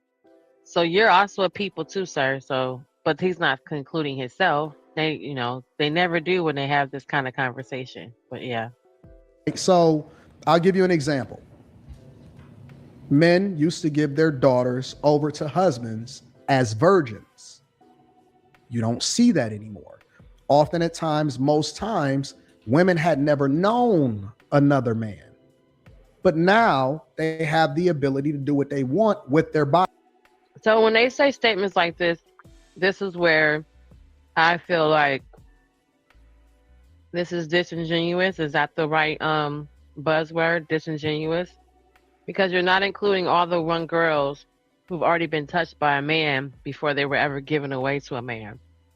It might be morbid for you to think that, but you're forgetting Brenda had a baby and put him in a garbage can, right? And went back to school with her backpack. So before she ever got a husband, she had a baby that she got from a cousin who was touching her. So I'm sorry to say that, but we forget to include that when they make that kind of statement. They're not that woman, you're not meeting that woman anyway that hasn't already been touched by someone. And it's not because she out here catching bodies. It's because, we know the kind of shit that happens. That's why she was touched at 12. But yeah, I digress on my mic is muted on that. Body. Now, the other side of that though is there are some men that have absolutely ruined some women. And then you've seen women have to fend for themselves and have to pick up the pieces for themselves and have to find themselves in that because they didn't have the fathers or they didn't have the protection or they had an uncle that touched on them when they was younger. And those are some of the subjects that we don't broach as far as the core reasons as to why people are broken before they even reach adulthood. So before you even have the ability to choose for yourself. Okay, Anton, I forgot you was in my head. Okay. All right, y'all. You already broken. You see what I'm saying? Or you have the child support system, or you have society that has leveraged the child support system in order to endear you to a specific party.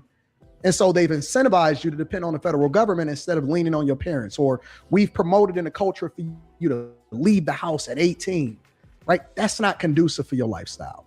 That's never going to work for you. It's never going to be ideal for you to be out there as a woman at 18 and 19 years old by yourself. So is there some...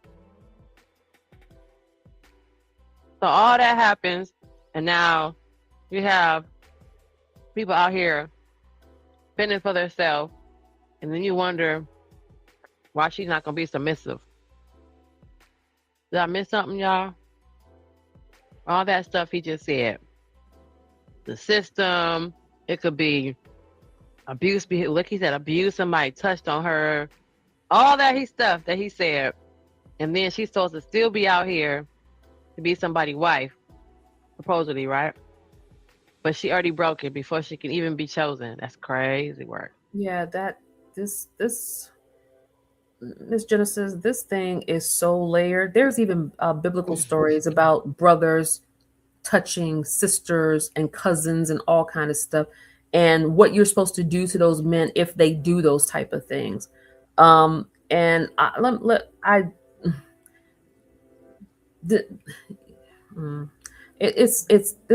that's a very layered conversation. I'm gonna be honest with you. It really is. And it's layered because I don't think people really want to hear the truth. Because while we talk about this, I'm gonna get 3 views. But if we were talking about some other stuff about over here calling each other bitches, we have 25 views. So they don't want to hear talk about it. Virginity is only a trophy to men. That's it. It's not a trophy. And I'm gonna be honest with you, it's only a trophy to men in America. I'm gonna leave that alone. Because he likes to remind us that his wife was a virgin when he married her. Are we sure? Well, now I wouldn't say. And then he never says he wasn't a virgin. He just says she was. I'm not trying to be mean or anything. I don't believe anything Anton says. I don't care what he says. Anytime I know Anton's mouth is moving, he's lying. I'm sorry. I don't believe anything that guy says. And it doesn't even really have anything to do with the latest updates, Miss Genesis. I just don't believe anything he says. I don't believe a lot of what people say online. I'm gonna be honest with you. I just don't. Not even the people who call themselves believers or whatever. They have their little Bible studies every week and every day they do a little stuff. I don't believe anything about any of them. And I don't have to, because I don't know you. And they can and vice versa. So this is not, but Anton is the least of the people who should be talking about somebody trying to live a godly life and being submissive. But you can go ahead. Some responsibility on the fathers and the parents and the culture itself for influencing and then ultimately pushing the women out there and men out there. Men are supposed to kind of be pushed out there, but they're supposed to fail in controlled environments. Is there some responsibility? Absolutely. But to answer your question again, to bring it back, are women less submissive? Absolutely. But that's the context behind it. There you have So it's not their fault entirely. It's not. So it's not our fault, fellas, that we are more submissive. I mean, not as submissive nowadays because of society and what y'all make us go through when, you leave our mamas and our mamas got to raise us by themselves and we got to get pushed out into society early and fend for ourselves when we just shouldn't have had to had you had just stayed. Because Anton also believes that if you have a child, because I know, Smitty, you have a young person, in his mind, you crazy for trying to work it out with anyone else. You're supposed to go back to that person, because he tells the women real quick, you shouldn't have a baby daddy. You should be trying to work and make a family out of the man you had children with. But yeah, he can get to that, honey. Entirely their fault. You can never hang something, especially on a person that was raised to be a certain way. You can never 100% put something on somebody like that. That's not entirely their fault. Hey, Yada, what do you think about what Anton is saying? I mean, he articulated very beautiful. Like he articulated very, very beautiful. But what I would say, to me, and from what I see is, when a man is able to properly lead, properly provide, help this woman reach her best version, heal from past trauma and pain, she becomes submissive. You I don't notice care what her background is. I don't care if her mommy was there. You notice the imbalance in their vocabulary if women have been paying attention to this, because my videos have rewatch value, so y'all gonna be watching this back over again since it's gonna be so many views by tomorrow. I might have 10 views right now, but I'll have 45 tomorrow. So you notice how his vocabulary changes. The vocabulary is different between the two of them in regards to he's not really ever saying anything to build the women up, but Yada includes that in his vocabulary, like as far as their communication, right? He hits those buzzwords about giving the woman a little empowerment, and where Anton doesn't really touch on that. So I just thought that was different too, because we meet both these guys. We run into them. One guy holds the door for us, and then the other guy is the guy we meet at the bar who was a little arrogant, and he's got an attractive quality about him, or he might have a lot of money, and he just bought you a drink, and then you meet a Yada because that's the guy that he's that guy. So it's not like that's the other misconception too. Like every time you guys speak, you guys miss you guys miss the fact that we run into a version of you. We might not run into you, but we will run into a guy just like you out in the world all the time. And the more attractive we are, and the more fit and feminine or friendly or whatever it is y'all consider to be attractive, whatever that is going to make you run into more and more people. You can have a wonderful personality and just meet people as well.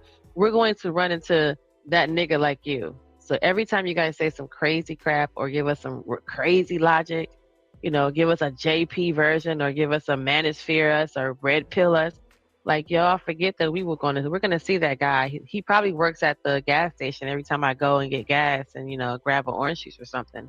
That's that dude, So y'all forget that. We see that shit all the time. Her daddy wasn't there. I don't care what's going on.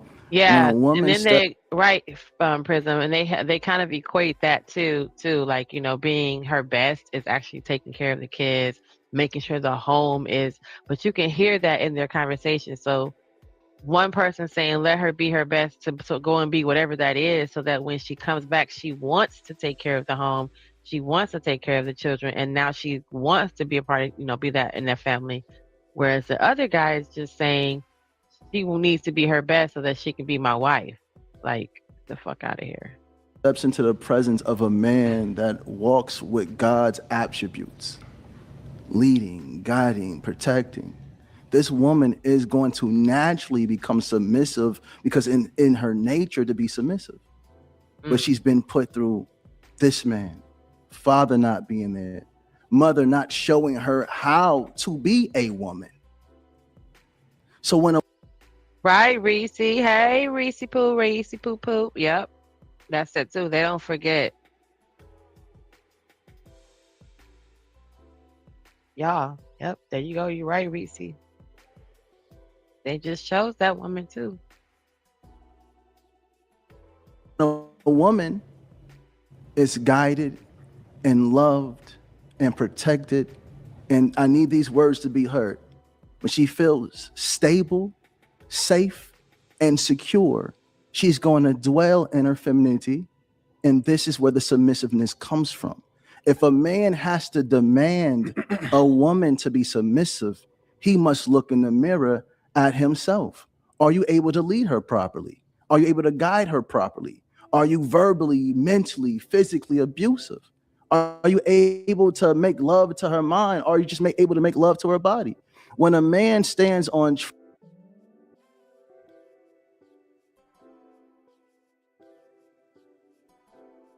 truth and his foundation, a woman to be insecure, she's going to dwell in her femininity, and this is where the submissiveness comes from.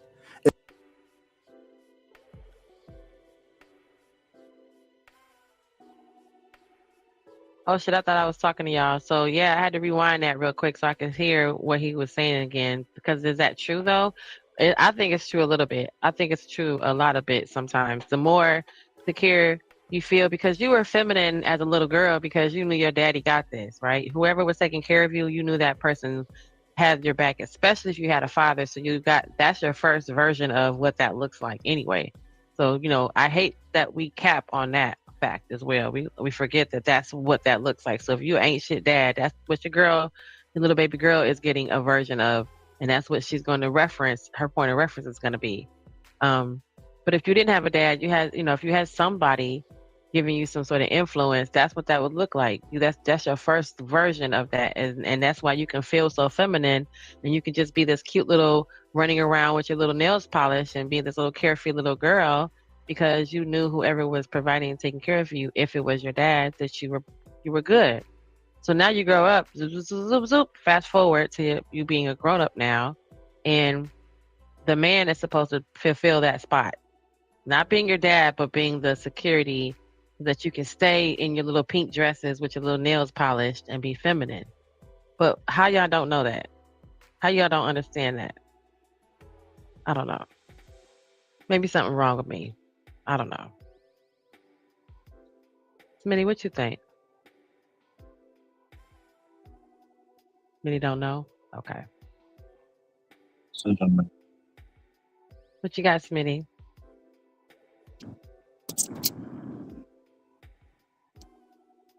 Nothing? Can you hear me? I didn't hear anything you said. What did you say? So it's decision making. Decision, but when she makes a decision of the guy that she chooses, if her dad ain't shit and then she goes and looks for that guy, she's gonna choose the ain't shit guy. Because that's the first version of what she learns it's supposed to look like. You know what I mean? Right. But I usually don't give leeway and excuse to that because along the way, if it's not just your father, it's supposed to be plenty. It's supposed to start at home. But the more we blossom and go out into the world, you're supposed to go ahead and seek out and see the difference between the two. And we all, if you live long enough, we all have examples of clear as day what is of a good example and what's not of a good example. So again, it's about the choices.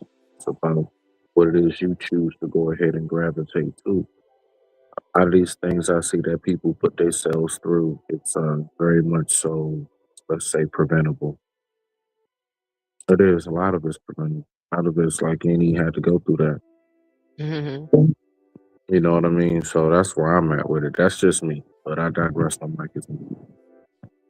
So I was late on the draw with this whole debate, but I just thought this was crazy interesting. And I was late on the draw. I didn't look at my phone. I didn't realize my phone goes to sleep at night at a certain time, and I don't know who turned my ringer off, but I'm so sorry. So I'm just gonna say thank you for. I'm not gonna even say who it's from, but thank you for that. So little show. Thank you for the money. Thank you for the guap. Thank you for the cheddar, cash, coin, and dough. Every penny goes so far. I can never say enough kind words. Thank you from my heart to yours. Thank you for the coin, cash, guap, fetty, cheddar, dough, cha-ching, cha-ching, cha-ching, cha-ching. Like, comment, share, subscribe.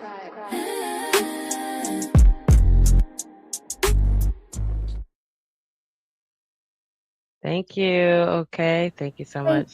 Hey, Y'all Miss like my Johnson. little song? Hey, But I have a question for you. go ahead. And this is for Smitty too, because I didn't know that was who it was. Hey, it's Mr. Smitty.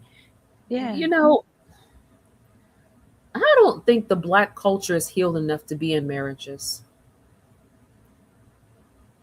I don't know. I don't.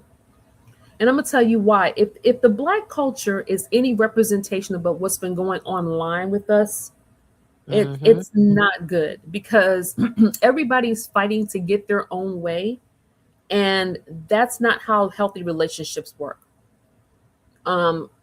Everybody wants everybody to bend, especially the women, to bend for men that honestly we really don't even have a lot in common with sometimes. You know, they want to rush and have babies and get numbers up and all this other stuff. Well, that's what they did to us in the slave trade. That's all we were. And you know, like reproducers. Right, that's it. And this is essentially what these men are trying to do right now. And what they and the sad part about it is a lot of these guys are thinking that Donald Trump is going to do the same thing. Donald Trump has daughters, granddaughters, great granddaughters. He's not going to allow that to happen under his watch. I don't know how to break that. I don't know how to break their hearts with this. He's not concerned about us. I don't know how to break their little hearts with this. I don't. But you know, it's all this rushing. You know, you know. Well, you know. And I'm gonna be honest with you. I'm not ever going to bring a kid into this world where there's a whole bunch of conflict and stuff like this going on. I'm just not. I'll move to another country that doesn't have this type of stuff going on. That's where I am right now, because I don't have to deal with this stuff. I don't have to deal with "are you submissive" crap. I don't. What's your body count? I don't want to. I don't talk to guys like that.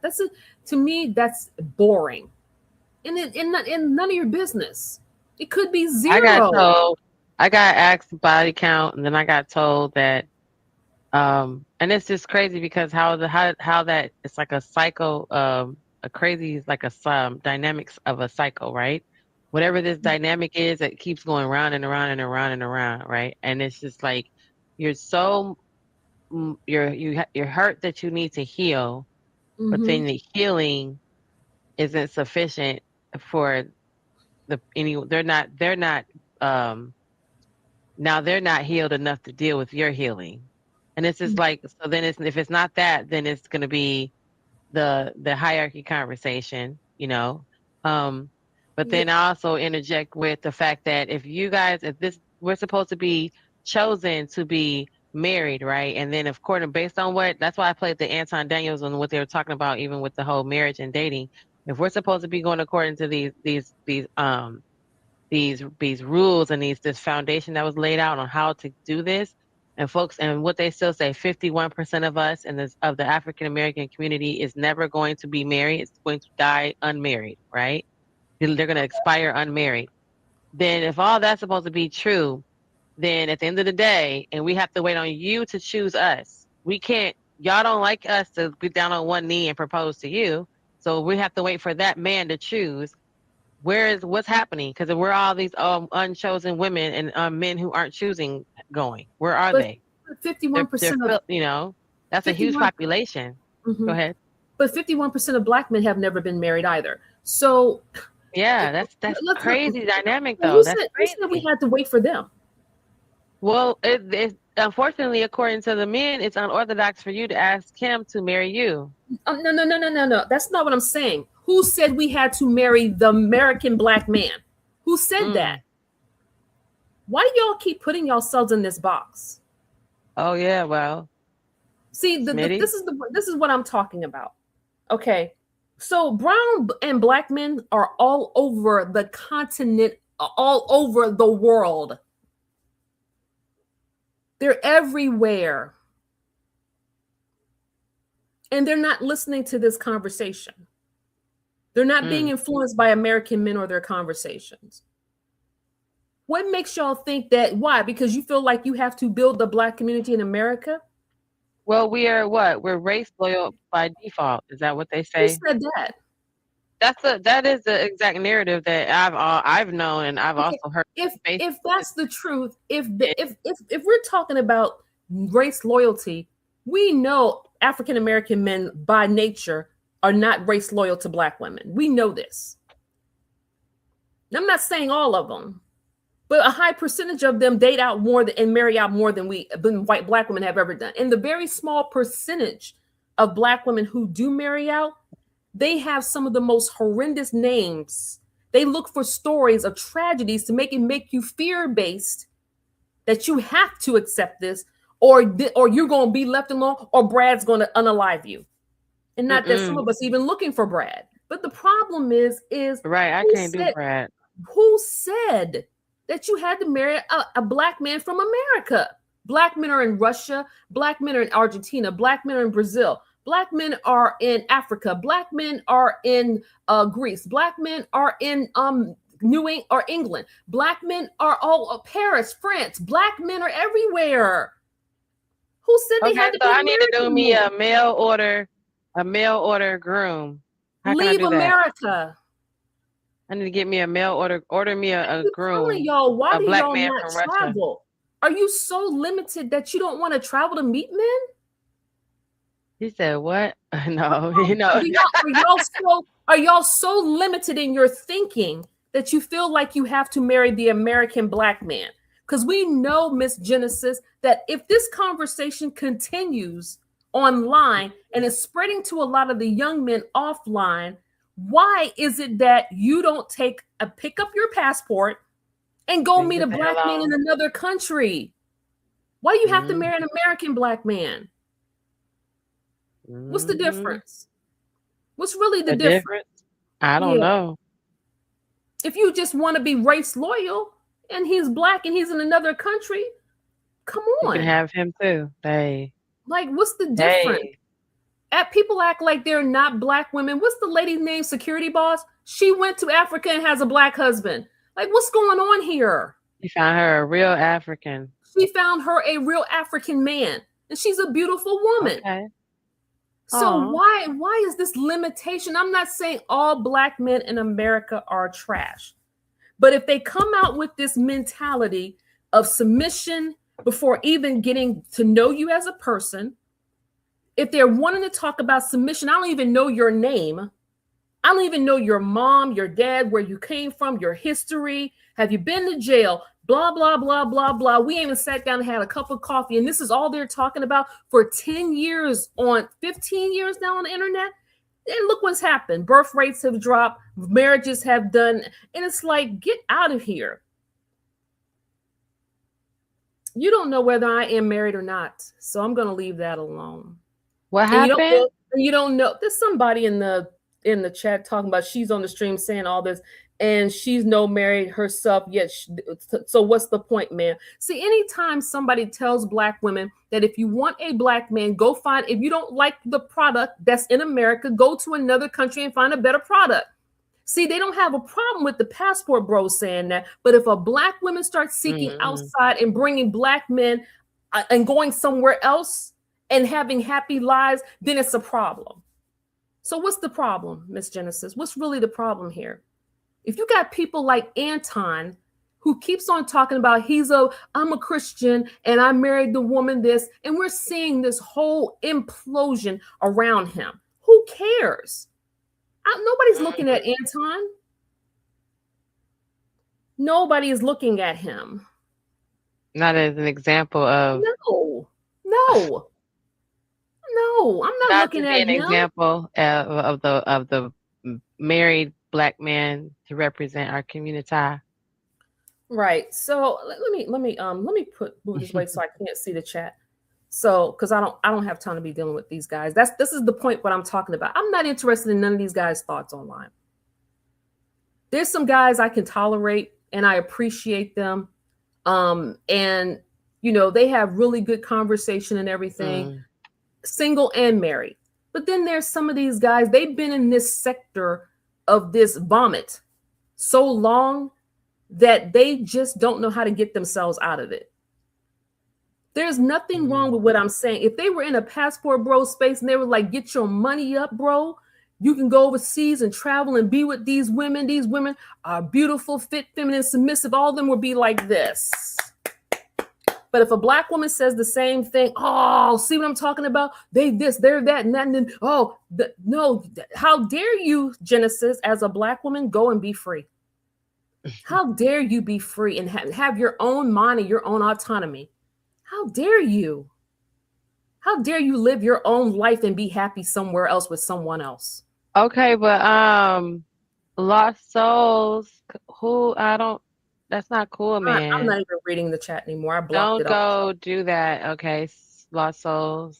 I'm So gonna they can hide say you whatever for a they want to second, say. I'm not going okay? to change my I'm just opinion. gonna put you in They a can little argue. Who timeout, cares? okay? They can cry all they want Alright? to. I'm not going to change my I had opinion. to put you in a timeout from headquarters, okay? That's a little HR issue. That's not nice, okay? I'm not about that life over here. If you have something to say, people these people frequent these panels all around. If you have something to say to someone, you know, that's not fair to use someone's chat to go after anyone. So you can just disagree with the subject. You can disagree with the comments, but don't go after a person personally. Right, but I'm tired of seeing beautiful Black women who are well spoken, Mm. who have the nerve. These guys have the nerve to think that they can determine what is masculinity and femininity all at the same time. What we need to do with our hair, what our figure needs to look like. This, and these are all the requirements we have for you as women, and none of them are worth it. I ain't seen nothing that would be worth me sitting there trying to compare myself to like, oh, I'm not fighting for these guys. What are you kidding? There's billions of men in the world. Who cares? And I hate to be like that. But at 30 some years old, you're not an option anyway. So who makes you think you would be an option? And see, they will get mad at me, but they will be over there applauding the Passport Bros. They'll be applauding the Manosphere. They'll be applauding Obsidian and Tommy and all these people who don't have anything to show for it either. And they want to sit there and talk about, oh, you know, she this and that. I don't care. Cry me a river. Sometimes you just got it. Like, it's not being mean. You know what it's called? It's called knowing yourself. I'm not putting up with that stuff. I don't have to. Not when there are other men all over the world who know how to talk appropriately to a woman, who know how to open doors, who are respectful. No. So Renee said, we have young Black men right now in this country that, oh y'all, I'm eating a Twizzlers, hold on, that are not trying to follow behind old Black men. That's why they don't listen to them. But see, what I was talking about the other day too, Renee, was that not that it mattered, but we don't know if it's mattering because some of these people, there's no physical distinction between the elders and their parents, because you know, and they're trying to say, I'm not trying to say it's because we look young, but this generation, that line is very blurred for them, to where they can look at you and you're the auntie, but you don't look like, you know, you're not Medea, you know, you're not the aunties that we grew up knowing, you know, the big mamas that we grew up seeing, that we can definitely tell that big mama look different from my mama. Right now, your grandmama can be, you know, looking like Nia Long at 56, and your mama could be 32, and you could be a whole teenager out here, and you got to look at your mama and your grandmother, and they look the same. So for them to say, oh, you know, this is to listen to your elder, where is the elder? Because there's no old men with beards, gray beards, sitting in the barbershop talking about, let me tell you something, young buck. No, them men aren't doing that. Those young men in the barbershop look just as young as these kids' daddies. So who are they supposed to be looking for? Where's the elder at? So I had a young kid tell me that, like, respect your elders. Like, where the elder at then? And I'm looking like I know how old I am. But, you know, to them, I mean, bless his heart, but he was like, you look as old as my mom. And I'm like, I understand. Because I guess if you saw Medea or that figure, you know, that kind of woman, you would automatically kind of respect her because she looks like a nana. She looks like your grandma. She looks like you're supposed to respect her. Not saying that they shouldn't be respecting, you know, that we look like we shouldn't be respected. He was just expressing that, you know, the grandmothers of today, that those elders are awfully young, youthful looking, and it's very hard for them to look at us and just assume this is an old person, you know. Yeah, that's part of modernity. Modern times, better water, better food, better skincare, better hair care. That's just part of life. But we're not going back to traditional. I don't know what's going on with people. That time that was past, that's never coming back again. And I think people need to learn how to grow up and move on with their lives. Period. There's nothing going back. So people can have a disagreement, but my choice, There's no men like my daddy. I'm sorry. I'm not going to marry my dad anyway. My dad is a wonderful, amazing, and just the best father in the world. But one of the things that he told me is I have my own choice. I can live my life the way I want to. When I'm ready to bring that person and say, Baba, it'll be that. But until then, I go and travel and do what I want to do. I don't have to. I have my own money. I don't work for any corporation. I built my own businesses. Thank God for my grandparents. I don't have to submit to anything other than me taking care of my bills. So, and I'm not going to marry anybody who has that type of mentality. That's just not something I'm going to do. So, so when people hear that, because you know something, men hear that kind of stuff because they have a problem with people having their own autonomy. Miss Genesis, it's just weird. It's weird. Like, who's listening to Anton Daniels? What kind of image is he? I think I've met 2 or 3 men online that are husbands, fathers, that really emulate. And those are the guys that I've been around in this space the longest with. And those are the guys I have the strongest relationship as far as friendship goes with. And it's not, but I'm going to travel and do whatever I want to do. I am. See? So who's listening to Anton? I'm sure this guy has something to say. Hustler must have just popped back up here. He dropped down a while back. Hustler, what's going on, H&M? Nothing. I'm about to go to sleep in a little bit, but I want to say something real quick. Aw. Yeah, the young lady mentioned the passport bros, how they don't get as much backlash as the passport sis. I kind of disagree because based on what I'm noticing, anytime men, whether they date outside their own race or go overseas, they get way more pushback compared to the women who do the same thing. That's just what I'm noticing. So I don't agree with that 100%. Now, do I think men go over there for good reasons? Well, some do, some don't, but I guess they each their own. But I'm noticing too many women go up there just to engage in bullshit from what I'm noticing. I'm hearing stories about women going to Dubai just to get pissed and shitted on. Now, what the hell? Don't we call that out enough? Oh, the porta potties, yeah. Those are the girls I just that heard call them about porta That's potties. that's what everybody's doing overseas. No, that's just what not those particular everybody, but ladies he's are doing. saying, yeah, the That's women that are who's going doing? over there. Those particular women are doing, right? Yep. Okay, so what does that have to do with me? Now I'm just saying we condone that, but men going overseas for other reasons, we don't want that. I don't listen to that kind of content. So whatever those women are doing, that's their business. It ain't got nothing to do with me. I know. Let me tell you something about the passport sector. I came out of that sector. Really? I know those guys. Yeah, I know those guys. I know a whole bunch of them. Yeah, I came over there because that's where the war was at first. I didn't have nothing to do with this red pill mess. When I came into this sector, was a conversation going on TikTok with these old dudes talking about the passport bros. That's where I tapped in with all this mess. So when I started listening to all these passport bros, there was a guy named Peso Man back in the day. All these guys were talking about the passport bros, and I would be in the clouds listening. And then as time went on, I started finding out who was who, had conversation. I know about Razor, all these guys. I know about every one of them. Mostly everybody in the travel space. If you Austin, everybody. I find if it's there, I know it. That ain't no secret. I know about the whole thing. Floyd, everybody. I know anything that I need to know. I know it already. I'm not giving no secrets out, but I know. But this little internet stuff about, oh, these women are going to Dubai. Well, if that's what those women want to do, that's on them. But they don't have anything to do with the way I move. The reason why I travel is the reason why I travel. I don't have nothing to do with the way those women do things.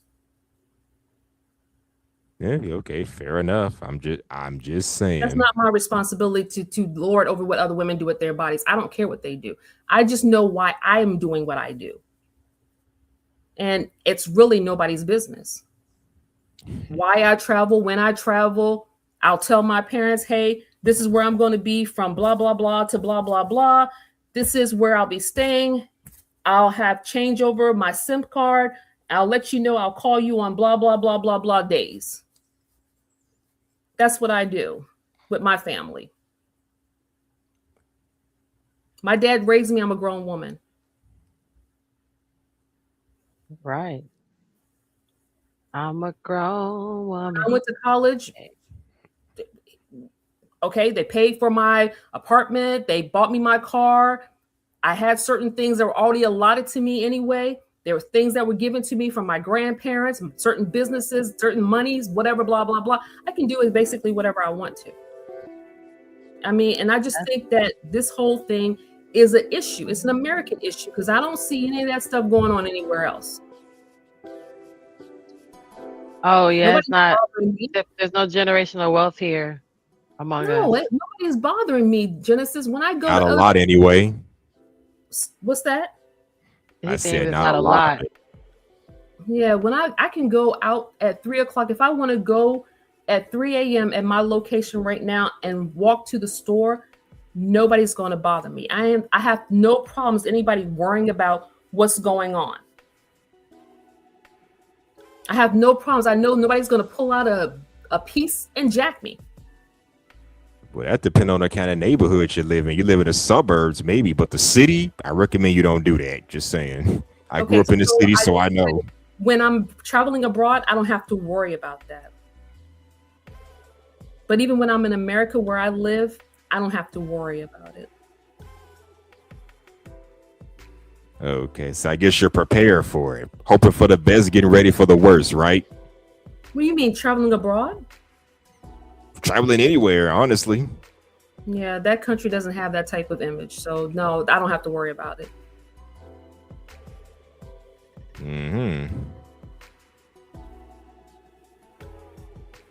I'm just saying you got to be careful everywhere you go. I don't care if it's here in America, overseas, wherever. Be careful everywhere you go. It's a lot of stuff happening out here. Just saying.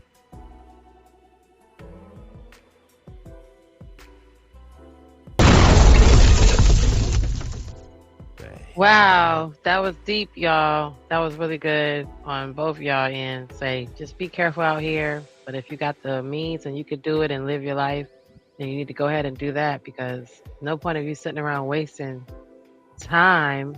Y'all, I have some newcomers over here. Well, newcomers, but they just got here. So shout out to, I think that I say what's up way back in the beginning when I said what's up to Renee.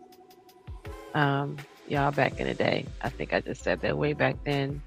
Who else I just got? Oh, Poppy Blanco just came in. Poppy Blanco says, hey, yo, how's everyone tonight? How's everyone doing tonight? We're doing good. I have my little crowd chilling over here.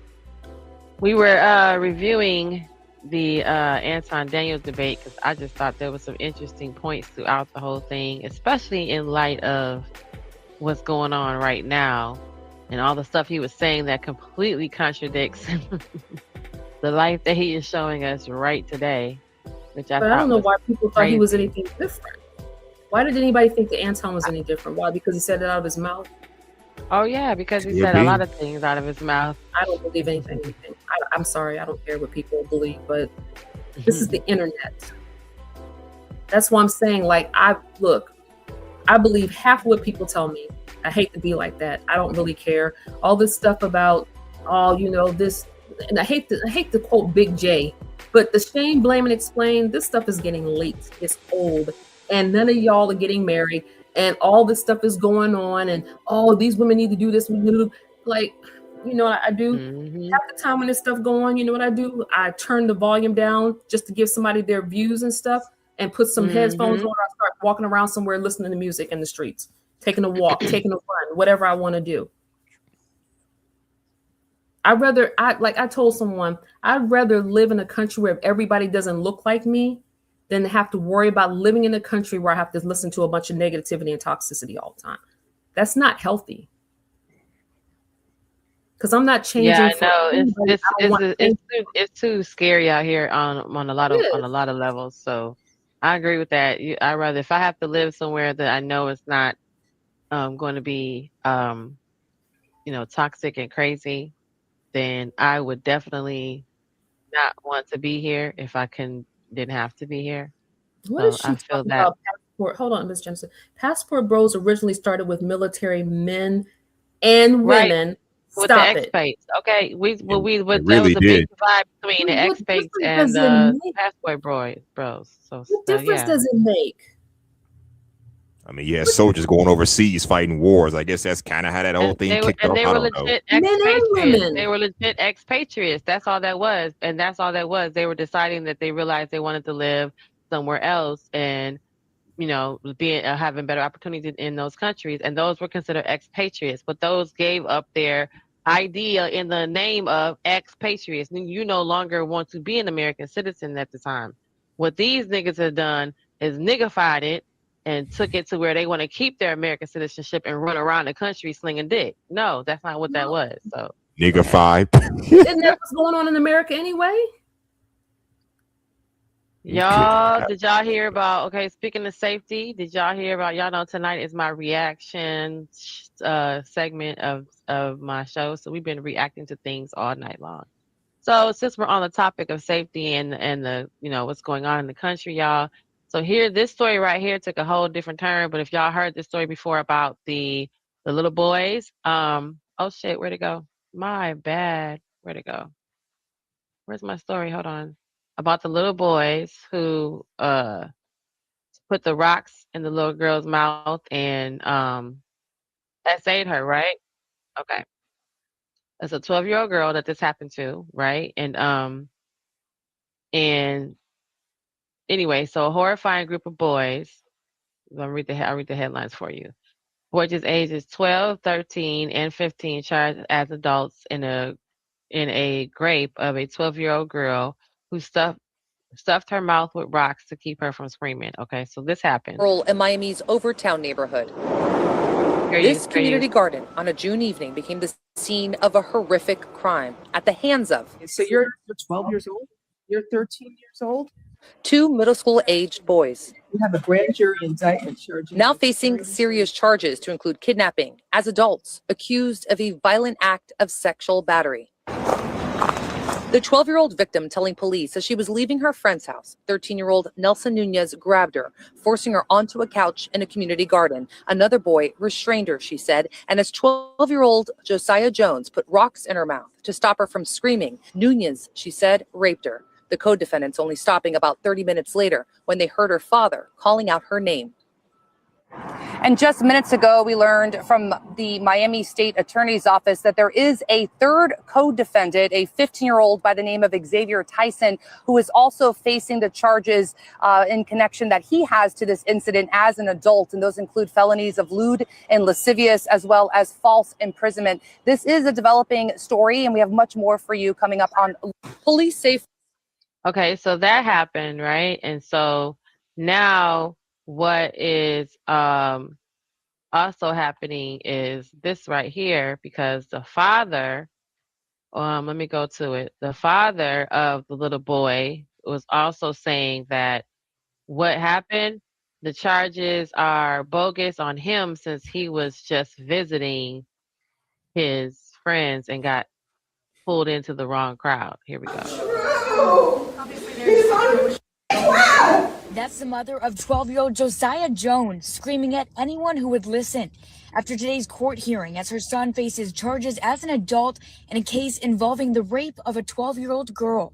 I don't care if they get 10, 20, 30, 40, 50 years, 100 years. Guess what? I'm going to always feel like as a mother, as a woman, I'm going to always feel like it's not enough. The girl's mother speaking to Local 10 recently saying she just wants justice for her daughter. According to police, the girl was leaving a friend's home when she encountered the boys near a community garden in Overtown. Investigators allege 13-year-old Nelson Nunez raped her, while 12-year-old Josiah Jones and Xavier Tyson, who was 14 at the time, restrained her.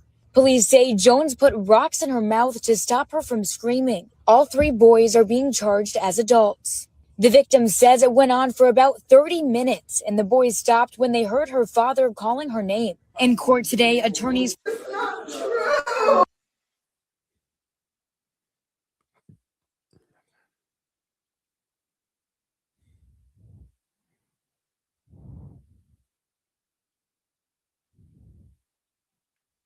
That's just sad.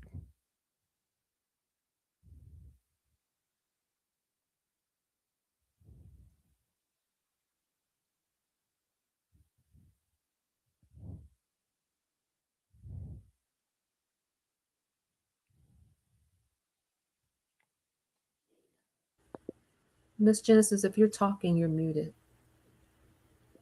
Oh, I'm sorry. I was told talking. I was like, hold on. I was like, yo, that's crazy, right? Y'all didn't get me. Okay. I thought it was lagging on my end, but go ahead. No, I was reading this though. I'm glad my little cursor was moving around. So I was like, hold on. But yeah, I was just reading, okay, because this is the update that the father of one of the 3 boys charged with the rape of the 12-year-old girl calls the allegations bogus, said his son, a young black man who was just visiting Miami and was with the wrong 2 kids. So that is happening right there, right? So you got the whole, that wasn't my kid, you know, he's not part of this. He just was visiting here. And then you have the other 2 where they're obviously, you know, they obviously did this. So I just wanted to pull that out because to me certain things are interesting. And then when we get into these conversations about, you know, we just had a whole show yesterday or the other day about, you know, the youth and what's going to happen because who's supposed to be teaching them the right thing to do? You know, this is scary because little 13-year-old, 15-year-old boys are my size, you know? So I don't know, Mine y'all. too. But I'll still put an ass whooping if need be. Shit. Right, but we don't have enough men to balance out the degenerate little boy count, you know? There's not enough good guys. And then who are they going to listen to? They're not going to listen to you guys. I mean, who are they listening to? You can't tell them to pull their pants up. How you going to stop them from sexually, you know, assaulting someone? Yeah, I don't know. Thought it was just a crazy, crazy, crazy story. Especially now that folks are like, I don't know. Mm. Who else is here? Smitty's still up here? Smitty's still here. I think he done fell asleep, y'all. Smitty chills. I don't, you know. Yeah, he does. Smitty don't never hardly. Let me tell you something. That's one dude you can have a conversation with. Smitty is not. He just chills all the time. He's just not a messy person. Not no disrespect. He really is not like that. So we go way back. So I already know she ain't lying about that. Just saying. It's just a chill person. That's just who he is. Honestly. He is. And speaking of going to sleep, speaking of going to sleep, I'm finna get some shut eye myself. Well, it's nice talking to you. Shout out to you, Genesis. Okay, thank you for coming by. Innocence, Genesis, all your innocence messing with you, things get menacing. Yeah. Hilarious. Thank you for coming by, hanging out. Of course, anything for you, my lady. I might do a show this Saturday, but I'll send y'all the details. Okay. Okay. All right. Good night, y'all. All right, good night. Night. Morning. Good morning. Well, we don't mourn around here, right? Hey. We don't mourn around here. We say good day. That is really.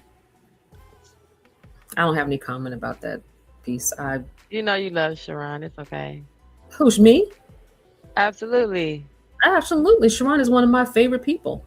Absolutely. Absolutely. Aww. Sharon is one of my favorite people of Brownsville. Like I said, there's certain men in this space that I can jive with them. And then there's some, let me tell you something. There's some people in here. I've had debates with Obsidian before, and Obsidian has never disrespected me. Not one time. So I just know the next time there is a conversation I have with Obsidian, I'm gonna get me one of them voice boxes. I'm gonna get loud on him. So I get loud on him. I'm gonna do that little thing that he does. Other than that, you know, like let me say, a lot of these people are characters. Some of these people I take seriously because I've seen some of the stuff, and I heard something today that was really from a black guy on a certain channel, and it's been there for a while, and I'm wondering how he got off on some of the stuff he's been saying about African American women online. I've been thinking about that for a while today because I was like, you know, how does this guy have the audacity to get online and say some of the stuff that they say? So all this stuff about, what I see online, what black women doing, these are all stories online. I don't know if none of this stuff is true, and I don't know if it's not true. So, but I'm just going to continue enjoying my life and not worry about it. I feel utterly safe where I am, and I don't worry about it at all. And there's other Americans all around as well, and they don't feel unsafe as either, Miss Genesis. So I literally, I think people just need to get off their high horse and travel, because I'm not going to let America keep me captive. I'm not. That's what we got to choose from right here. How you doing? This is Savon, 27 years old, originally from Cleveland, Ohio, and I'm just looking for a live-in girlfriend I can move in with. I've been struggling for a minute. I have blood clots. I have heart failure stage 1. It's only stage 1, so it can. So let me get this straight. You looking to come into a bitch house and possibly succumb to your medical issues, and you don't have anything to offer. They not even coming with, girl, they ain't even trying to finesse. They just laying it all out there. How y'all doing? This is Savon, 27 years old, originally from Cleveland, Ohio, and I'm just looking for a live-in girlfriend I can move in with. I've been struggling for a minute. I have blood clots. I have heart failure stage 1. It's only stage 1. Yo, he sound like, who do we know? He sound like JP. I'm sorry, yo. They believe they just lay it on the line like that. We're just gonna be feeling so. They looking for that nurturer that needs that woman who. See, I hate that factor because they looking for the one who don't have any children, or her children is grown up and gone, and she still want to be. Girl, don't do it. Don't do it. Don't do it. Is that a joke? No, look, Renee said. She said, I seen this story. And there's a couple guys. There's another guy. He fine though. This guy looked dusty, crusty. But another dude, he's handsome. And then oh my God, there was another dude. I think he was like, he got light eyes. He had these long dreads. He posted his video and they showed him and he said, yep, within like the next 30 days, he had women coming at him, but he was handsome. So I guess the whole point of them, posting these videos and making these little reels like this, these guys are dead ass serious. They're telling them like, look, I'm homeless. I ain't got nowhere to go. Because they believe, remember how JP says that his real life is content. So they believe this is, put this out here, let people know how I'm doing. And the people whose heartstrings it pulls on, they're going to, come help me out. However, there are some of these guys doing this. Remember the light-skinned guy that was in what was that he with the green eyes? He's an actor now. He's like all in entertainment now. But remember, here was his mugshot, and everybody was like, "Oh my God, he's so gorgeous. He's light-skinned. He's got the bald head with the stark green eyes." These guys, some of these dudes are not bad looking. This guy right here he's ashy. We're not gonna deny that. But I want to find the one where the guy, he is handsome, and then like he broke news on the fact that he had so many DMs because they were like, "Yo, fine ass should not be out here homeless." And somebody scooped his ass up real quick, and he took a picture of himself indoors. He was no longer homeless, girl. So yeah, they believe it. And remember, we got a point of reference, right? We have the illustrious Jay Prince and people like him saying, all you got to do is just be real and just let the people know. So now you guys, if somebody wasn't choosing that guy, this guy wouldn't even have the courage to say something. But that guy got chosen. So now he think he got chosen. He can get chosen. And here we go. Because he's not no shade to appearances, but we already know that all of these guys ain't on the up and up trying to get their life together.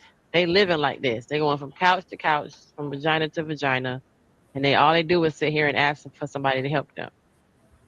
And they never get it together. That's not in the plan to get it together. The plan is to keep asking and for help. So, yeah, girl, this was real. This was like a real there was other dudes doing it too. Putting their little stuff out there like this. See, Renee said, Yeah, I don't. That's. Yeah. Because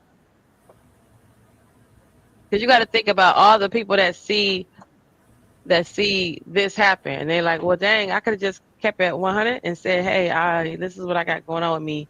And then also you have this whole idea that they should be believing that they're entitled to that part too. I'm entitled to be able to let you, to a woman. First of all, I'm supposed to have a woman. And then also they're thinking that, well, if that guy could be real and get a woman to love him, then why can't I just keep it real? So yeah. Took the one. Yeah, I don't know what to say. I just don't. It just took That's one. terrible. Well, that's what we're known for. So, that's what Black women are known for. All it took was one. No, that's what we're known for. We're known for building up stuff like that. That's why there's such a pushback on our submission, because we're known for building men. Yeah, we are. We're known. That's our culture of building men. That's the culture of Black women. And I'm not trying to be mean or anything. And that's who we are. That's why there's such a thing about us not doing what we used to do, not being like our mothers at the same time. In the same breath, those women are the same women that supposedly put their daddies out the home. At the same time, they were the best women in the world. At the same time, they dress more feminine than we do, but at the same time, they were the worst women in the world. They had the most abortions. I can't tell from which way is up with these dudes. Like, I don't know which story y'all want to go with on what day. Who y'all trying to complain? Are we feminine? Not because we're not like our mothers and grandmothers. At the same time, those women had the most abortions. At the same time, they had multiple children by all the Pookies and Ray Rays. Like, what's going on here? That's what I'm saying, Miss Genesis. For somebody who in their early 30s, like, this stuff is stupid. I can't tell which way is up with these people. I can't. So, if they feel like, oh, I know, there's no way. I don't care, green eyes, blue eyes, red eyes, straight hair, dreadlocks, whatever. I'm not building no dude that came up out of prison. What's wrong with y'all ladies? Y'all don't see He got, it was another dude too.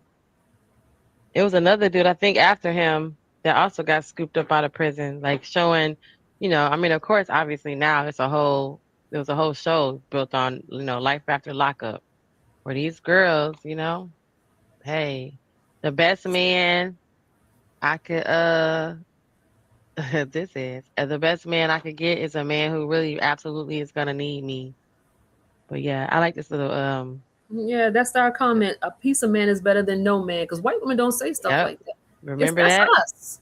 That was Betty Wright. Yeah, that's the conversations. That's the conversations around the space, because we are the builders. We're the builders. I'm not trying to keep doing that. I've already been there. If you don't have it as good as I have it, you're not even going to even have a conversation with me. Well, we used to have benchmarks though, right? Like if you had I remember at one point the benchmark was solid to where I remember women not budging and saying, hey, if I have a car, I remember one of my mom and her friends saying, hey, now that I make this amount of money, I'm not going to be able to date a man who makes less because I've already adapted to this lifestyle, right?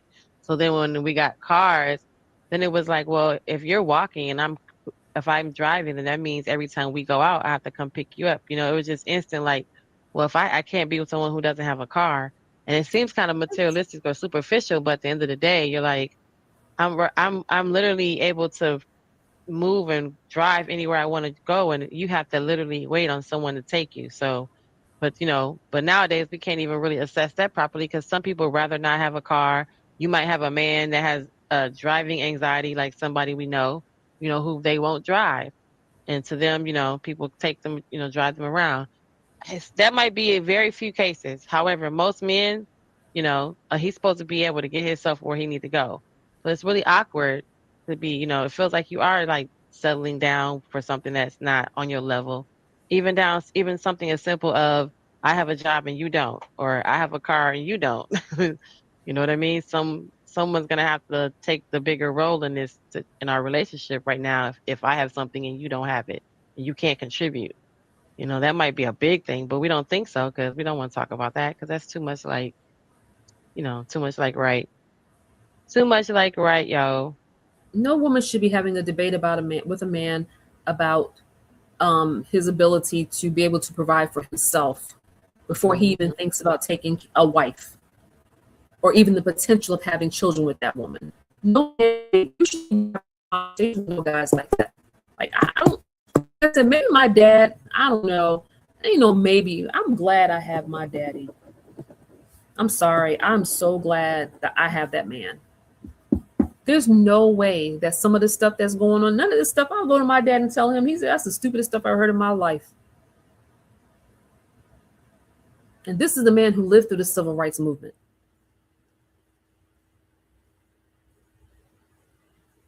So I don't know what's going on here. Nobody's walking around calling these guys boy. You get me? So. Right. We need to get back to having our children in the house when the street lights are on, period.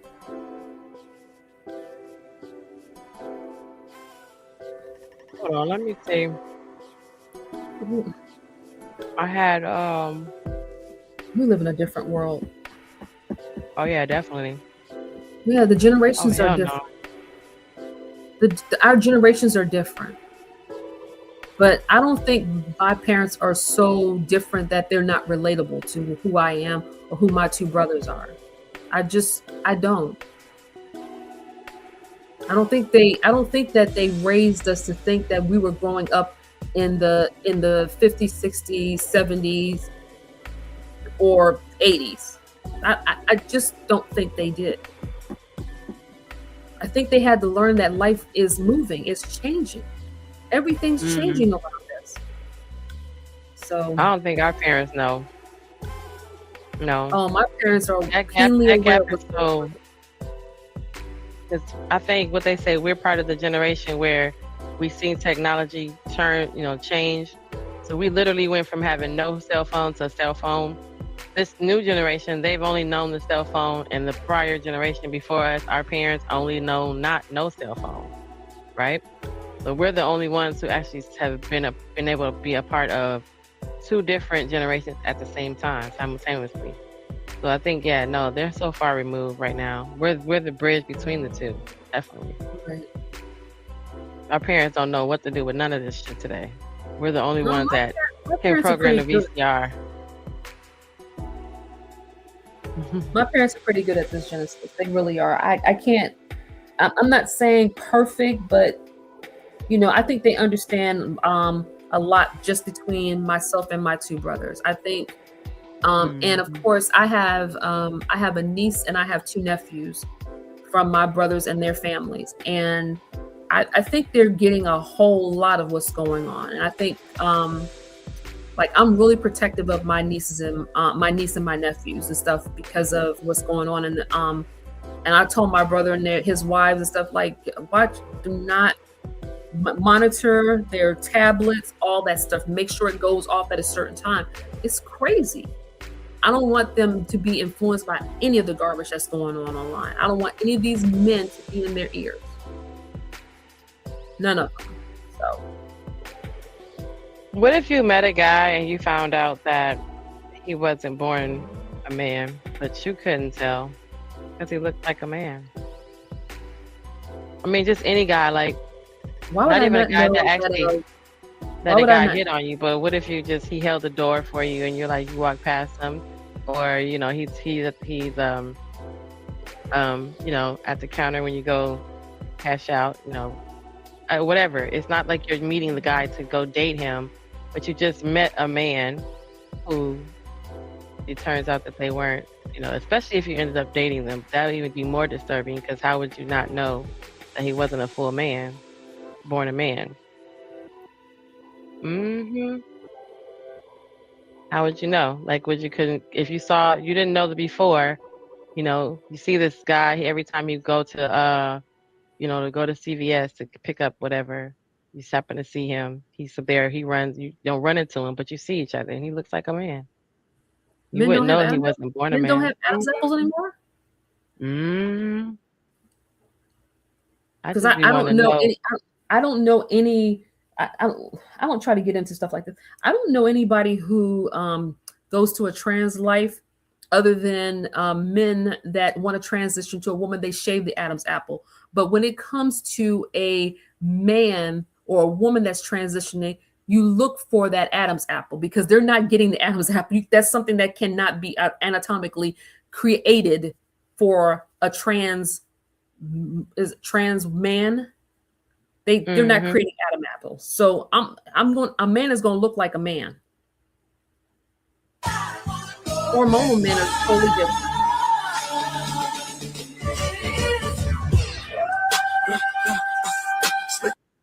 He looked like the little dude from the Chicago from the show Shy. He was Where's the like Adam's one of apple? those dudes. I don't know. It'd be underneath his neck. I'm gonna look for it. Y'all not looking? Underneath his beard right here. Yeah, that's that hormones. I mean, that's hormones, but there's no Adam's apple. You can't grow that. Mm. That's one blessing of life. You can't grow that. There's no Adam's apple. I'm just like, I don't want to be rude to anybody. I'm like, well, damn, maybe somebody held the door for me one day. Wow, okay. I don't want to be a rude or disrespectful. Yeah, But holding the I'm door ain't like, gonna mean okay, dinner. thank you, sir. Sir. Okay. Yeah, holding the door, Ma'am, sis, I'm ain't sorry. dinner. That's not dinner. But what if you So, see this the other way around, though? what do you mean? Uh-oh, you're borging. You said I'm borging? Nope, everybody's borging out. Okay. Oh yeah, you're borging too. Like I said, I'm at a long distance, and it could be the I have to go through Okay, yeah, I guess everybody borged out very quick. yeah, it might be me, but I might have to drop on That's it all right. anyway. Yeah, you're borging again. Ooh, child. Yeah, I had to mute you. Oh, thanks for Prism dropping down. I mean, thanks for oh, Smitty, did he just drop down? Okay. I'm sorry. That was Smitty who dropped down. Oh wait. Oh, it's your okay, so I'm gonna pull you down for now, okay? But yeah. Ooh, guys, that was a cool little 5 hours. Look at that, you guys. I promise I'm gonna start getting some more funny clips. He said, huh? Oh, green eyes. Though that guy, didn't he get married, that criminal with the green eyes? And then he was like on a soap opera, or I don't know what he was on, a TV show. He was on something. But yeah, dude, yeah. He had mad action. And he was all straight up from jail. These women were like, let me get him. Let me through there. Take me through there. That's what they was doing. So thank you guys, everybody, for hanging out. It is 1:56 in the a.m. here, y'all. I do need to go to bed. I'm so glad y'all hung out with me for this little bit of time, talking about this little bit of stuff that's been on my little bitty mind. Thank y'all. Let's see. Shout out to Renee. Thank you, Renee is love. Let me see. Thank you. Oh yeah, thank you for Drip. Thank you for Smitty. Thank you for H&M. Thank you for wait, am I supposed to call you? Wait, hold on.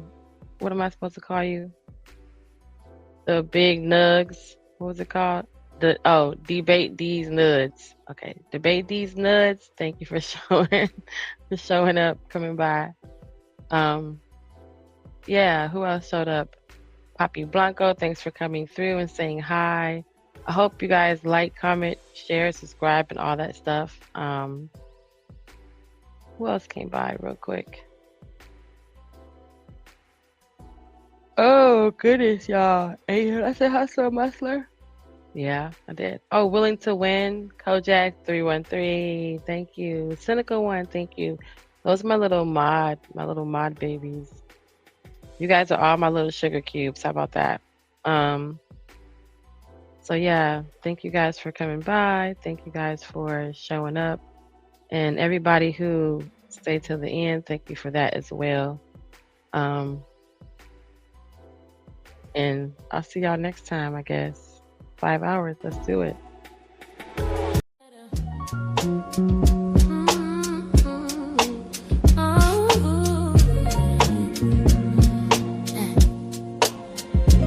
Glad you stayed till the end. Now that we had some time together, we got to go, but it's not forever. Come back and see me again. You are always welcomed here, my friend. Don't be a stranger, keep coming through. I will always have a spot here for you. Genesis, I am is who I'll always be. Honest and full transparency, keeping it real as real can be.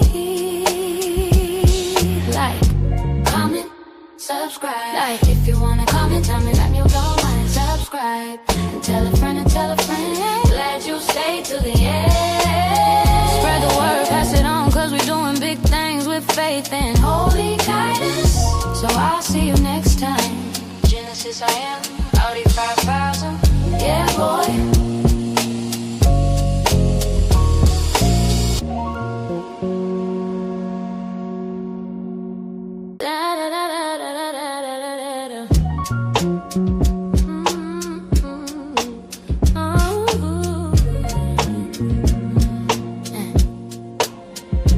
Glad you stayed till the end. Now that we had some time together, we got to go, but it's not forever. Come back and see me again. You are always welcomed here, my friend. Don't be a stranger, keep coming through. I will always have a spot here for you. Genesis, I am is who I'll always be. Honest and full transparency, keeping it real as real can be. Like, comment, subscribe. Like, if you wanna comment, tell me that you don't mind. Subscribe and tell a friend and tell a friend. Glad you stayed to the end. Spread the word, pass it on, cause we're doing big things with faith and holy guidance. So I'll see you next time. Genesis, I am Audi 5000. Yeah, boy.